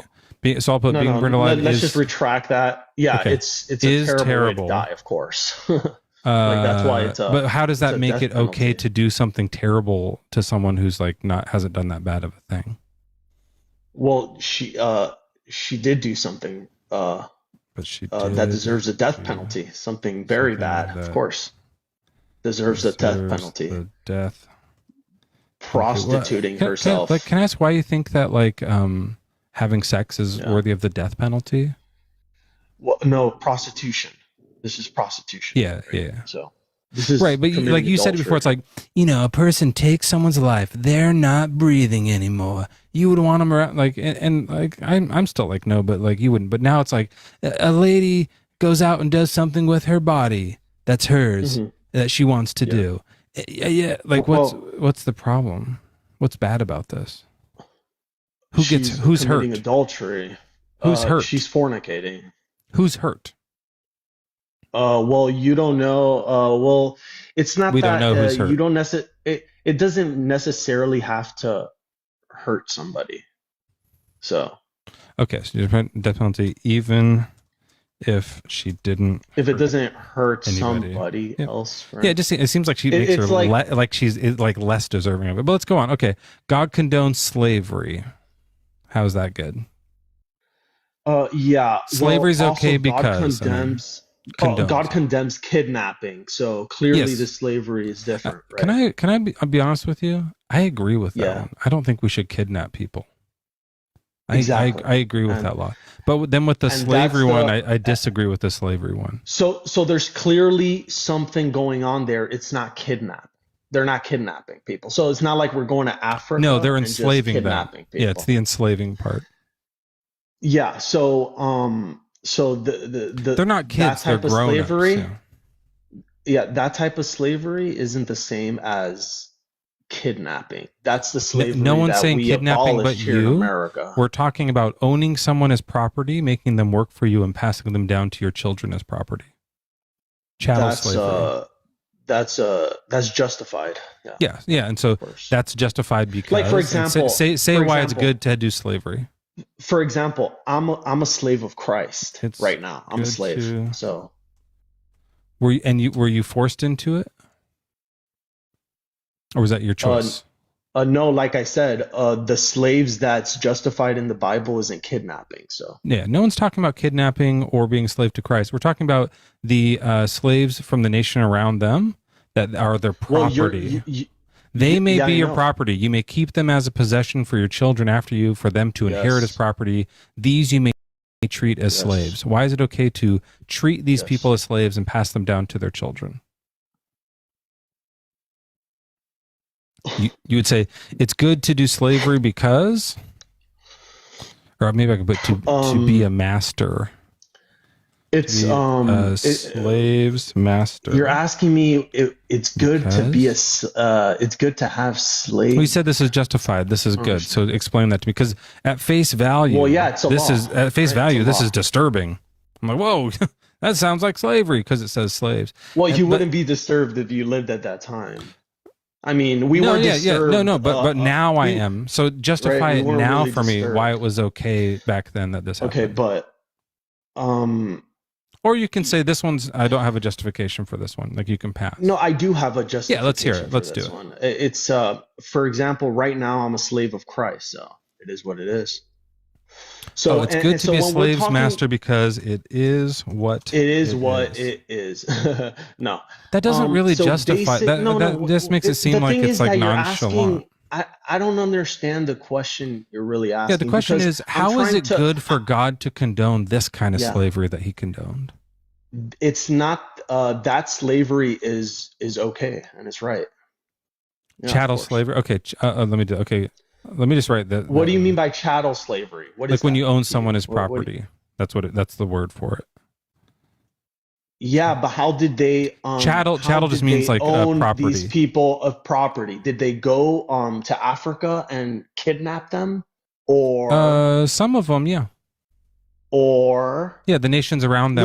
Some of them were in no, they Africa, like didn't do it Egypt like was that. there. That's what I'm trying to explain it to you. Oh, they didn't go to they didn't Africa kidnap them. They and bought kidnap them. They bought them from like the Exactly. is from the Middle Eastern Yes. neighborhood.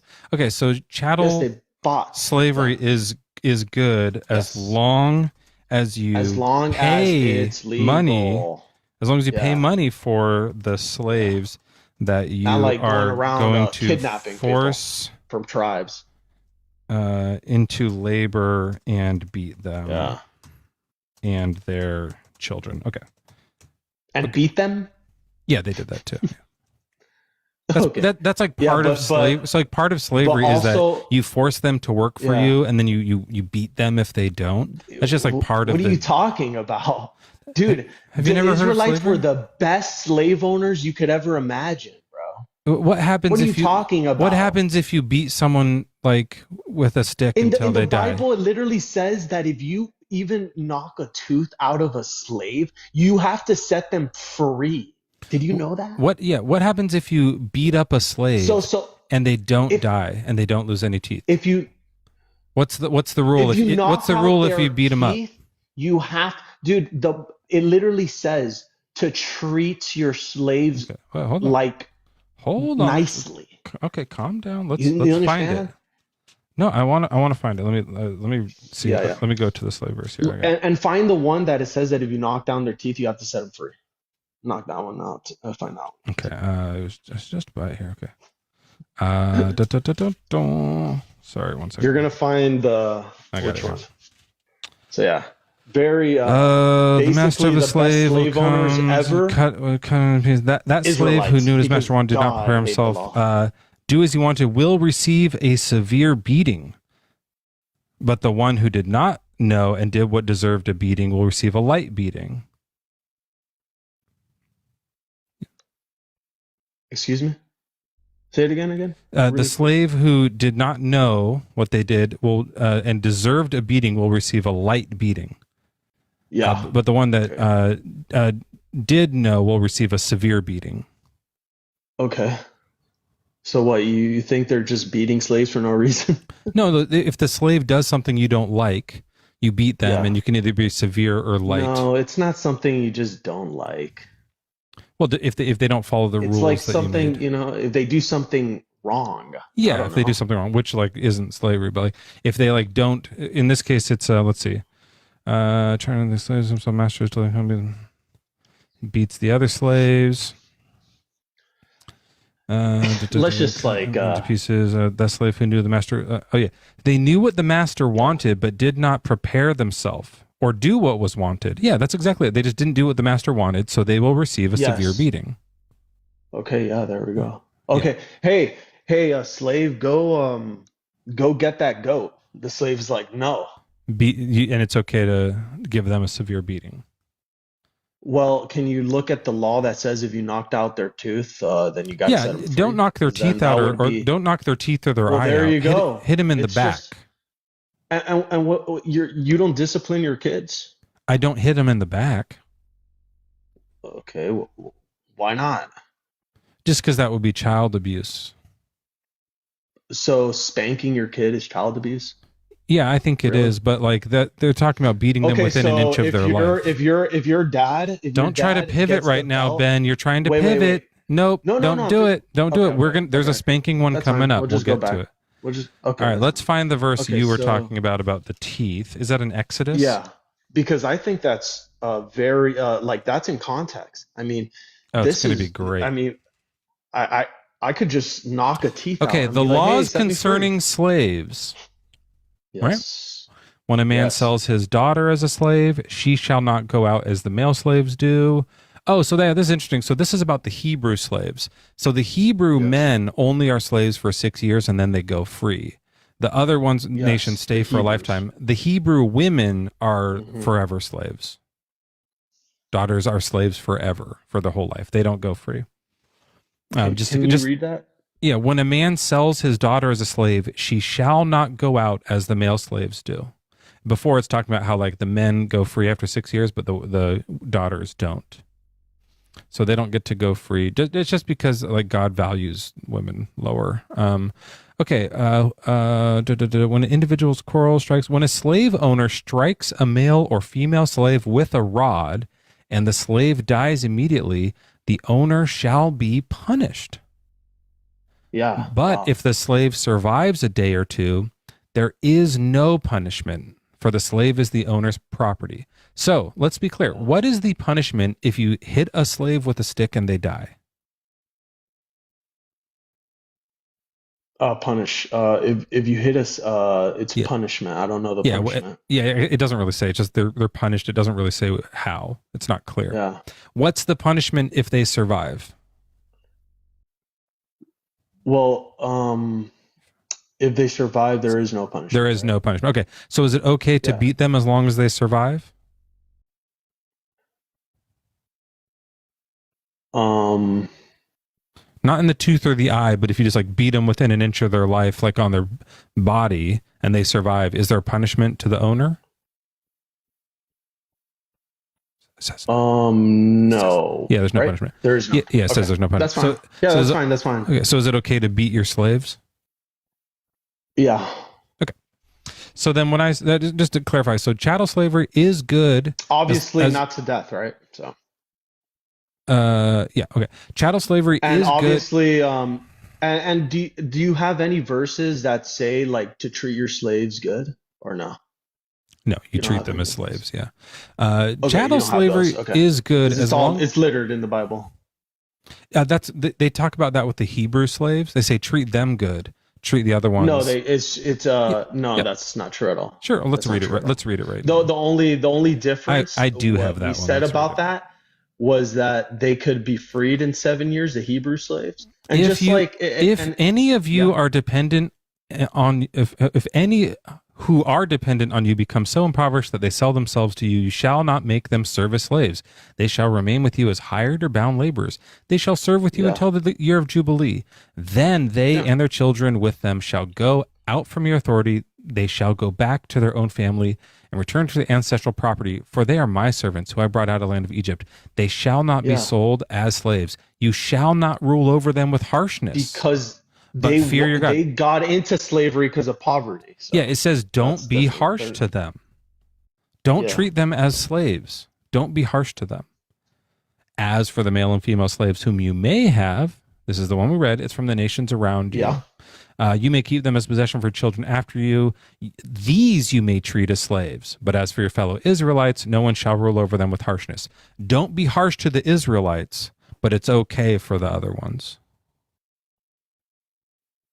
Well, yeah, because slaves. If you're a slave, you're like, it's not that okay, you're not gonna treat them like how they want you to treat the impoverished Hebrew that needs some money, so they become your slaves. So you treat them obviously with better, in a better way, and then the slaves, the slaves, okay, you treat them like slaves, but you I'm not. still I don't already. you don't I mean, you're just you talking in don't circles. I kill already wrote. them I already for no wrote this reason. down. Makes Chattel no slavery sense. is good as long as you pay money for the slaves that you are going to force into labor and beat them and their children, but don't kill them, because killing would be bad. Yeah, I love how you say children like it's like a 2-year-old or something. But I mean, it mentions you sell your daughter into slavery. She's a slave for your life.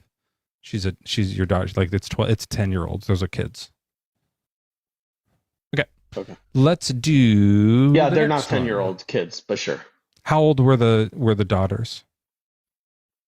But the thing is that you're saying, No like response. for example, God murders what do you mean? people with Okay, you don't either. quails. Okay. In Numbers 11, then a wind went out from the Lord, and it brought quails from the sea, and let them fall beside the camp. So the people worked all that day and night, and the next day gathering the quail. But while the meat was still between their teeth, before it was consumed, the anger of the Lord was kindled against the people, and the Lord struck the people with a very great plague. These are the Israelites who just came out of Egypt. Okay. And God murdered these people? With quails, yeah. That's a contradiction. So God doesn't murder. 'cause So that would why be is a this okay? sin. No, killing is a sin. It says don't kill. No. It says thou shalt not murder. What verse is that? It's in Maybe you might be right. It's in the 10th commandment. Yeah. It's in the 10th. Exodus 20? Yeah, thou shalt not murder. So make yourself they shall not murder. Yeah, some say kill, some say murder. It says murder or kill in the but it's footnote. murder. Okay. Yeah, it's murder though. Okay, what's the difference? Murder is a sin. Right, but like what's the difference? Premeditated murder? Yeah, he planned this. Okay, yeah. Murder. So if somebody murders somebody, right? I'm here chilling in my house, and then somebody just knocks on my door and shoots me in the head. Is the same thing as self-defense? No, murder is when you make a plan to kill someone and then you go do it. Okay, so the reason why that's murder is because someone's committing a crime, right? So I'm getting murdered. But if I defend myself, right, and I shoot this guy while he's walking in, that's killing somebody. self-defense. I'm not murdering somebody. Yeah, that's killing. That's Okay, self-defense. Okay. I'm not- Murder though is if you like make a plan and then you go do it. I see what Okay, you're yeah, saying. Okay. no. Okay, but anyways, so murder Is that not a murder? sin. God is just killing people. Yeah, he can do that. He can do whatever he wants. Okay, but why is it just for why? But so if this was unjustified, then it would be murder, though. So justified. Why is it okay to kill these people with quail? Because it's okay to God's anger. God kill people with had quail. God was punishing the Israelites. Because God was. He does it all the punishing them. time. Yeah, punishing the Israelites. So he killed them. But why is it okay to do that? What's the good thing about that? Because God. Like you're just stating the same thing again. It makes it sound bad still. Your job is to make it sound good. No, that's not my job. Then what are you doing here? You're doing that with all the rest of these. No. Do you not have No, you can say I don't know for this one. This one's too hard. No, I'm not trying to make it sound good. I'm trying to explain that to you. I'm not here to make this sound good. I'm telling you what it is. God is punishing these people. Right. No. Why? Subjectively. Why is it okay to punish people who don't deserve it? Sorry. Ben, is it okay to punish people who don't deserve it? They do deserve it. Okay, tell me why they deserve it. To kindle, I don't know the whole entire context of why he's doing this. If I would know the past, they were did complaining. to deserve that. They were complaining because he was giving them free bread. Yeah. And they were like, when we were in Egypt, we were getting meat and we've been eating bread for 40 years. So you're saying it's okay to kill people because they complain? No, you got to see the whole entire context. God let's hear just saved these people from 500 years of slavery. Does meat cost God money? And he crossed. Is it harder for God to make meat? Wait, can I just Let me just finish because No, I know the context. Yeah, he rescued them. I get it. Yeah. Is it hard for him to make meat? And so, Or does it cost him more more miracle magic? it's not hard for him to do. So he's giving them this thing over, and they're like, "Hey, can we have something else?" And he kills them. So these people weren't just saying, "Hey, can I have something else?" They're grumbling and complaining against God, and they're saying, "Hey, man, you know what? I'd rather go back to Egypt." For complaining, I want to go back to Egypt. Yeah, and so why? Like, and so why really? didn't he? Okay. Do you know why he didn't just give them meat? He did give them meat. No, it was just manna. Yeah, he started off with manna, and then he eventually gave them meat. No, they didn't. They tried to eat it, and before they could even swallow it, it was still in their teeth. They died. They didn't get to swallow any meat. Like, why didn't he? So he could make meat. Wait. He did. Like, he made the quail show up. But why did he kill The thing is him? that I'm not 100% sure, but are you telling me God was that punishing he him for didn't supply them with quail after that incident? They were dead. All of them were dead? What are you talking about? The people that he killed. Wait. That he killed were dead. Yeah. Okay, yes, I know. But I'm talking about like the thing is that you're telling me like a judgment God is doing to the Israelites right now, and I'm not sure the actual reason why he got angry at them for this situation. Was this the first time he gave them the quail? Is this the first time he gave them the quail? And then he killed a bunch, and then all right. Now, when the people complained in the hearing of the Lord about their misfortunes, the Lord heard it, and his anger was kindled. Then the fire of the Lord burned against them, consumed some outlying parts of the camp. The people cried out to Moses. Moses prayed to the Lord, and the fire abated. Yes. So that place was called Tabra. So it's like they're complaining because he keeps like killing and burning some of them. And so they're like, no, he well, that's just the burned them first because they're complaint. complaining. Then they're weeping through the families. Bro, just Lord think became about very it. angry. You're I'm looking for it. complaining. How can you complain, bro? Because you they're want to die? There it is, the quails. Okay. 2 men remained in the camp. So Moses told the people that he gathered 70 of the elders and placed them all around the tent. The Lord came in a dark cloud and spoke to them. Here we go. Why did we ever leave Egypt? There you go. Okay. If only we had meat to eat, surely it was better for us in Egypt. Therefore, the Lord will give you meat, and you shall eat. You shall eat not only 1 day or 2 days, or 5 days or 10 days, but 20 days. This is the Lord saying, you'll eat for 20 days. You'll eat for a whole month until it comes out of your nostrils and becomes loathsome to you. So God says, I'm going to let you eat quail for a whole month. Okay. Okay. Yeah. Because you have rejected the Lord who is among you and have wailed before him, saying, why did we ever leave Egypt? But Moses said, the people I am with number 600,000 on People foot. want to go back to Egypt. And you say, I will give them meat that they may eat for a whole month. Like he's saying, there's not enough quails. And he says, don't worry, I'll take care of it. And then the wind comes, it drops the quails off, and then he kills them before they can finish it. So he lied. He said, I was going to let you eat quail for a month, but they didn't. So that's a lie. Okay, obviously not. So, it says, you shall not only eat 1 day or 2 days, or 5 days or 10 days or 20 days, but for a whole month. And then it says, while the meat was still between their teeth, he killed them. So did they eat for a whole month? Maybe after that, yeah. Maybe killed some in the beginning, and then they kept eating, right? Did the people that he killed eat quail for a whole month? Yeah, right. That's what it said. No. What do you mean no? That's just it doesn't say no. Yeah, it says they died. They died while that was still in their teeth. So it was while that was still in their teeth, not a month later. But I'll just put down, it's okay to kill people with quail because God was punishing them for complaining. Complaining is a bad enough sin to deserve. Obviously in context, right? Death. Yeah, obviously. Okay. Obviously. Death penalty for working on a Sunday or Saturday. It's going to be the same thing. You're just going to be like, it's okay to kill people. Kill people as punishment. For any, I'll just put for anything. So like literally any, like you could, if you like, Well, if you like steal a pack of gum, like at this point we could just say, okay, so God swallows a family alive. That's not a punishment, but to prove a point. God suggests forced marriage. Oh, here's one. Suggesting the forced marriage. I'm skipping some because we have like 100 more. God suggests the forced marriage and rape of captive women. Do you think that's okay? Say it again. When he suggests that they can like forcefully marry captive women and rape them.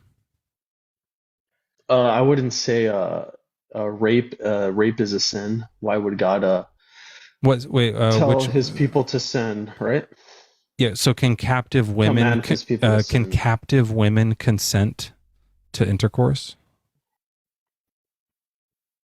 Captive women consent to intercourse. Well, can you read me the verse? Yeah. Well, let's just to be clear before we have to just to be clear, captive women cannot consent to intercourse. That's not really well possible. Can we read the verse? I just need to make sure that you say that first, because if you say sometimes when you marry somebody, you can. Sometimes having sex with a captive woman is okay. Like you have to say that right before we read it. You're saying the reason after the context is because sometimes that's okay. So go ahead and say sometimes it's not okay to. So you think that God is commanding, like they're getting married, right? Just want to make sure that we hear you say captive women can't consent. I'm going to make sure that you agree to that before we go any further, because the fact that you're weaseling around that makes you sound like a fucking rapist. Like that. Yeah, let's just say captive women cannot consent. Wait, captive women? No, they can't. Of course. Oh yeah, no. Because you're captive, right? So yeah, you can't consent. You're like a prisoner of war. You can't consent to marriage or sex. That's just not going to be the right word. Well, yeah, but still, they have to get married before they could have any sort of sexual. Well, that's how they get married. You go into her and then you're married. No, you get married and then you go into her. Well, you shave their head and clip their nails and then you go. That would be committing adultery, right? So no, that's how they did it back then. They don't get married. Consummation was the marriage point. So you shave her head, cut her nails off so she can't scratch you away when you're raping her, and then can you show me the verse? And then you wait a month and you go into her. Oh yeah, sure. Okay, so we're in. You're probably taught. Yeah. Deuteronomy 21. Suppose you see among the captives a beautiful woman whom you desire and want to marry, so you bring her home. Marry. Yeah, you want to marry her. It doesn't say if she wants to marry you. It's a captive woman. Yeah. Okay. She shall shave her head, parse her nails, discard her captive's garb, and remain in your house a whole month, mourning her father month before consummating. Wow. Yeah. What a gentleman. She stays in her month in your like captive house for a month. She could grow her hair back. Why is she staying there for a whole month? Because God's a gentleman. He's telling no, people she's there for a month because she needs time to mourn her father and mother who you killed in the war. Mourning her father and mother. After that, you may go into her and be her husband. She shall be your wife. That's actually, I don't even know what to tell you. That's okay. A beautiful thing. It's okay to. You're not a real Christian. We can move on. I am. I really am. No, I don't think you're what are you talking about? Okay, so you're going to kick me out because I'm agreeing with the law of God? What do you No, I just think like you're not going to say that's a beautiful thing. It is. A real Christian would say. No, we get it. So you're telling me we did this for an hour. Wait. You can drop now. Okay, wait. So I'm going to go to bed. Seriously. You can. I'm asking you. Hey, just give me I one don't second. consent. Let me just explain I this don't really consent quick. to this. Stop doing it. Let me just give you a second. Do you hear me saying I don't consent to you talking over me? You don't consent to this? I don't want to talk to you anymore. Drop down.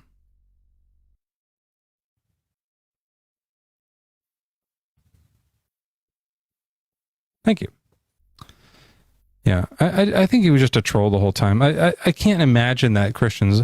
I mean, I bet like they do agree with all of that stuff. They do agree with it, but they just don't usually say it that clearly. You know. What do you guys think? Is that guy real or troll? Yeah, it could have been a Calvinist. That's interesting.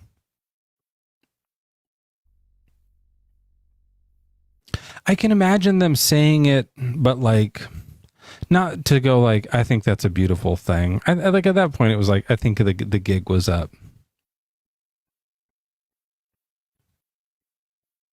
Hard to know.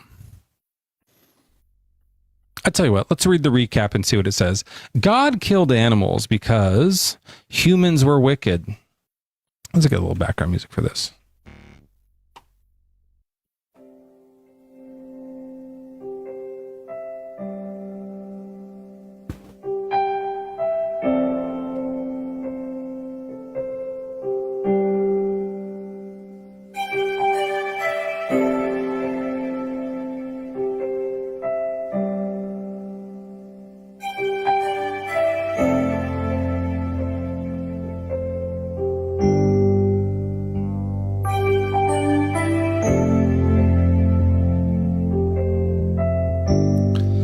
God killed animals because humans were wicked.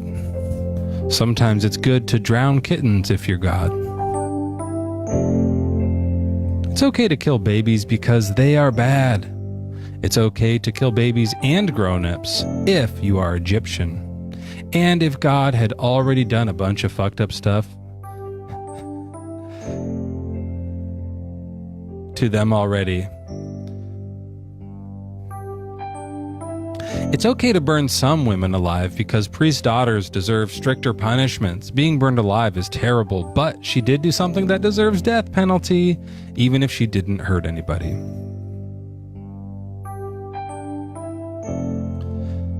Chattel slavery is good as long as you pay money for the slaves that you are going to force into labor and beat them and their children, but don't kill them.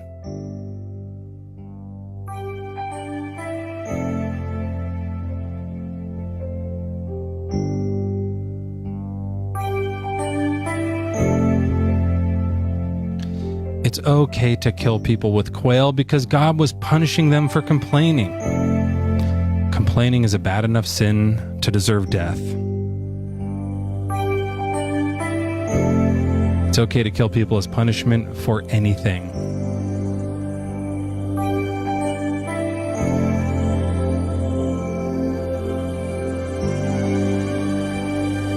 And finally,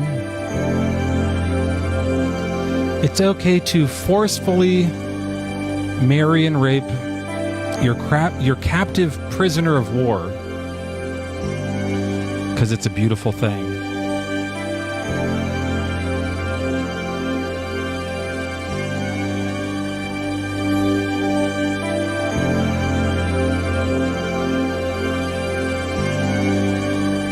Christian values, everybody. That's the show.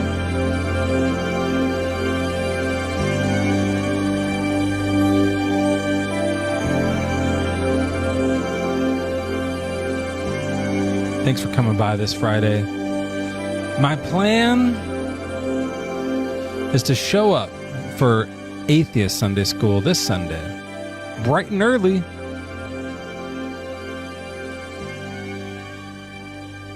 Who do we have lined up? Let's see here.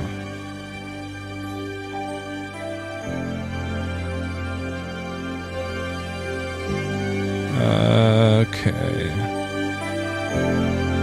Our guest, hopefully Joel can make it by. Joel's going to be live tomorrow. Someone's live right now. Is Born Again on, or is this Thinker on? I don't know who's on right now.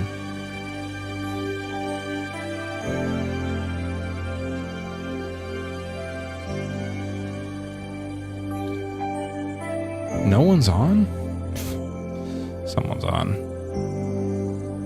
I might be logged into the wrong account. Whoever's on. Okay. BAA is on. Okay. Oh, BA is probably on her backup account, so you got to go find her on her backup. I'll be here Sunday. We have guest Cliff Kneckle coming on, so join us for that. That should be fun. Joel and I are going to be debating him on faith or something like that. Okay. So we'll see you guys there. Jump on over to Born Again's. Say hello for me. I'm going to go have myself a restroom break. Maybe a sandwich.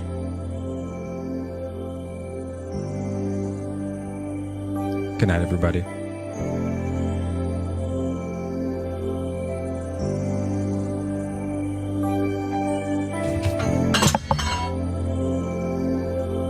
Oops.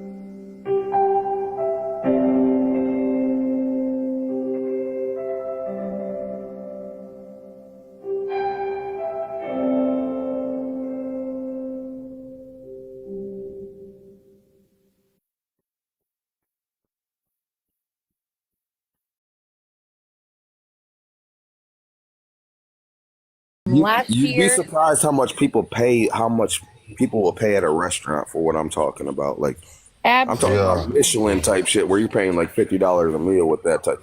Man. You know what I still have in my pantry? I know, Sean, I know you got a big family, right? So Yes, like, sir.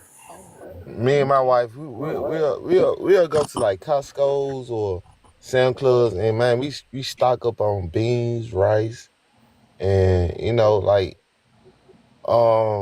my question to you, like, what would be the best suggestion, like, with the upcoming months and whatever's going on? Because food prices are Chicken's on going to sale. go. Stock up on some chicken and freeze it because you can do so many wonderful things with chicken, vegetables, and like she's talking about vacuum pack. Ask her because she's talking real shit. Vacuum pack it, freeze it, freeze all your scraps. Like, you'd be surprised how much of a nutritious meal. I'm talking about. We're talking about back in the 50s. Are we still talking about the prompts? We can move to the prompt. Yeah, go ahead. My bad. We was getting in the food craze. We're all fat back. I got excited. We're all fat back cooks. So we could go back to it. I don't mind, but like, it was refreshing to scroll and see a prompt that was not about gender wars. Yeah, hell yeah. That's what. Amen. Let's go. Amen. For real. For real. This type of like esoteric metaphysical. I love that type of shit. Like, this makes my brain itch. So let's go, girl. Let's go. I have prophetic dreams. A lot of my dreams are about things that are to come. And then also the dreams just be like weird shit, but I like when I can remember specific details. But I do find that a lot of the dreams that I have come to fruition. Also, what I've never experienced, what I've asked other people this before, because I've never experienced this, people that have dreams in black and white. I've never dreamed in black and white. I always dream. I don't either. Hey, I can say I absolutely have dream things that come true in certain ways, like absolutely multiple dreams, like multiple. Innovative. Dreams Let me ask you this here. So I have these dreams sometimes where maybe it's been a while since you've been with somebody, and then you're with somebody, and like all the stuff is going on in the dream, but you can't see their face. Like like it's like a person, it's a person, but there's just no face there. Does that ever happen? Absolutely. That happen. I can feel their energy more than I see their face. That happens often. So me personally, my mom passed away in 2021, and it was completely unexpected. And you guys might think I'm weird. You can judge me if you want to. We're all weird, girl. We're all weird. If you're normal, you're boring. You can judge me if you want to, but I believe that I can control my dreams to an extent. Jacob, you I got like a wait, hold up, Jacob. I think it's Jacob. You got an echo. I was gonna say the same thing. Hold on one second. Go to. Yeah, Hold on true. one second. So I had, I was asking after my mom passed away if she could visit me in my dreams. And I had a dream and I felt that I was in control of my dream. And I said, I want to know if I can go back in time. Let me see if I can go back in time. And in my dream, I was standing in my bedroom and I don't know how to explain it other than like the energy around me was reversing. It was going back in time, and I was like, okay, let me walk out of my room. And I walked out of my room and I walked into the living room, and my kids were sitting in the living room, and it was Christmas time, and they were sitting in front of the TV just watching TV. And I was like, okay, let me go into my mom's room. My mom had just recently passed away. And I walked out into the laundry room, which is, I had to walk through the laundry room to go to my mom's room. And when I went to the laundry room, my mom was there. And I was like, I was hysterical. I was like, Mom, I can't believe that you're here, blah, blah, blah, blah, blah. And she was kind of confused. And I was like, you know what happened, right? And she kind of looked at me and she took a step back and she was like, no. And I was like, I went to go say you died. But when I went to go say you died, the word died, I could not say. It was like, Hey, try not to say that word too many times because that's Sorry. a bad word out here. It's unalive, I guess. yeah, no, that word was muted out of my mouth. I couldn't say it. And No, what? she No, kind of what? looked Yeah, at yeah, me. yeah. What he's saying is just like because of this like TikTok guidelines and stuff. Like, yeah. Yeah, you got to say unalive. You can't, like, especially if you're sitting there repeating it. There's certain people, not me, but there's certain people that will get offended by that for whatever reason. But It I'm will not also not personally just get offended by it won't it won't just be offensive. It will get flagged, and then it it. will Yeah. get you Oh, dropped. You'll get the host. Like, so almost he almost wants to drop you down and bring you back up to make sure he's No, safe, to be honest. she's good for now. It'll show me a flag says you need to blah Oh, blah I blah. got, okay, yeah, you got yeah, no, I wanted to say that word and it was like muted out of my mouth, like I couldn't say it to her. And she looked at me kind of like confused and she was like, what? And when she realized what I was trying to say, she just like disappeared. And I was like, oh my gosh. I woke up and I've never had another dream like that again. And I was like, oh my gosh. That's pretty intense. That'd be intense, especially just after passing and whatnot. Yeah, that'd be. Yeah. I felt like I got a she, weird story that's similar. I'm not trying to interrupt. I'm not going to go into the story, but I have a very similar story. Not dream one that happened in real like awake, like something that happened recently after, like, not recently, but when my grandma unalive, she right after, like within an hour, like something happened very spooky. That's all I'm gonna say about that. And when I tell you, my grandma was my whole life, like, because she like raised me all the way, like in a lot of levels, and it was very traumatic for me to lose her and see her in that condition. And I'll tell you, I was doing like a hundo and 50 down the highway, and I was just like, I was upset, like it was bad, it was all bad, and something happened, and it was spooky. It was spooky. I'm gonna put it. It was something that happened that, you know what I'm saying, that it just, and when I tell you I checked for proof because I didn't believe it. Like, I didn't believe it was happening. Like, and it just spooked me out. Like, it literally made my hair stand up. I'm not even joking. Like, it makes my hair stand up just talking about it. And yeah, and it was like it was a real thing. Like, I was awake. I was conscious. I was aware. I wasn't inebriated. I wasn't, you know what I'm saying? I was perfectly sober, like just chilling, and yeah, something extremely weird. And when I tell you, I got paranoid about it. I started going around checking for breezes. I started blowing on stuff just to see if things would move that way, just because of a breeze or something. And when I tell you, there was No, that was That's something because weird. this world is not what we think it is. And like when we have certain instincts of that, it's because this world is more layered and multifaceted than we think I it believe is. that 1000% multidimensional. I Sometimes, believe there's many instances of oh, us happening all the absolutely. time, every time. Like right now, Astro travel, yeah, there's a yeah. whole conversation going on that's opposite. Like, you know what I'm saying? There's something opposite going on right now in reality Absolutely. that we can't even We're touch. existing in so many realms at once, and I feel like when we're just, okay, so I know you were speaking of consciously, which that we can get into that. Well, you know what I mean by consciously, though. Like, I was awake, I was Absolutely, aware. Like, because I felt like a I'll give you normal an human being. example. Like, I was aware as far as a human goes. Like, I was Yes, aware, I'll give you an functional. Like, example of a me being being alive. I'm not being alive, being awake throughout my day, and I'll give you an example of me being asleep.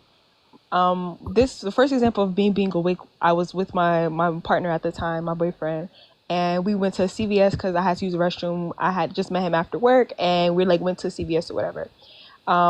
There was an elder gentleman that came in front of us because he had to use the restroom. We're like, yeah, go ahead. You know, we're sitting, talking, listening to the music, vibing out, whatever, waiting for this gentleman to come out the restroom. 5, 10, 15, 20 minutes pass. We're standing in front of the door, directly in front of the door, so no one can come out, no one can come in without us seeing them. yeah. And we're like, where's this old man? Like, he's been in there for a minute. We hope he's okay. So after a minute, we get the attention of a CVS worker. And we're like, excuse me, ma'am. There's a gentleman that just went in the bathroom. He's been in there for a while. We don't know if he's okay. We don't know what's going on with him. Could you check on him to make sure he's good? She's like, sure, why not? Oh, chill. Okay. Goodness gracious. So we're like, can you go check on him? She goes into the bathroom. She comes out. She's like, there's nobody in there. We're like, what do you mean there's no one in there? She's that's dead ass. Like, that's creepy. Like, that's creepy. As I'm speaking, That's like hair, I put that on my goose father. pimples. Literally, that's what I have right now. It's like goose pimples on my body. Yeah, goose Me and my pimples. man, we looked at each other. We were like, what do you mean there's no one in there? Like, no, we've been sitting outside this door this whole time. She was like, there's no one in there. I went into the bathroom. I'm like looking up at the ceiling, like, is there an opening or something? Like, what? Did he escape? Yeah, trying to I'm like, explain it to yourself. Like, ain't that literally. weird when you see something that's like unexplainable? It's like almost like you're trying to prove that, like, no, that can't be real. That ain't the truth. Like, you gotta explore. And the Man. reason I can even speak is so confidently is because it happened in front of me and him. And we used to speak about this all the time. Like, there's no way anyone would believe us if it happened so long. But the fact that we had each other to like, no, we can verify that this legitimately happened. So Nope, I was alone when my thing happened, and I'm not even gonna go in too much into it. But yeah, it was, man. Man, and here's the thing though. This the craziest part about this whole conversation. Like, I didn't know Coach changed the prompt to about dreams and stuff, and for innovators to come on here and point out the fact. Like, I'm like, what's she talking about? Like, she was like, yeah, this make my brain itch. So check this out, man. I woke up this morning and I had a disturbing dream, right? And the dream was about a snake, right? And you might think I'm lying, you might think I'm crazy, whatever. Hey, we're all crazy, bro. Don't do that. No, we're all crazy. Well, check this out, man. Like, okay, it was like one of awake dreams, like when you think you awake, but you actually sleep. And yeah. So we was talking about this. dream, yeah, okay. So the dream, right? So we me and my girl, we in the house, right? And we sitting there, we chilling, and it was like a snake came through the window. And I'm looking at the snake. I'm like, what in the world? So I fanned at the snake. I knocked it down, and I stepped on it, and I killed it. Okay, That's night terrors, man. You got night terrors. Does it happen a lot? Check this out. This the craziest thing, right? So the second snake, I wasn't fast enough to swipe it away. Ooh. And I don't know if it bit me or what, but I know I woke up out of my sleep and I was swinging wild, like I was swinging at the snake. And I woke myself up, like my hand was swinging, and my girl, she was like, yeah, my wife, she was like, what's wrong? I'm like, I don't know, don't worry. He's like, that black eye ain't from me. He's like, that happened when I was sleeping, girl. Like, I was swinging in my sleep. I didn't do that on purpose. Yeah, see, we got like a fairly big bed. Like when we was younger, we used to cut up spoon with all this stuff, but like now, um, she get a lot harder than I do. So, she be on the other side of the bed. That's menopause, my Anyway, brother. long story short, That's funny. That's yeah, funny you say that, Sean. So look, so That's real menopause, quick, bro. real quick. So I was a bit younger, and I was building something in my garage. I was converting a room, whatever, but I was doing a lot of hammer work. So I was doing a lot of like, anyways. So you get into a rhythm, right? And it's like, yeah, I don't know if it's a reflex or whatever, but so It I go to is sleep. I go to sleep. blacksmith. Yeah. Yep. So I go to sleep, and she sleep next to me, and I just have like, I don't know, it's like what they call like a knee jerk reaction. So I'm dreaming Yep. about something. I don't even know what it was. yeah. All I know is that my hand was there, like kind of just loosely clenched like a fist, but it's like just like a little baby, how they sleep with their hand closed. But I was like, but I was just like, sleeping on because I sleep on my side, and I was like, like laying towards her, and my arm just went bam, like one of those like the robot things. It was those Yeah. rock'em sock'em robots, and my Yep. I fist, 911, we remember got them. I him. remember them. and Yep.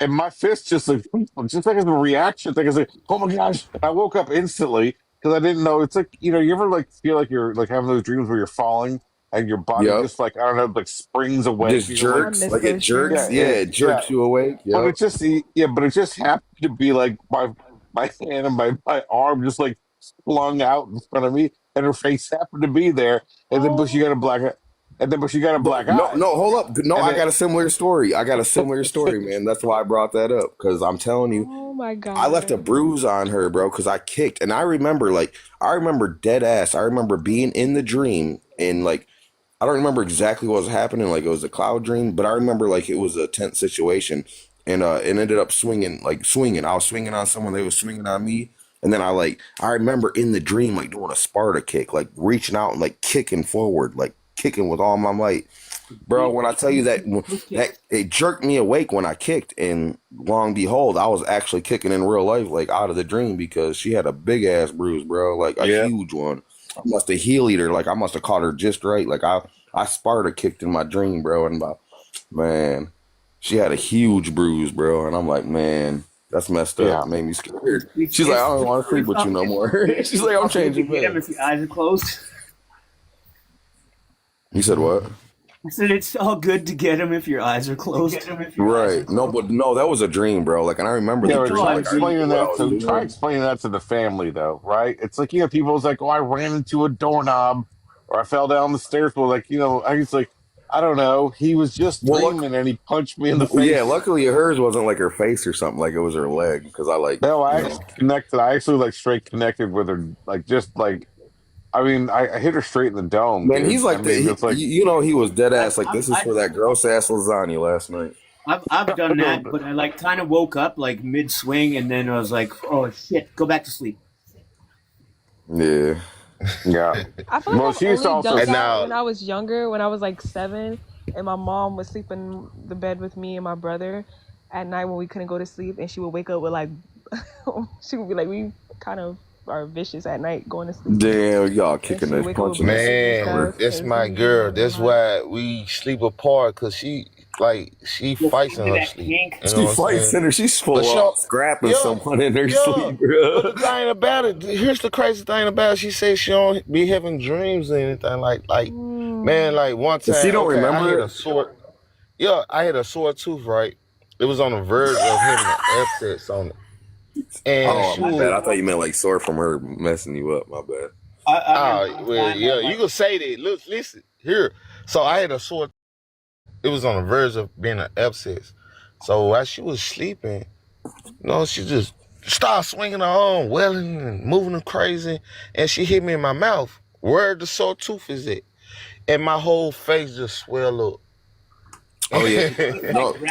On a medical level, she probably broke open the abscess and it just spread the infection. Yes, that's So like, exactly what she did. I had to get it lanced. I had to go to my dentist and get it lanced because it swole up real bad. yeah. But anyway, like I went to work and I had to explain to people like, man, what happened to you, man?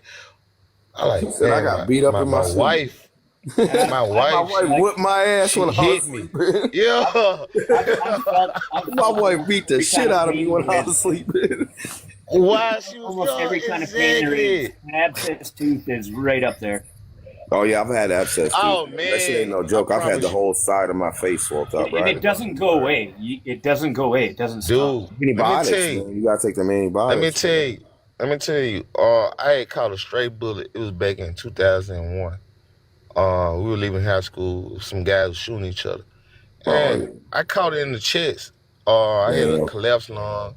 It was like 3 I'm inches glad you from my fucking heart. made it. Hey, thank you for being All right, here. but, Thank bro, you. listen, Motherfucker, thank this you the for crazy being here, part. big dog. You made it out. Let's go. Yeah, Survive. thanks. Well, I'm glad to be here.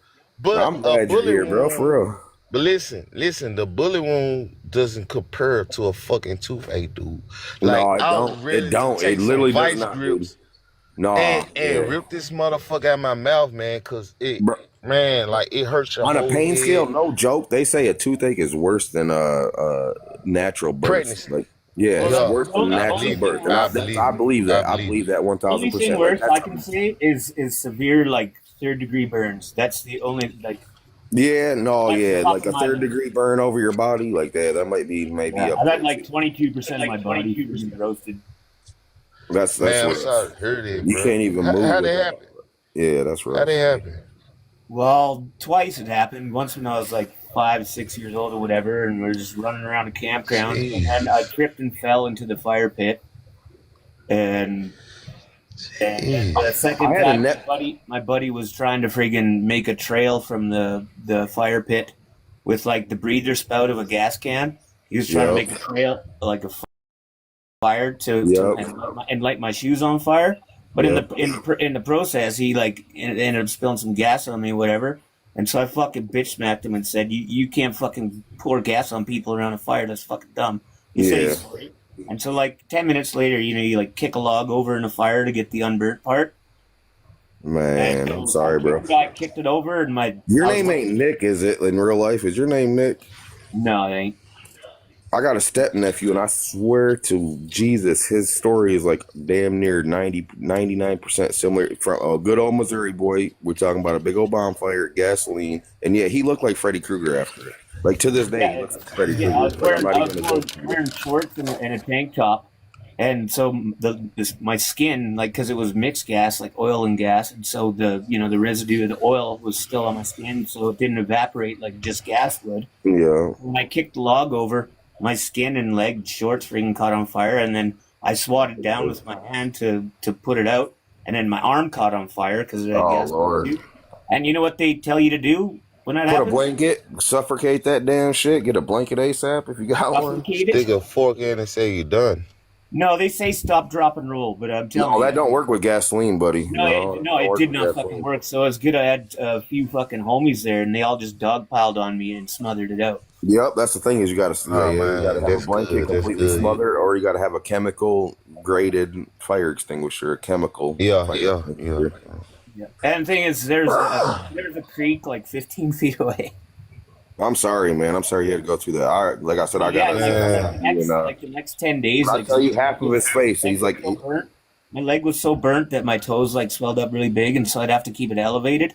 Yeah. And for like the next 7 to 10 days, whatever, when I had to stand up and go take a pee or whatever, I'd just about faint from fucking the pain. Jeez. Not to take away from your story, but to just know that like the people went through this. Yeah, my nephew, dude, he did the same thing, like gasoline, but it was like half his body. So like he was literally like a Two-Face, like a real in life Two-Face. Like half his face was handsome as hell, the other half would just look like Freddy Krueger. All his like half all the way down to like his mid thigh. And you know, they said that's the worst pain you could experience. That's like the worst being I've felt, burnt, and man. I've felt pretty much all of them. Broken bones, torn ligaments, fucking sprained He muscles. scared the shit out of me, but I remember him being one of the goodest people I think I've ever met. Like he was a good old boy. Like when I first met him, like that shit kind of freaked me out, and like I didn't even know how to talk to him. And man, once you got to know him, it's like damn. You got to know his story and got to know what it really was. It's so easy to judge people, man, just by looking. You guys were talking about like food and your honey and whatnot, and they just run hot. And I call out the girlfriends. I'm like, you got a fucking fern ass. It's way too fucking hot for me to get close to you. Man, It's the about to get worst. cold out here. You better find you a thick woman. Man, you gotta Heat in hibernate. summer and shade in winter. Where's them thick ones? Yeah. I love me a thick woman in winter.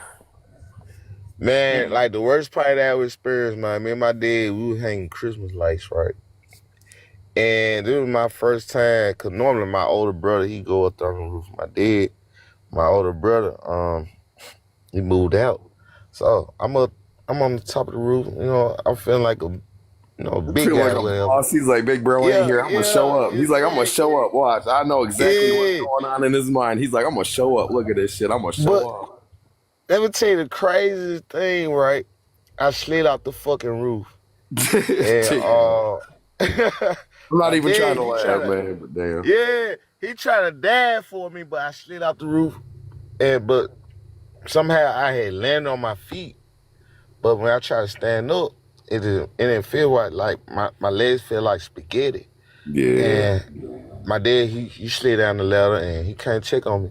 He's like, oh shit, your mom gonna kill me. Your mom gonna fucking kill me. That's the first thing you said. Your mama gonna kill me. Yeah. I remember I'd come home. That sounds like a good. That sounds like I'm like, that's up, bro. I'm feeling fine because, like, I guess, I don't feel the pain and I didn't look at my leg at the time. But it was like a little red ring around my pants leg. And when I looked closely, I saw like a little white piece of thing sticking out my pants. Oh, you had the Man, bones sticking out the skin. Yeah. Bro. And I ain't feeling it. I did that just like 2 weeks ago, man. Like 2 weeks ago, I was like posing and climbing. Let him finish though. Let him land this plane though, because I'm invested in the story. Yeah. So the crazy thing about it, like, I didn't feel it right then and there. Like, I'm like, what the fuck is that? And I went to touch it. And my dad, he grabbed me. He the bone. Yeah. My dad, he grabbed me, held me, like, don't move, son. Don't move. So, man, like, shortly after, man, it went from numb to, like, excruciating pain. Like, to he the point started where to throbbing, the fucking throbbing. Yeah, like it goes with your heart. Like you can feel the pulse with the pain, man. It's crazy. Man, but I wasn't fucking bleeding. Like, I guess the bone was sticking out my leg with like what do you call it? It's a fragment that pulled off from when Yeah. So I guess it stopped the blood from pumping out my leg, and when I finally felt it, dude, man, it was when it gets swelling, that's adrenaline rush. Your adrenaline was keeping. Yeah. That's what it was. That's what the doctor said. And man, dude, hey, shoot me up with some more adrenaline. I need more of that adrenaline. Man, Demerol and morphine, fucking. When the ambulance came, like they hit me in my thigh muscle with a needle, and the pain just went away. I just floated off. Yeah, they hit you with what? I was in the emergency room with like pins and stuff going through my leg, and I had to deal with that for like 6 months, man. Like, that was like close to the worstest pain I ever fucking felt in my life. Yeah, when I was like 22, 23 or whatever, I was pretty deep into snowboarding and pretty fucking shit.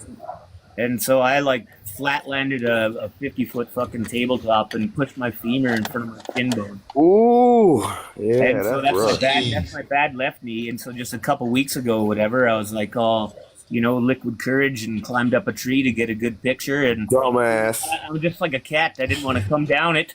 He said I was a cat that didn't want to come down it. That's a good one, brother. I'm about to get the fire department come get like 20 feet high, like probably like close to 2 stories. And so I'm 43, and so I'm not like. You got them shaky legs, didn't you? You got scared. You like, oh shit. And I jumped out and it just went plop, plop, plop, and I just friggin' red face, and then told my girlfriend, I'm like, I'm going to the fucking car. We gotta go now. Now, that'd be a good prompt. Like, what's the worstest pain that you ever felt in your fucking life? I can tell you the freakiest shit I've ever seen. I was working with my coworker. My coworker, he had the saw with the little guard on the end, but it's a circular saw, basically. Not like for wood, but like a grinder saw. Like a grinder saw, a handheld grinder saw. And we didn't have the guard on it, and we're working for a construction company. Like we're building these iron, like we go from the concrete up all the way up to steel beams, like with the 80-foot lifts, everything. We go from the bottom up, down from the rebar, down from the tying up the rebar to pouring the concrete to the putting in the everything. So from the ground up, we're basically like Lego man, like an angle grinder, right? So he got an angle grinder, and he's up here, and he got the guard off. And he's sitting here like it was a cap of a beam or something. He was trying to cut into it, and it caught, and it spun back on him, and like he had his hand over his head, so like he was reaching up high with it. So he didn't have his body weight on it, so he couldn't really control it that way. And it didn't have a fucking guard. Excuse my language, man. When I tell you this is the most like horrific shit other than a horror movie I've ever seen in my entire life in real life. I can't say that. It's up there. It's like in the top 5. But he was up there with his hand up in the sky, just reaching for it, trying to cut it. Man, that boy kicked back on him, hit him right in the chest, like sliced him like a good 1.5 down the whole side. Like he got the start of this day. That boy cut into him, boy. When I tell you, man, I was like, man, this boy's dead. Jeez. I know why. This boy ain't making it to the hospital. He was spurting blood like I ain't never seen, boy. I done it that cut with through him on like my knees deep. before. So he was on the line? He made it. He got the big old scar. He's still going. He's a good old country boy. Yeah, I'm pretty. He didn't cry though, man. His composure. That's what scared me the most. Is his composure. He didn't freak out. He didn't do nothing. Man, he didn't freak out. He just sat there like a champ. He didn't cry. He didn't scream. He didn't do shit. It happened. He jumped and shit. Like you seen the reaction to it. But then after that, he was just. I don't know if it was shock, adrenaline, what the hell was going on. But he was just chilling. Like he wasn't even. He didn't freak out. He didn't it was kind of like scary calm. Like he was scary calm for just having half your chest. Yeah, when it happened fast like that, that's how you be. Cause like, do you guys get like crazy from seeing blood? I'm alright with blood as long as it ain't my own. Not really. Like, you look at my picture, don't bother me. Yeah, don't bother me unless it's my own. Yeah. Weed it out. Like when I was shot, it happened so fast. Like same way when I snapped my leg in half. Like it's different. Like it feel like somebody really like punched you in your chest. Punched you. Really feels like you got hard. punched. Yeah, that's exactly how I feel. Then after that, but like if you able to stay calm, you all right.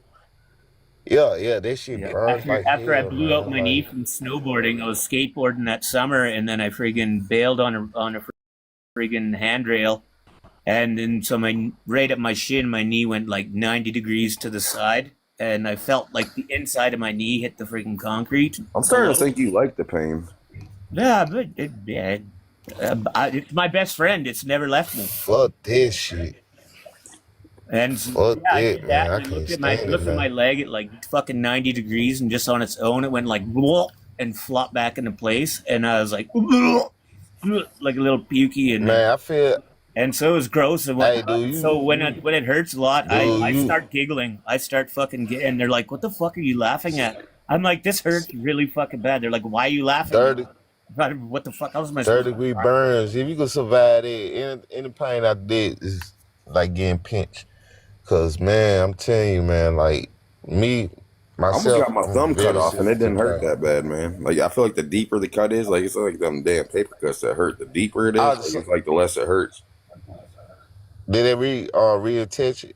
Yeah, it got reattached. Like it was dangling. Like it was a whole dang. It was from an axe. Like I was trying to. It was my own fault. Like my boy was swinging the axe. My boy was swinging the axe, and I was trying to just be a little helper, and was trying to grab a piece of wood off there to like clear the way or whatever my dumb ass was thinking.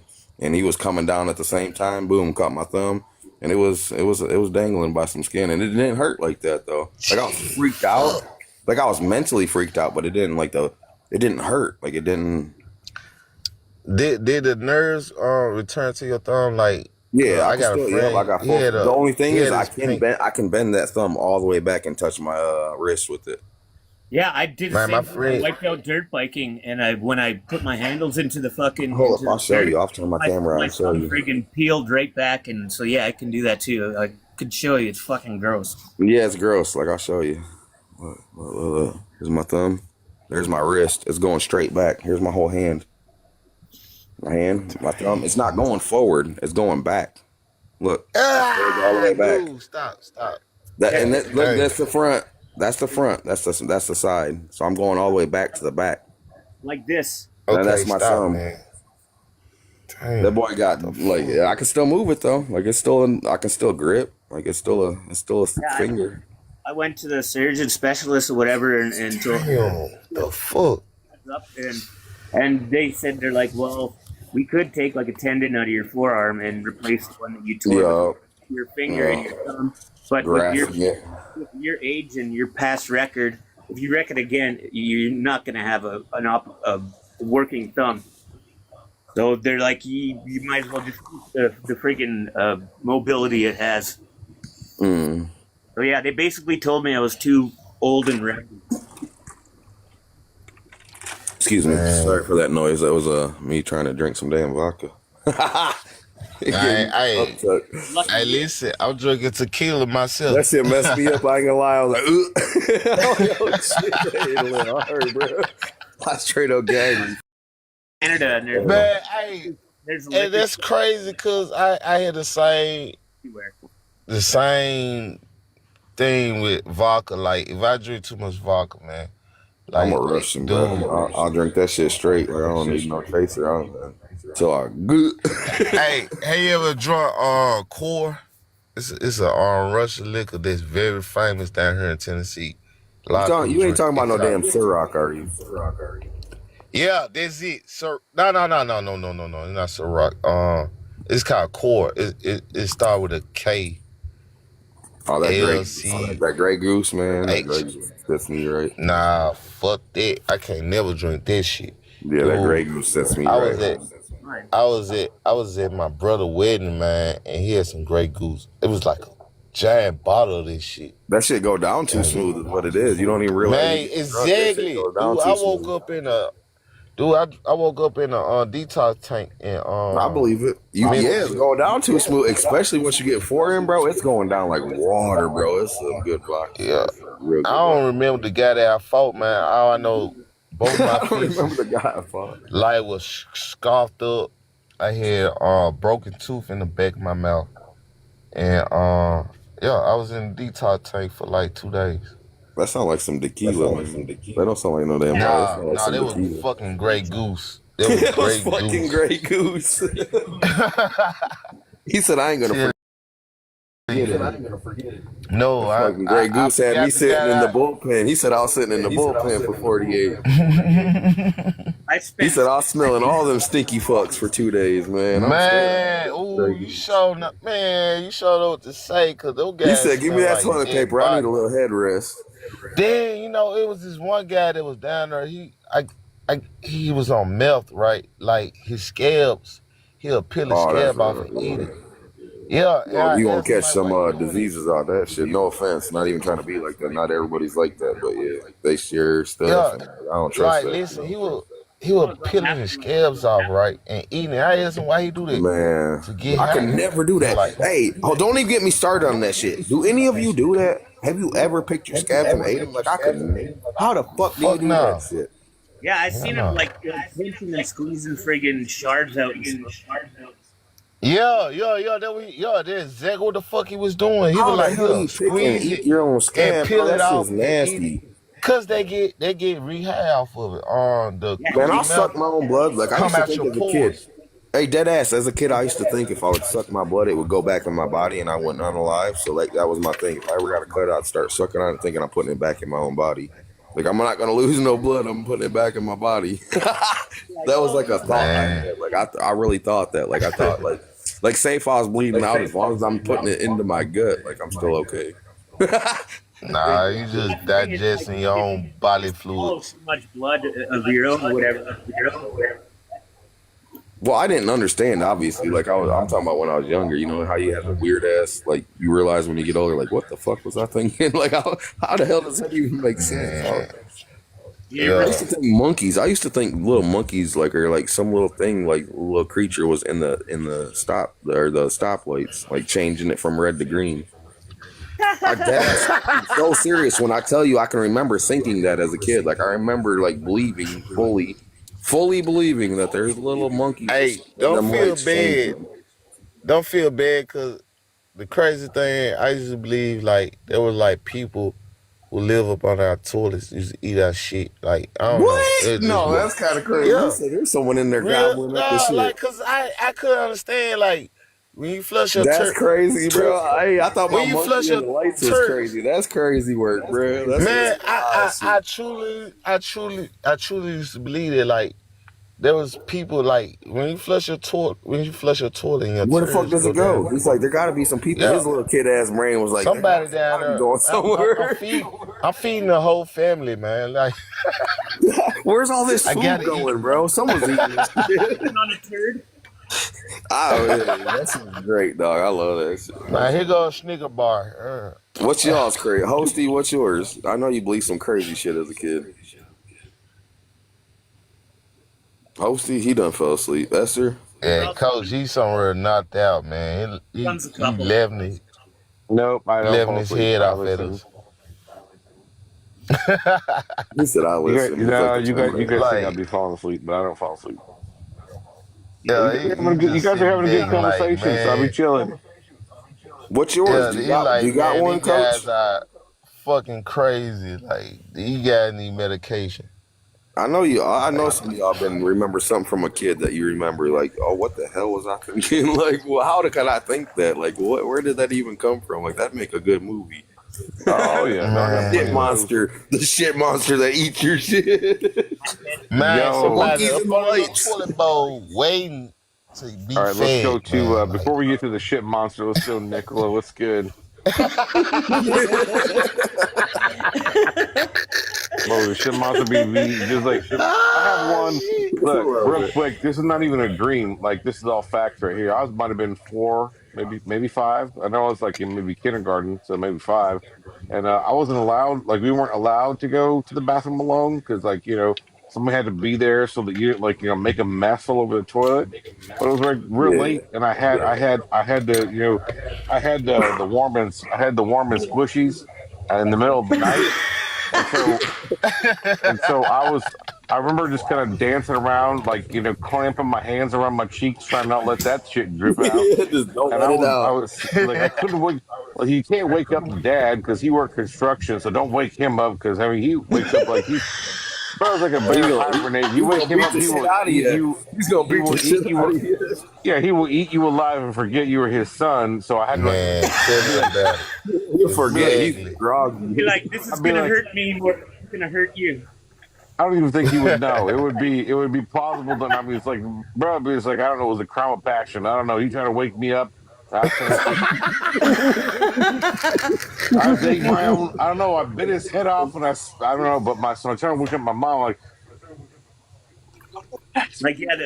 He said a crime of passion, but bruh. Like so, look, I'm just dancing around in my bedroom, right? And my 2 other little brothers, like, I got one that's like he's 3 years younger than me, so he might have been, I don't know, maybe like 3. I'm 5 or he's 2. I don't know what it was. And my older brother's like a year and a half. Yeah, it's early memory. Yeah, I got you. And so I remember it's like I'm literally dancing around like I'm trying to do something like maybe like conjure, like if you would have looked at it from outside the window, somebody like bro's conjuring spirits over here. He's dancing around like what is going on? He's got both hands rain around dance his cheek. I was gonna say. And so I'm trying to. And so nothing, right? Not just nothing. So I go back. You know how sometimes it disappears? Like, well, I guess I didn't have to go. All right. So you try to go back to sleep. It's like a ghost. And you try to go back to sleep. So then in the middle of the sleep, you're sleeping, and you're like, maybe it was just a fart. Maybe I should just try to like sneak a poo. and then I was like, I'll let it go. And then wham, that thing just hit me like a fire hose. And it was all over the place instantly. And I'm like, what do I do with all this stuff right now? And so what do I do with all this stuff? I need to sleep though, still, right? And I was like, but it's getting all over the thing. So I get close to the walls, like, and I just start. I just start, like I gotta put it somewhere. So I was like trying to catch it in my hands, and like, well, now what do I do? So I start. Basically, I'm painting the walls with it. So And then the next morning, the sun comes up. My mom comes in the room. My dad doesn't give a shit. He's gone. He's left to work. My mom comes in. Hold up, is this a story you actually remember this shit? Remember it. My mom tells it better because she's got she's got the adult memory version of it. I have the child, but it was a traumatic moment, so it's very visual. Trying to undersell My mom walks in and she just sees like the whole half of the side of the wall just smothered in shit. It's all Looks like brown. Hey, he had cave paintings going on. He was cave painting with this shit. Yeah, right. And also, but I had the grace and wherewithal to change my underwear in that moment. Like I don't know how I did. I've got proud of you. He was trying to cover his own tracks. Is what he was trying to cover his tracks. Like how he's trying to be innocent. I'm 5 years old. I was like, I think I need me a new pair of chonies right now. I'm gonna put these. I'm gonna slide these on right quick because I don't want to sleep in that wet mess. So yeah, it was. That's a nightmare right there, bro. What'd you do with the ones you slept? Hey, hold up. Can I bless y'all's lives right now with the poopy list? Oh man, you know what? Crazy, Can I give you? No, hold up. Hear me out. I'm gonna give you. You're gonna thank me later. So this is the poopy list, right? And I guarantee every one of y'all is gonna be able to relate to at least like all of these. So you got the ghost poopy, right? This is good Halloween shit too. Look, you got the ghost. This is the poopy list. Start from number 1. You got the ghost poopy, the kind where you feel the poopy come out, but there is no poopy in the toilet. Yeah. No. Hold up. Let me finish the list. Hold up. Let me finish this list real quick. And then that's the ghost poopy. And then we got the clean poopy, the kind where you poop it out, see it in the toilet, but there's nothing on the toilet paper. Yeah. So that's the clean poopy. And then we got the wet poopy, the kind where you wipe your butt 50 times and still feel unwiped. So you put some toilet paper between your butt and underwear. May I interject with one of them? Hold on. No, honestly, I just want to relate. I know. Every single one of these is going to be relatable. Because I've heard this. The one where you have the poop and then you wipe, and there's nothing there. That's how you know you should believe in God. That's what? That's the clean poopy. Anyways, hold up. That's the holy poo. That's the holy poo. I do love it. Don't you love that shit when that happens though, and you just poop it out? And you go to wipe and it's clean, and you're like, oh yeah, I'm ready to go after the first wipe. Let's go. There's some divinity. There's some divinity in that poo. That's called the clean poopy. Man. Nate, you know what? Wet poopy. Let's do I had the nugget poopy where you guys want your stomach hurt all day, and when you finally get to the toilet, only a nugget come up out of it. Like it just. This is in the list, man. Cocoa Puff. Please let me finish the poopy list. Go ahead. I'm begging you. Let me finish the poopy list. It's even hard to read because it's so long. This list, I'm telling you, I've had this poopy list since the 94s. Like since the 94s. This poopy list is old. Hear me out. So then we got the second wave poopy, the kind where you are done pooping. You're done pooping and you've pulled your pants up to your knees and you realize that you have to poopy some more. That's the second wave poopy. Yeah. Hold on. Hey, let me just finish, and then please let me just finish, and then y'all can just experiment with the list. It's not very long. So now we got pop a vein in your forehead poopy, the kind where you strain so much to get it out you almost have a stroke. So that's pop a vein. Hold up, let me finish, bro. The list is not. There's more. The Lincoln Log poopy, kind where you poopy.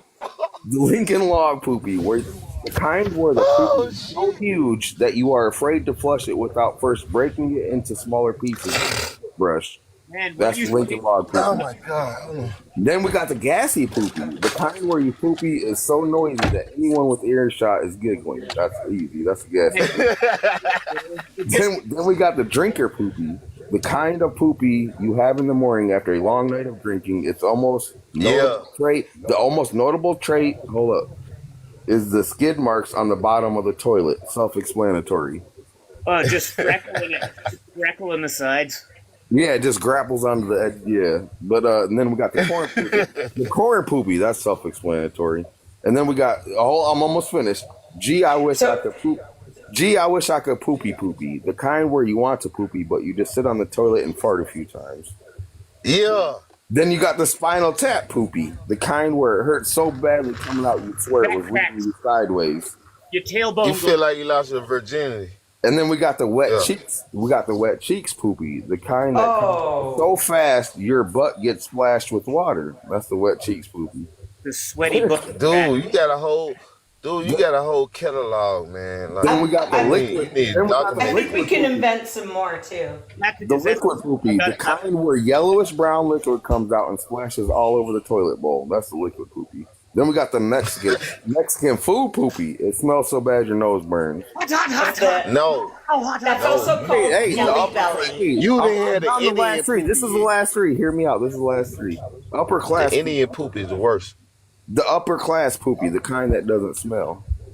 The surprise poopy. You're not even at a toilet because hold up, you're not even the one you have in your 30s. You are sure you're about to fart, but oopsie at poopsie. That's a surprise. Okay, this is the last one. This is the last one. That was a lifetime poopy right there. The dangling poopy. The poopy refuses to drop into the toilet, even though you know you're. You just pray that a shake or two will cut it loose. You gotta shake it, yeah. The poopy list is very Oh my God. Wait. That's the poopy list. Dude, you got a whole. Hey, dude, you got a. I gotta tell you guys something. You know what? The best, if you can, to figure out how you can trust somebody, ask them if they've ever shit their pants, and if they say no, they're a fucking liar. Man, you gotta get away from them. You can't. They untrustworthy. You gotta get away from them. That reminds me of a long walk. Get away from them. Yeah, anybody says they haven't, like from like teen or whatever. Anybody says they have is a fucking liar. And So I'm like, I just spread a little '90s culture to y'all. That list is way back. Man, you can find it online. I remember like literally cracking up so many nights with so many family members growing up in the '90s with that fucking list. I had like a hernia surgery and you really need my fucking pelvis, and so I was just terrified to freaking go to the washroom, and I held it back for like 5 days, and then the 5th day I'm like, okay, I gotta do this. It's gonna hurt and whatever. And How the hell did you hold your poop for 5 days? You're a champ, bro. I'm letting that shit go. If it comes, it's coming. nuts were hanging out of the fucking pelvis. I had a 9. I was scared of pressing that one out. So in the 5th, I'm like, okay, I gotta do this. It's backed up too much. And so then all of a sudden it came out just all in one real big fast. It felt like very violating. But then it was just done. Not very violating. I was like, yeah! Woo! Bro, when I tell you, I've seen, what's the biggest turd you ever seen? I'm being serious. I worked as a dishwasher in a freaking restaurant. It was called Country Railroads or something. And it was just like a little mom and pop, like normal Coney style type restaurant. When I tell you I had to clean the bathrooms, man, there was an old man, and I know it was an old man because I'm the one that's cleaned the bathrooms, and I know who goes in that bathroom. It was an old man. He went in there, bro. Someone said something about it. Someone must have went in after him and said something about what was in that goddamn toilet. And of course, I'm the first to get notified because I'm the dishwasher, so I'm the one that has to go deal with it.